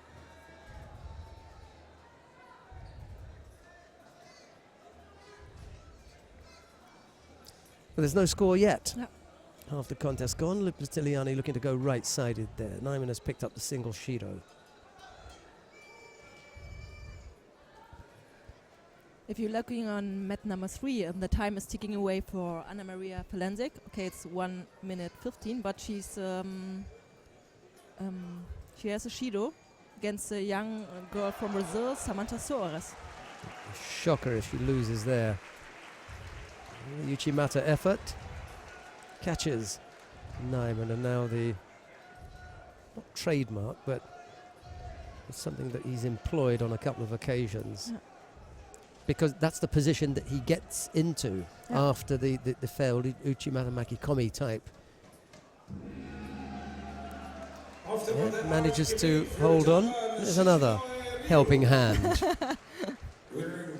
from Lipitiliani to another defeated opponent.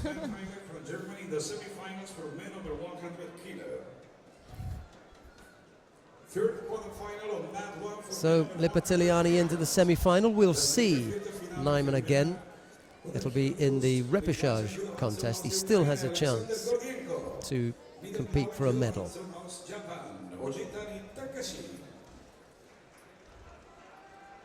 On mat 2, the winner of the quarterfinal from men under 90 kilo. In white for Georgia is Up next, Kwak Donghan of Korea. He faces Beka Viniashvili of Georgia. It's Kwak in the white judogi, Viniashvili in blue. Next quarterfinal from men under 90 kilo on mat 2. Suarez of Brazil just picked up a Shido, so they both have Shidos down on mat number 3.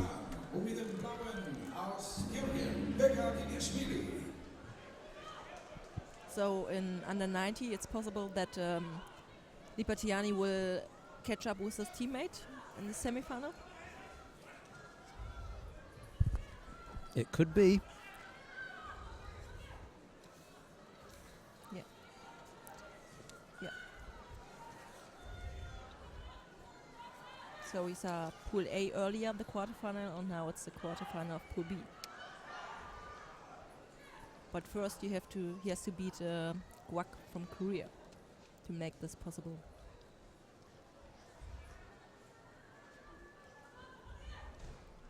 We saw Guak earlier on with that dangerous low right-sided Marotte Seoinage. On mat 3, winner of the quarterfinal in white for Slovenia, Anna-Marie Belenček.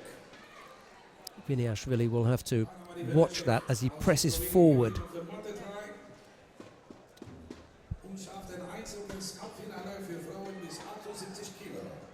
Next quarterfinal of mat 3, women under 78 kilo. Nächster Kampf auf der Matte 3, noch ein Viertelfinale für Frauen bis 78 kilo. In white for Hungary, Joe Abigail. In blue for Poland, Daria Pogorzelec.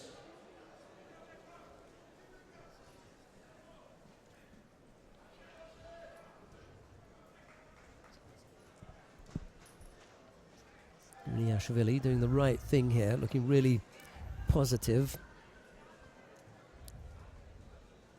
Pressing forward. Well, there's the little low right-sided effort we were talking about. Doesn't come off. Looked as though he had his hands tied up.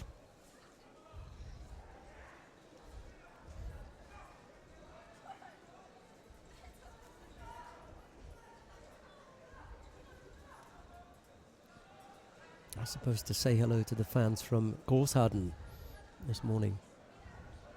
To make it this afternoon then. So hello. Did you get to visit lots of the clubs, or you just kind of stick to your own? In Germany? Yeah. Yeah, most times I'm training at home, of course. But last year was our preparation for the Europeans was really interesting because we started in Berlin with the national team, and then get to Munich to Großhadern and trained there, or practiced in there. And afterwards we went to Sindelfingen in Baden-Württemberg and finished the Deutschland tour, the German tour. That's all right. Well, it was the German girl band. Yeah, it was a tour. Finished the tour in Cologne. So most times the female national team trains in Cologne together. That's where our national coach Michael Baczynski lives. That's the base then, yeah? Yeah. We saw his daughter yesterday. She had a good little run out, didn't she, Nadia? Yeah. I think last year she got a Grand-Prix medal in Korea. Was it Yeah, Korea? she was also around. Yeah. Yeah, she's also a little power pack. I say she's beginning to look quite strong, isn't Yeah. she? You know, the shape changes, especially around the shoulders. Yeah. You know? I haven't seen that change yet, though. She still looks quite.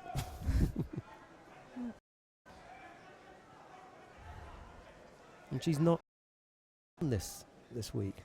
I'm not sure what the story is. yeah. Okay. So Minute 40 left to go. We won't dwell on that then, just in case there's anything personal.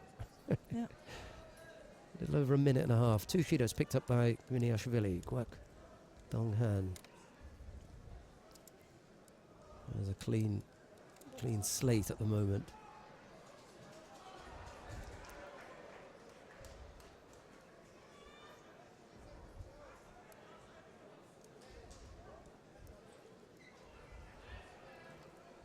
We've managed to get some action from every weight.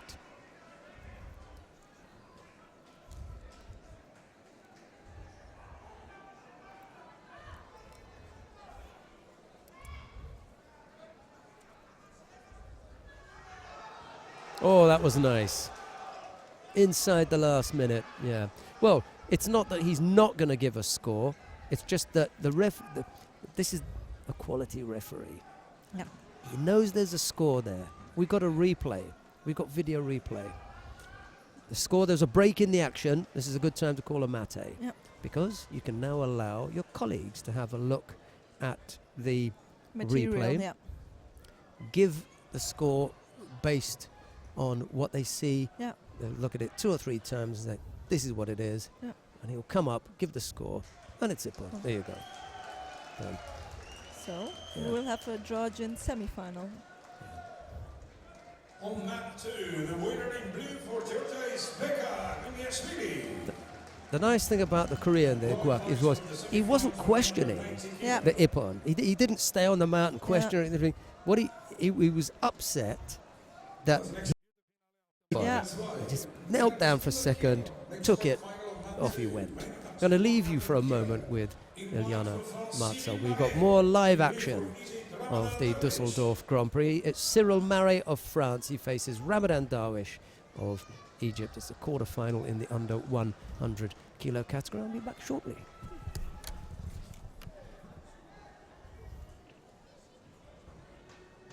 Im Viertelfinale für Männer über 100 Kilo der Matte 1.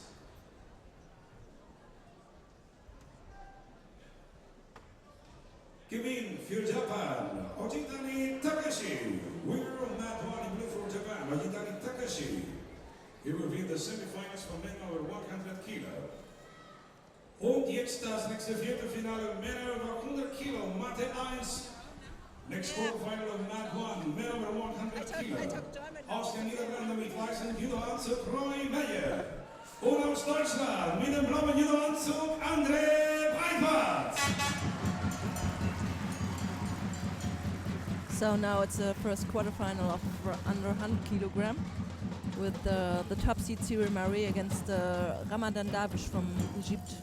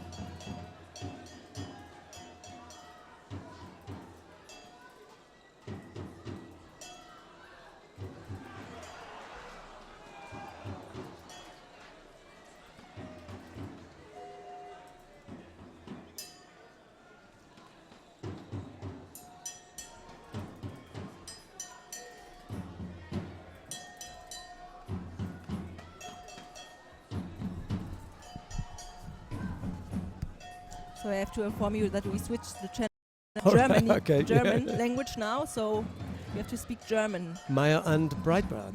Ah. Well, luckily we have a German channel down the other end, which I've been on once. So maybe I've I have been to on go once. over there. Right, last year? You have to kick out whomsoever it is that's sitting with Annette Böhm. Andreas oh, Tölzer. sorry. No. Put him out. Der Tölzer schafft das auf Englisch. He can come here. Right.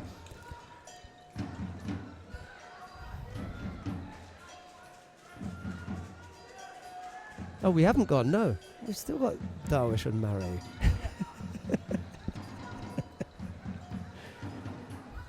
Wazari the lead for Darwish. Remember what we were saying early on? He's just underrated sometimes. Yeah. He could knock out the number one seed here. Okrashvili's gone. Luisa Malzahn is gone. And Mare looking in trouble here. Oh, Koichi Gaki. Almost at the end there. So maybe Konitz is the only one going through.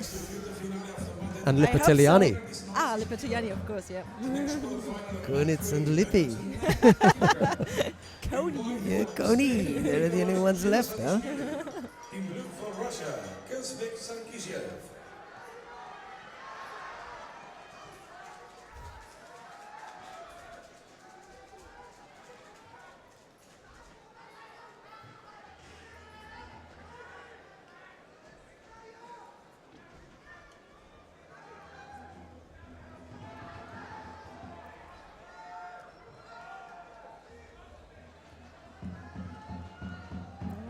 Oh. Mazari. No, Yuko. Was a little bit too slow. But Comes up. this was the first try of Ushimata from my way also get counted, and it was also almost a score. That's why I'm a little bit surprised that he tried it. He's one gone more again. Yeah. Well, that's probably his go-to technique. Yeah. He got desperate in the last half a minute or so. Thought, I'll go back there, and he's paid again.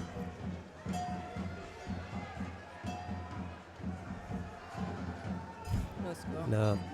Little Sutemi was her effort. No, come on, Cyril. Behave yourself.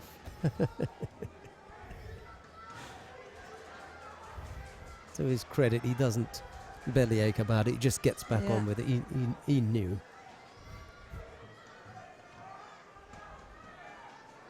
Nice turn. Just to break the grip up there. And that's it. That'll do. We will see if Marie can recover for the rapid charge, because he looks really tired.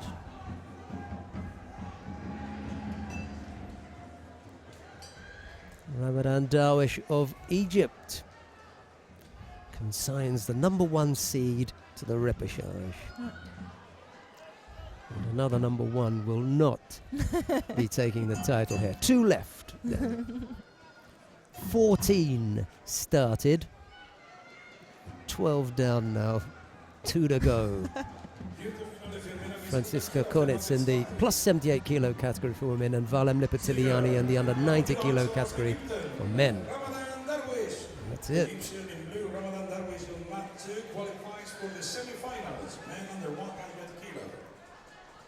Next quarterfinal on mat 2. It's the sort of thing that Hans van Essen would be really interested in, you know, these statistics. Database. Database. White for Mongolia, 2008 It's the only time this year that someone with a blue suit has won on a Friday. 2009 world champion, Maxim Rakov. Right. Naidan Tushinbaya of Mongolia faces Maxim Rakov of Kazakhstan.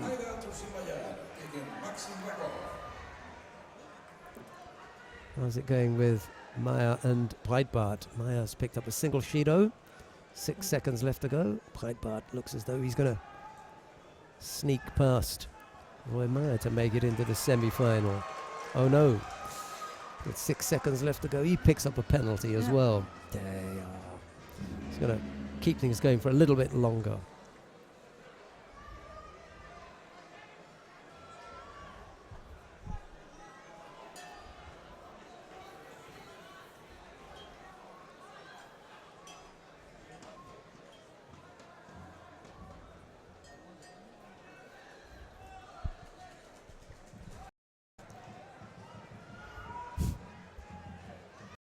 Well, he didn't like the attempted shimiwaza there, was up on his feet trying to avoid it. Nothing to say that he can't continue it. Yeah.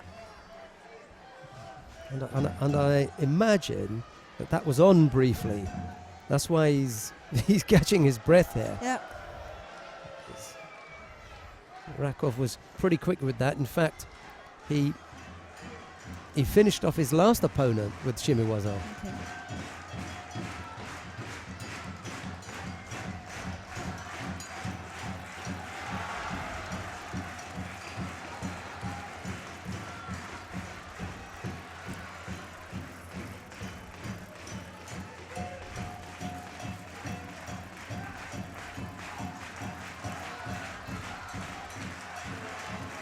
Almost Ashiwaza there from a Mongolian. Uchigari left-sided and looking to go low down. This suits Naidan. This posture. Slightly bent over and lower down. Uchimata from the Mongolian there, almost catching Rakov.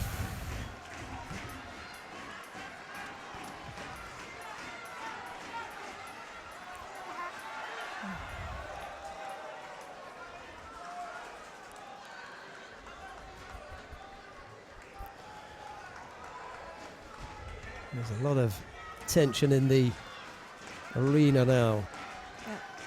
Right, Bart and Roy Meyer battling it out down on mat number 1. Tushinbai and Rakov in the middle, mat number 2.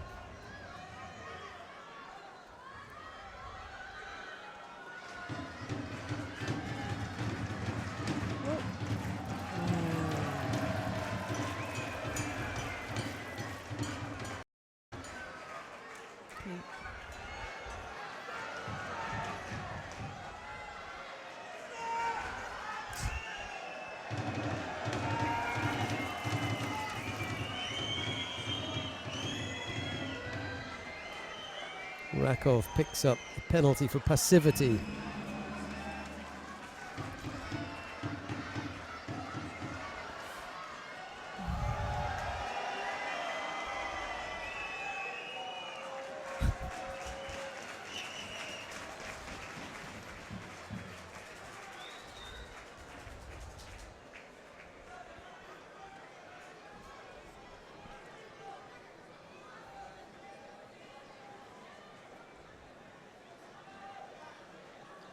Rakov has a good grip here. Got the left arm around the back. Strong if he wants to push the left hip across. It's both fighters are penalised there. He will be in the semi-finals for men under 90 kilo. Op de mat het Kai gewinnt im Viertelfinale für Russland mit Namen Johansuk Kazbek Sakishev. Er qualifiziert sich für das Halbfinale für Männer bis 90 Kilo. Next quarterfinal of mat 3, men up to 100 Kilo. Das nächste Viertelfinale auf der Matte 3, Männer bis 100 Kilo. In white for Japan, Hagar Ryosuke. In blue for the Netherlands, Ken And the winner of mat Andre 1, Breitbart of Germany wins down on mat number 1. That's the cheering that you can hear in the venue. I mean, to work over Maxim Rakov. Careful here. He hasn't given up the top half. That's the important thing. Rakov's still tight on top, so even if the turnover's there, he's not going to get caught. There's a repechage contest about to get underway on mat number 1. Irina Kinzerska of the Ukraine faces Yasmin Kubs of Germany.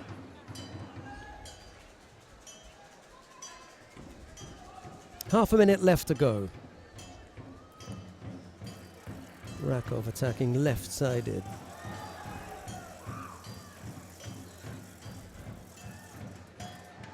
Tushinbai wheeling Rakov over his shoulder, but for no score. Taking him off the ground.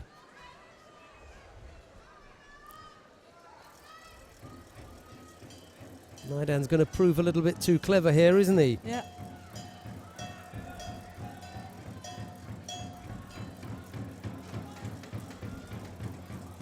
He avoids that.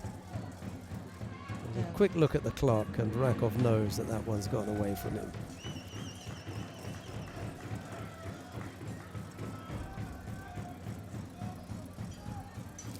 So, Naidan Tushinbai, who after Beijing people thought was finished, after London people thought was finished, is still there.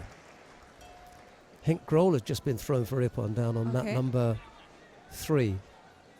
This is your chance to get Andy Tolzer. All right. He's not stopping. A slimline version. He's still big. There was a picture from Friday, but don't tell Annette. He's sitting next to Annette, and he looks slimmer than Annette because his face is so tiny from cutting down the weight. Bit of a change. Yeah. Right. We're going to go down to mat number 3 because there are repechage contests around for a bit. But on mat number 3, we've got another quarter-final. This one features the former world champion Luciano Correa of Brazil. He's up against the Korean Cho Guam.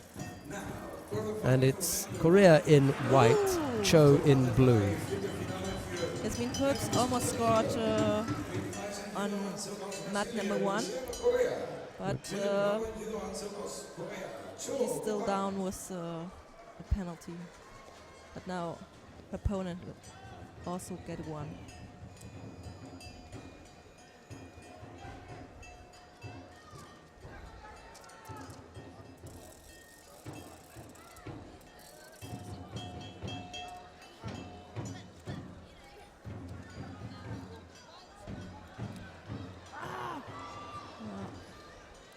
So Jasmin Kurbs is out of the contest.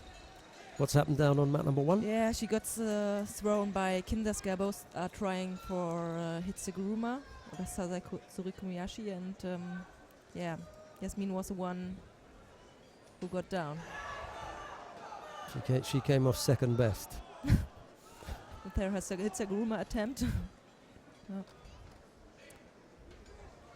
But if you risk something like Hitseguruma, you're very close to your opponent, so sometimes they step over and do the Hitseguruma with you. So Irina Kinzerska will fight for the bronze medal then, having won that repechage contest. Right, Luciano Correa came up with a Yuko after that last action. He leads with 3 minutes and 50 odd seconds to go. We'll see what happens with the repechage contest on mat 2, because I like to watch that semi-final between Sato Ruika and Kayla Harris, and that's coming up next. Yeah.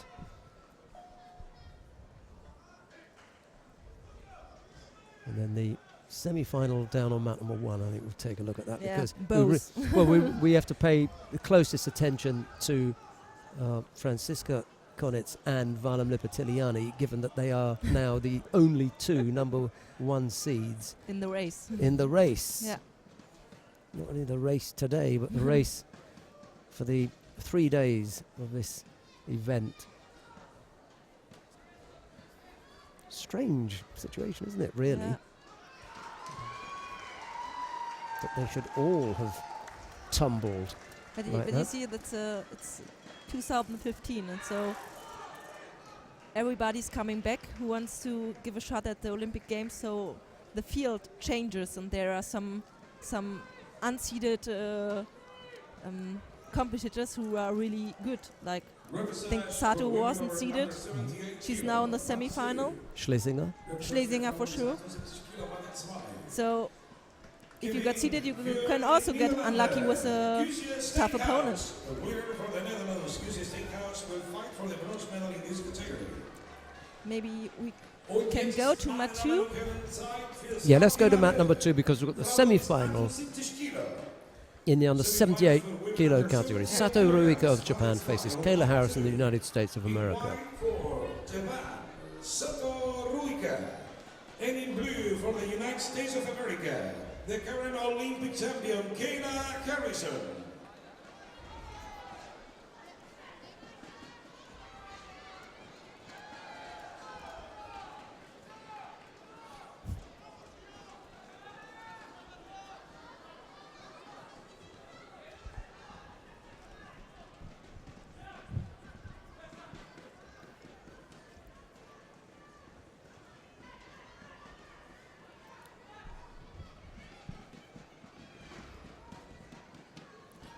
blocked the effort, Yeah. then stepped off it, and then moved into the attempted shimiwaza, but Sato had that covered.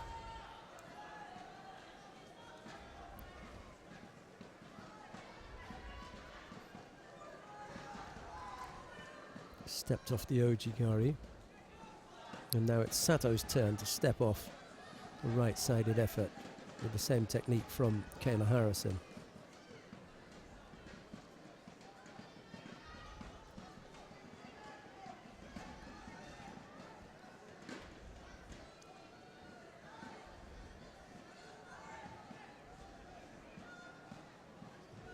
Oh, almost. Nice movement there from Harrison.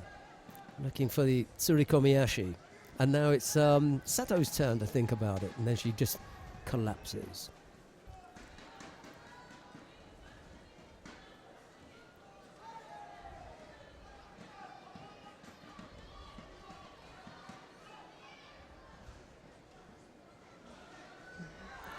Rano Babiuk just telling Sato, I'll let you know when to do your belt up. Yeah.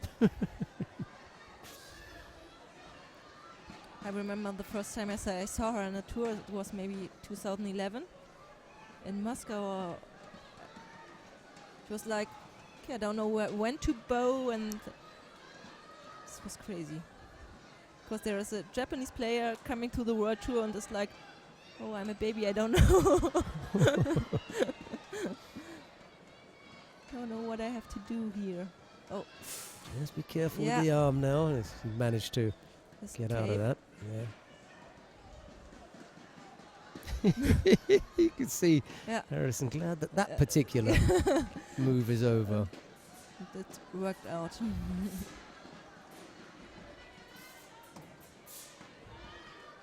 Am I right? It was Sato in the past. Like she had problems on the world tour, coming to the world tour, and was like, okay, I have to blow here, I have to blow there. I can't quite remember. Didn't stand out as being that unaware of what to do. I can't remember now. Yeah. Inside the last 2 minutes. By the way, Cho Guam now leads by Wazari and Yuko down on mat number 3 against Luciano Correa, the shorter Korean, on his way up in that weight category. He's really enjoying himself up there.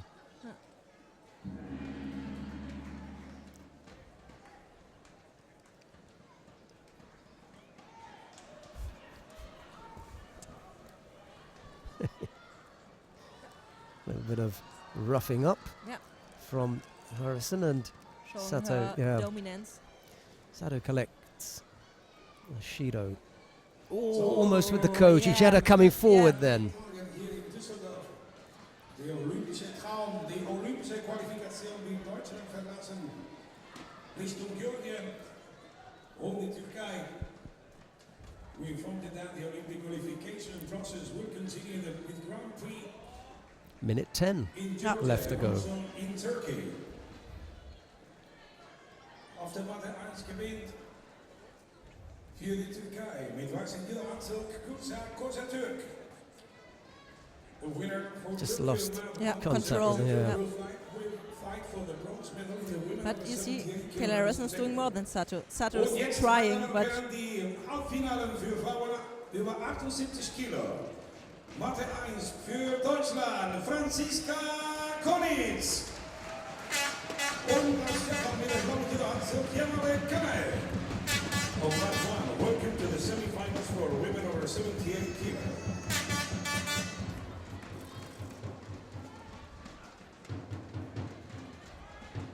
Oh, that's another good effort right-sided. Yeah. The second time she's been in there in quick succession. That's enough to keep up the rate of attack. Sato falling behind here, yeah. as far as the attacks are concerned anyway. Uchigari.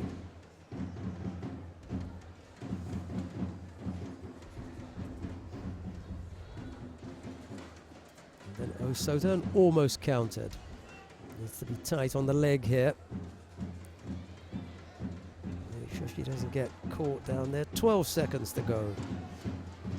Sato looks as though she knows that this one has gone. Yeah.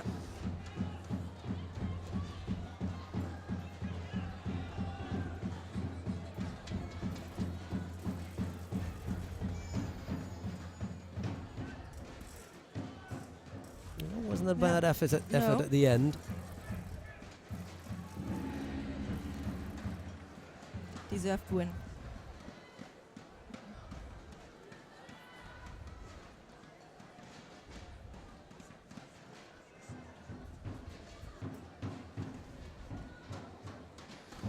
Harrison over Sato. It's the American to take her place in the final, and we'll see Sato in the bronze medal match. Yeah. So maybe we can switch now to Mat 1, to the other semi-final, and Let's go down to mat number 1, because down there we've got the number 1 seed in the plus 78 kilo category. Und sie ist Finale. The current Olympic champion will be in the final for women under 78 kilo. There you go, Franziska Collins. For men under 90 kilograms of mat Yamabe Kanae. represents for men is We've already missed some of the action because Yamabe is leading by Wazari. Did you see that? no, Oh, I didn't was see it, yeah. switching the channel.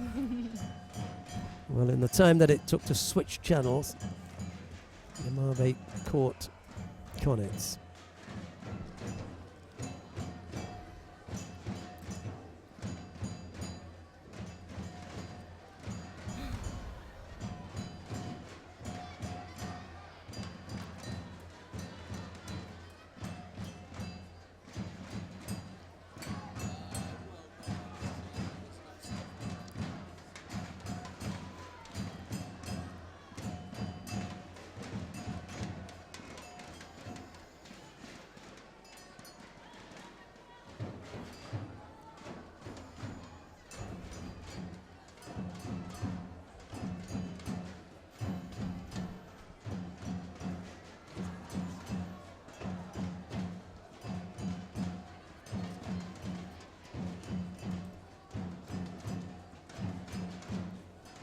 Jetzt mit Ihrer Aufmerksamkeit die Aussage an die Besitzer von der folgenden Wagen, die gerade die Feuerwehrumfahrt blockieren. Die sind NEAE 2111 Nice idea to go there for R5458 Pierre Shibare. und NEFF 1639. But it's not enough. Whoa!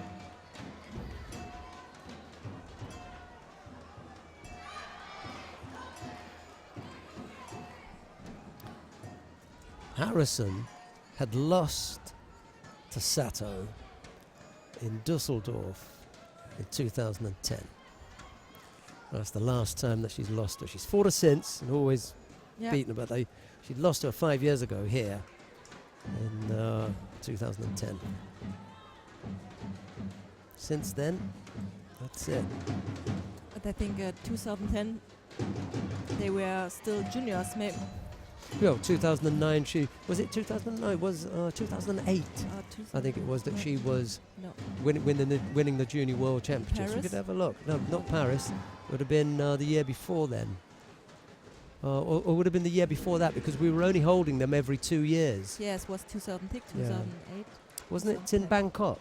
She won the Junior World Championships in I Bangkok. don't know. I just Well, let's have a look. remember the podium Yeah. from Paris with Luisa Malzahn, and I think it was Ogata or Sato on the Yeah, you're right. on the podium, Ogata. and the Brazilian Maria Mayra Aguiar, Aguiar, yeah. So time run out. Three, we Out got the of, massage for women under 78 kilo. Mat 1 and the only hopes on the number 1 seed are Lippert-Tiliani. Lippert-Tiliani. So maybe we have a German in plus 78 in the final, but it won't be Franziska Konitz. But we have another shot with Caroline Weiss against the Tunisian now, following this contest. Die Japanerin Yamabe Kanae steht schon im Finale für Frauen über 78 Kilo. Das zweite Halbfinale mit dieser Gewichtsklasse auf Right, let's have a look at this then. 2007. Caroline Weiss. Und den blauen Judoanzug aus Tunesien, Michael J. Wasn't then. 2008. It was 2008 in Bangkok. Okay. Yeah. And When 2010, she won the was world. also on the She won the podium. World Championships. 2009. Oh, it was 2009. Okay. Paris. Is that what you're talking about? Yeah. Who was with them on the podium? It's here.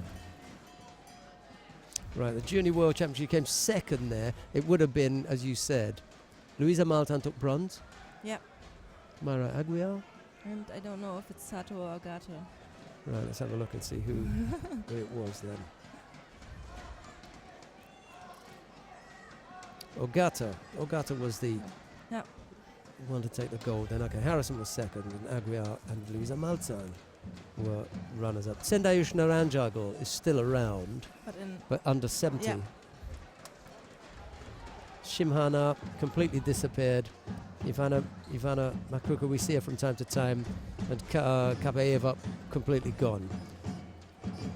And just to look at the lineup in the under 70 kilo category, Fajimoto Haruka still around, Lucy Perrault once in a while, Daria Davidova not really, Yo Abigail moved up, Daria Pogozelic moved up, Anna Valencic moved up, Benedict Graf is still at under 70 and then went on to win the Junior World Championships herself. And we haven't seen Ju Sun Hyun. So. Right, we're watching the semi-final between Caroline Weiss of Germany. She faces Nihal Chikrahu of Tunisia. It's Weiss in the white judogi, of course, and Chikrahu in blue. Maybe also interesting to follow the action in the semi-final. In the other, under 78, Anna Maria Falenzek will won and will face Kayla Harrison in the final. I wonder which of those two opponents Harrison would have wanted to face.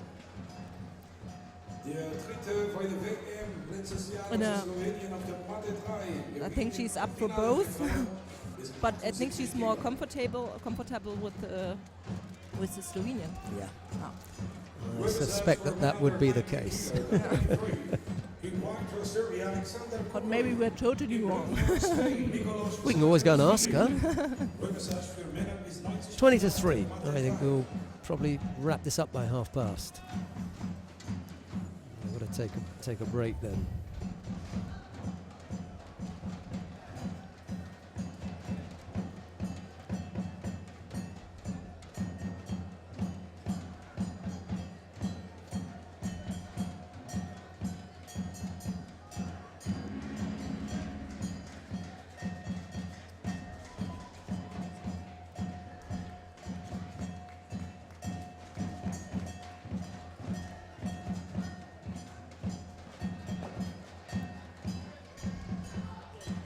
So both players are penalized. Ooh.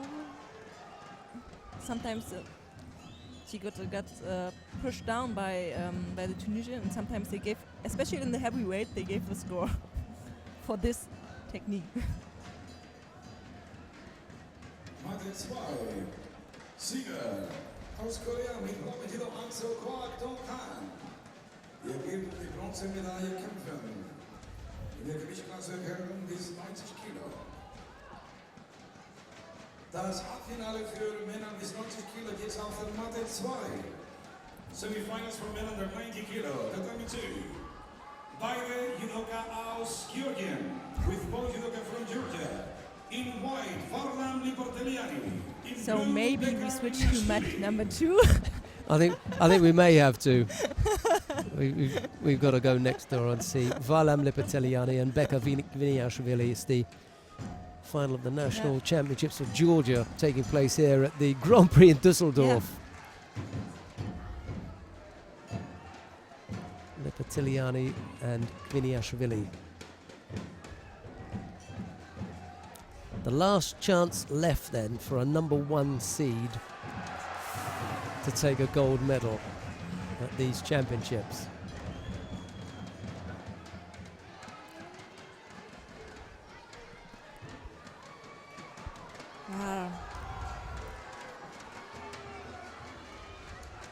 So we had 2 Germans in the semi-final, in the women's heavyweight. But both are fighting for the bronze medal later. Caroline Weiss is laying in the Osakumi of the Tunisian. Mihail Oh. Chikarahu. Yeah. Yeah.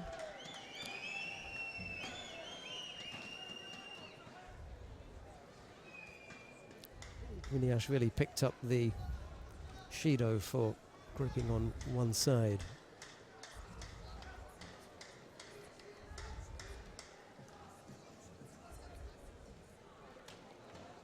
He may pick up a second.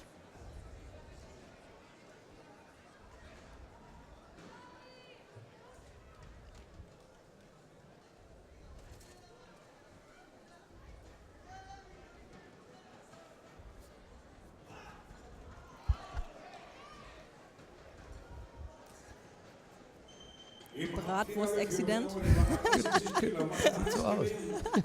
Hier Tunesië, mit blauem Judo-Anzug Michael Chikrugu. On mat one, the winner in blue for Tunisia is Michael Chikrugu, and will be in the final for women over 17. Ooh, that was a nice effort from Viniashvili. Got himself into a good position. Couldn't quite finish off. 100 kilo gets off the mat ice. Represents for men over 100 kilograms of mat one. In white for Georgia, Adam Okroashvili. In blue for Israel, Or Sasson.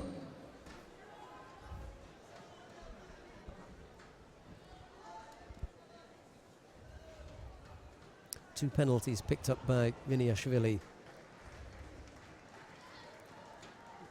Looks like you're not that famous. Next one. Could be. Next one just waving you. And then stepped up the pace to get away. Again, right-sided from Viniashvili. He's doing all the attacking, isn't Yeah. he? White for Serbia is Alexander Absolutely. Kukoli. Sieg auf der Matte 3. Für den Mann mit dem weißen Judo-Anzug aus Serbien, Alexander Kukoli. Er wird die Bronzemedaille bei den Männern auf bis What's 90 with Kilo Alice Bronze. Schlesinger? Do you And have now her semi-final for men here under today 90 to kilo, talk with mat her? 3. I haven't had an opportunity to speak to her. Well, I chatted with her briefly at breakfast. Okay. And In white for Japan, Nishiyama I don't know, Daiki. you know, you In blue for Russia, invite the Kazbek ones who Sarkisian. you feel have a degree of comfort Yeah. at being up here. I don't want to bring anyone up that doesn't want to be here or is not comfortable or whatever, Yeah. you know. And maybe right now, just give her a Time. bit of time Yeah. to, you know, soak up the moment and Yeah. get used to it. And then possibly on an occasion when she doesn't win, you know, there's less pressure then, isn't it? At the moment it's full on. The focus is on her from all sorts of directions, so Yeah. maybe catch her on another occasion. Minute and a half left to go. 3 Shidos picked up by Viniashvili, slightly untidy with some of the work, and then Lepetiliani attempting to count him on. Can't really remember any big serious attack from Lepetiliani, No. can you?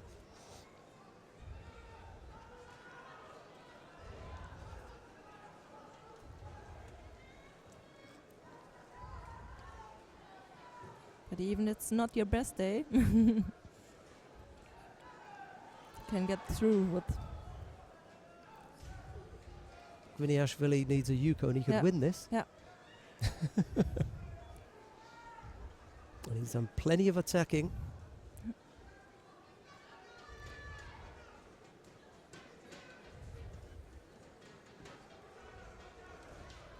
Yeah, both fighters really tired here.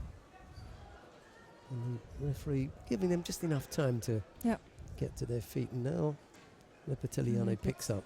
It's first. Yeah, first passivity penalty. 50 odd seconds left to go. Here comes Viniashvili again. I fancy him to score here. Lepetiliani beginning to tire. Yeah. May yet be enough in the younger Georgian to come up with a score. He can't get the arm around the head. He's Yeah. trying to. Yeah. He just couldn't get his arm around the head and in a position where he could launch a strong attack.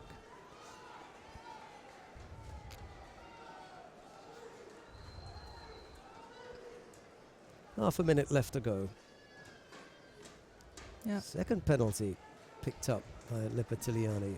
30 seconds. What he doesn't want to do now is to drop or Yeah. step out of the area. Yeah. Ooh. Oh! Oh. I'm telling you, if Okay. he goes over for Yeah. Yuko, it's all over. Yeah. See, he hadn't called Mate. That was a Yeah. mistake there from Gviniashvili. If you're not going to take the opportunity Yeah. to getting involved in Nevaza, make sure you get far enough away from your opponent that he doesn't pull you back in, Yeah. which is exactly what happened there. Close, but Valam Lipatiliani Winner in blue for Israel. holds on to that slim chance now Yeah. that we'll get one fighter who came in here as a number 1 seed to take The a gold. gold medal. Yeah, he's the only one left standing. 13 down, 1 to go. Right then, what have we got coming up next? Quick look around and see that most of the contests that we've got 2 semi-finals to come on mat number 1. Yeah. We've got repechage contest here, and then we've got Tufin Bayer and Darwish, Haga and Cho. Given that we've seen both Naidan and Darwish, let's stick around and watch the contest between Ramadan Darwish and Naidan Tufin Bayer Yeah. that follows this one. Here, where was this morning's number 1 seed, Cyril Marais Yeah. of France. He faces Maxim Rakov, but I've had a change of mind. I've changed my mind. Okay. So Instead of staying on mat number 2, we're going to go down to mat number 1 to watch the contest between Sven Heinler of Germany. He faces Shichinue Yeah. Ryu of Japan. This will follow the contest between Alexei Gordienko of the Ukraine and Roy Meyer. So let's have a look at that one. Mat 3 qualifies for the final in his category, men under 90 kilo. I actually thought the Gordienko and Meyer contest had finished. yeah. But it doesn't matter, we're in the same Yeah. position. So Repechage und Halbfinale für Männer bis 100 kilo. Repechage for men under 100 kilo, mat 3. In white for the Netherlands. I was going to say, but that's nice to see what Roy Meyer has left in his pocket after the fight against Breitbart. Breitbart, because looked like he was He was- crawling yeah, from yeah. the mat after the golden score. But he launches the first attack in this contest. And he hasn't really had a long time to recover, has he? Oh. Not quite. Yeah. Yeah, Gordienko was the one who was looking for Yeah. the counter, and it didn't come off. Yeah. And then when they went to the ground, Roy Meyer didn't have any control of Yeah. them. They were just falling away, weren't they?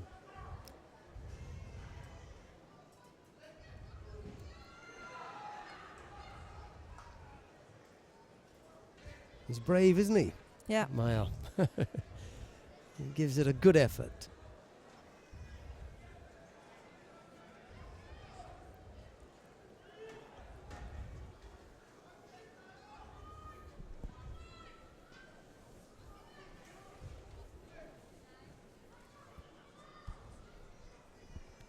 They should have those pods like they have in Japan that you could just crawl into and take a sleep partway through the day. You just pay by the hour. You know?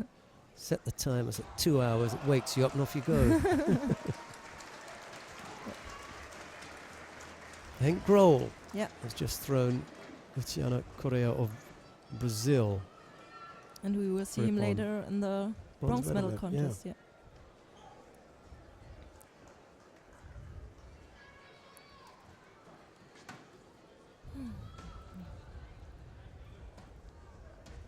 The winner the representative of mat 3 is Henk Krol, in white from the Netherlands.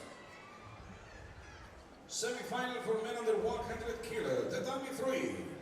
Straight into the camera. Don't they know how much those cameras cost? Oh, he's really into it. Yeah.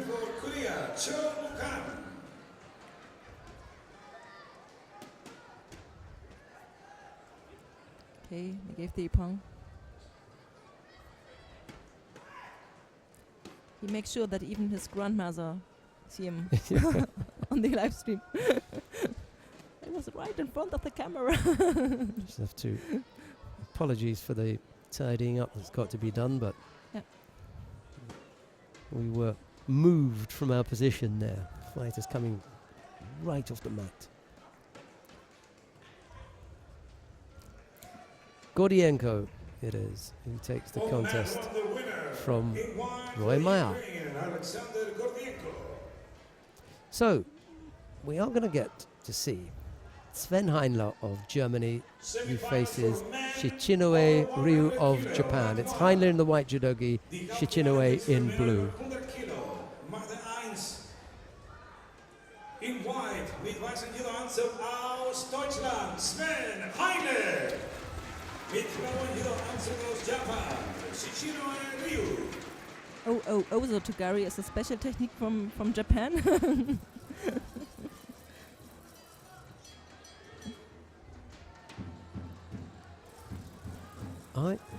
Is that his favourite technique? Is that what it said there? Yeah, but it was bit wrong. Look, you have maybe Claudia Marz on. I'm not sure that is his favourite technique. Yeah. This database, from our fighters, from the German fighters, have all a wrong technique. All right, in that case. Most of them it's really funny if you look at your profile and just like somebody like Sven Marush, there's maybe standing Ushimata as his Tokui Wasa. And he never does it. So Nage maybe, but yeah. Und jetzt der Sieger auf der Matte 2 ist der Franzose mit weißem Judoanzug Cyril Marais. Er wird um die Bronzemedaille kämpfen. Bei den Gewinnen bis 100 Kilo. Das letzte Halbfinale auf der Matte 2. Männer bis 100 Kilo. The last semi-final of Mat 2. Männer to 100 Kilo. Aus Ägypten mit weißem Judoanzug Ramadan Darwish. Und mit dem blauen Judoanzug aus der Mongolei. 2008 Olympiasieger Naida Tufshinbaya.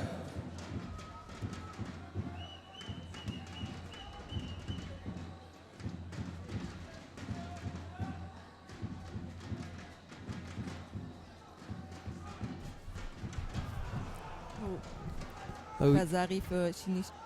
Shichinue. And Ouchigari Ochigari. Okay. is his favourite technique. This was some kind of Ouchigari, yeah. Yoshimata. Says here. Ouchigari desu. That's So his you have the favourite proof technique. right in front of you. Mm-hmm.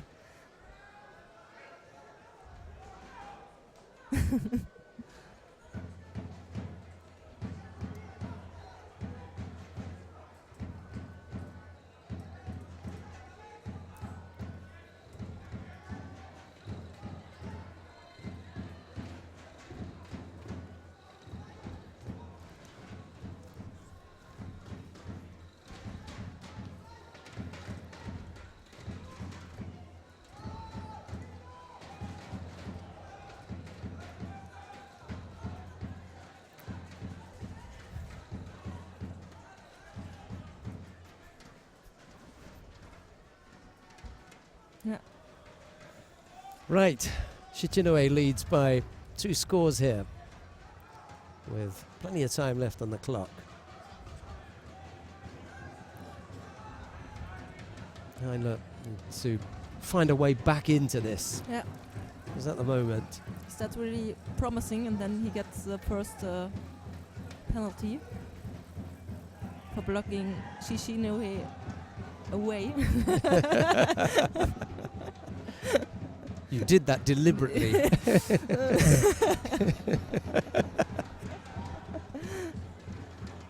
I give my best. I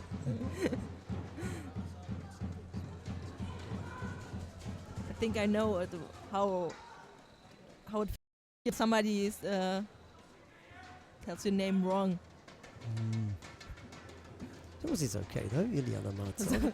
This is okay. We've had a few nightmares. I think that on the whole, the Chinese, I would say, the Chinese are most difficult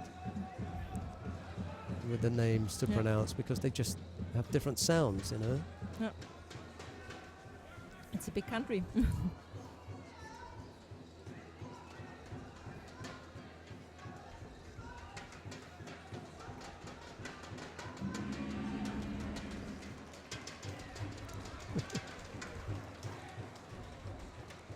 We had one earlier in the week that was particularly difficult.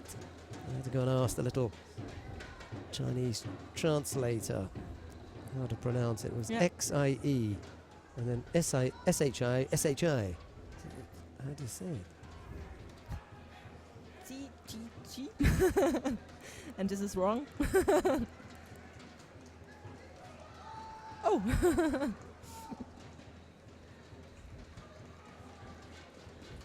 On mat 3, the Yeah. winner of the semi-final in for Japan. It's easy when you know, isn't it?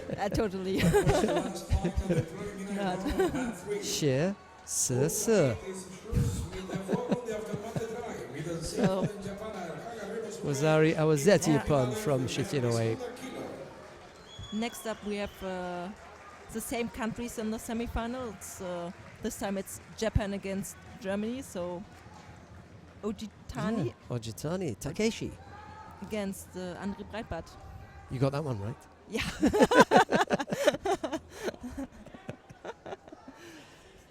Ramadan Darwish and Naidan Tufshinbaya are on mat 2 at the moment.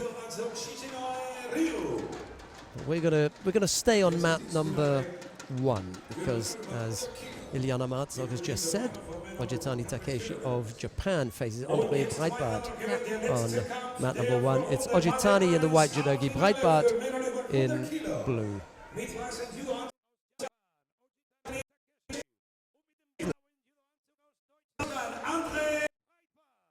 It was obvious, huh?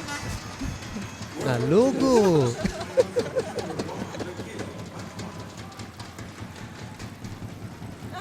There's Anna Anna van Hanja.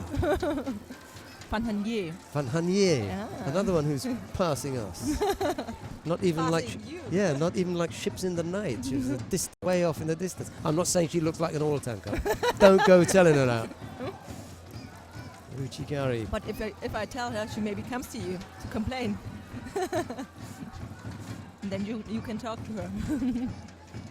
I'll leave it now. Too late. Yeah. The damage has been done.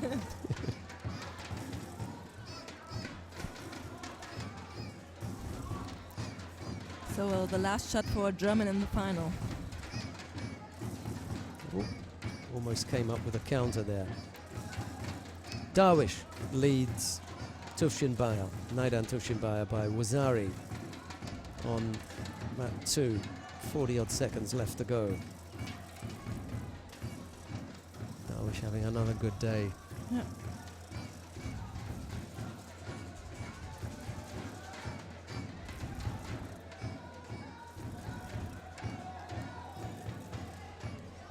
There's time for this one to develop, isn't there?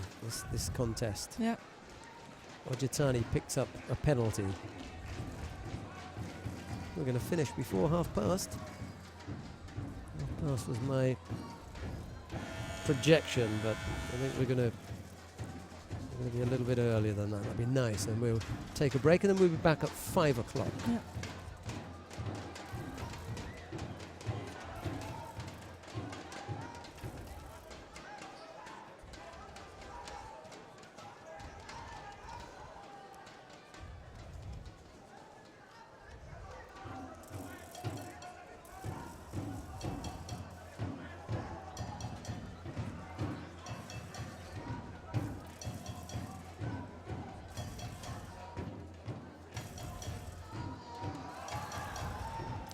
So Darwish is through to the final.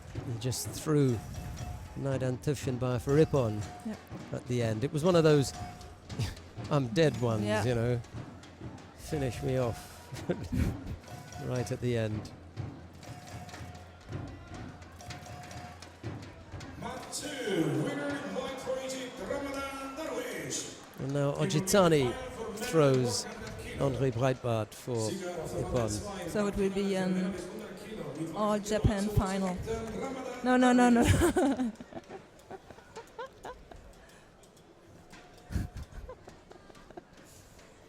Sorry. Okay. Just thought you wanted to took all the sweets from me. Oh no! I'm just tidying up our desk, Since I'm here, it looks like a mess. and I had to get that tidied up. What have you seen today that caught your eye? Who are you going to remember? If somebody says to you, up to this point, who was impressive? Who would you say that you'd seen that you like the look of? Well, I think we like to see how the last number 1 seed will finish the day. He's the only one left. Yeah. Out of 14, there's just one with a chance of winning a gold medal. We were talking about this over the last couple of days. It's just worked out that way. There were a few that made it to finals, and quite a few of them who made it onto the podium. But Valam Nepatiliani in the under 90 kilo category is the only one who remains, and even he came close in the semi-final with his teammate Beka Viniashvili, who really gave him a run for his money. Best performance by a German today? Hard to say. Our heavyweights were really strong, and we will see 4 of them in the bronze medal fights. So Breitbart has a chance. Yeah. Sven Heinler has a chance. Franziska Konitz. Franziska Konitz has a chance. Caroline Weiss. And Caroline Weiss. There you go. Okay, Yeah. so there's plenty to look out for. It's a shame that we lost Luisa Malta so early. It would have been good to see her. We'll be back at 5 o'clock with all the medal matches from day 3 of competition here in Düsseldorf. My thanks to Ilyana Marzog and everyone on the broadcast team. We'll see you at 5 o'clock. Bye-bye for now. You can also say goodbye. Maybe I come back.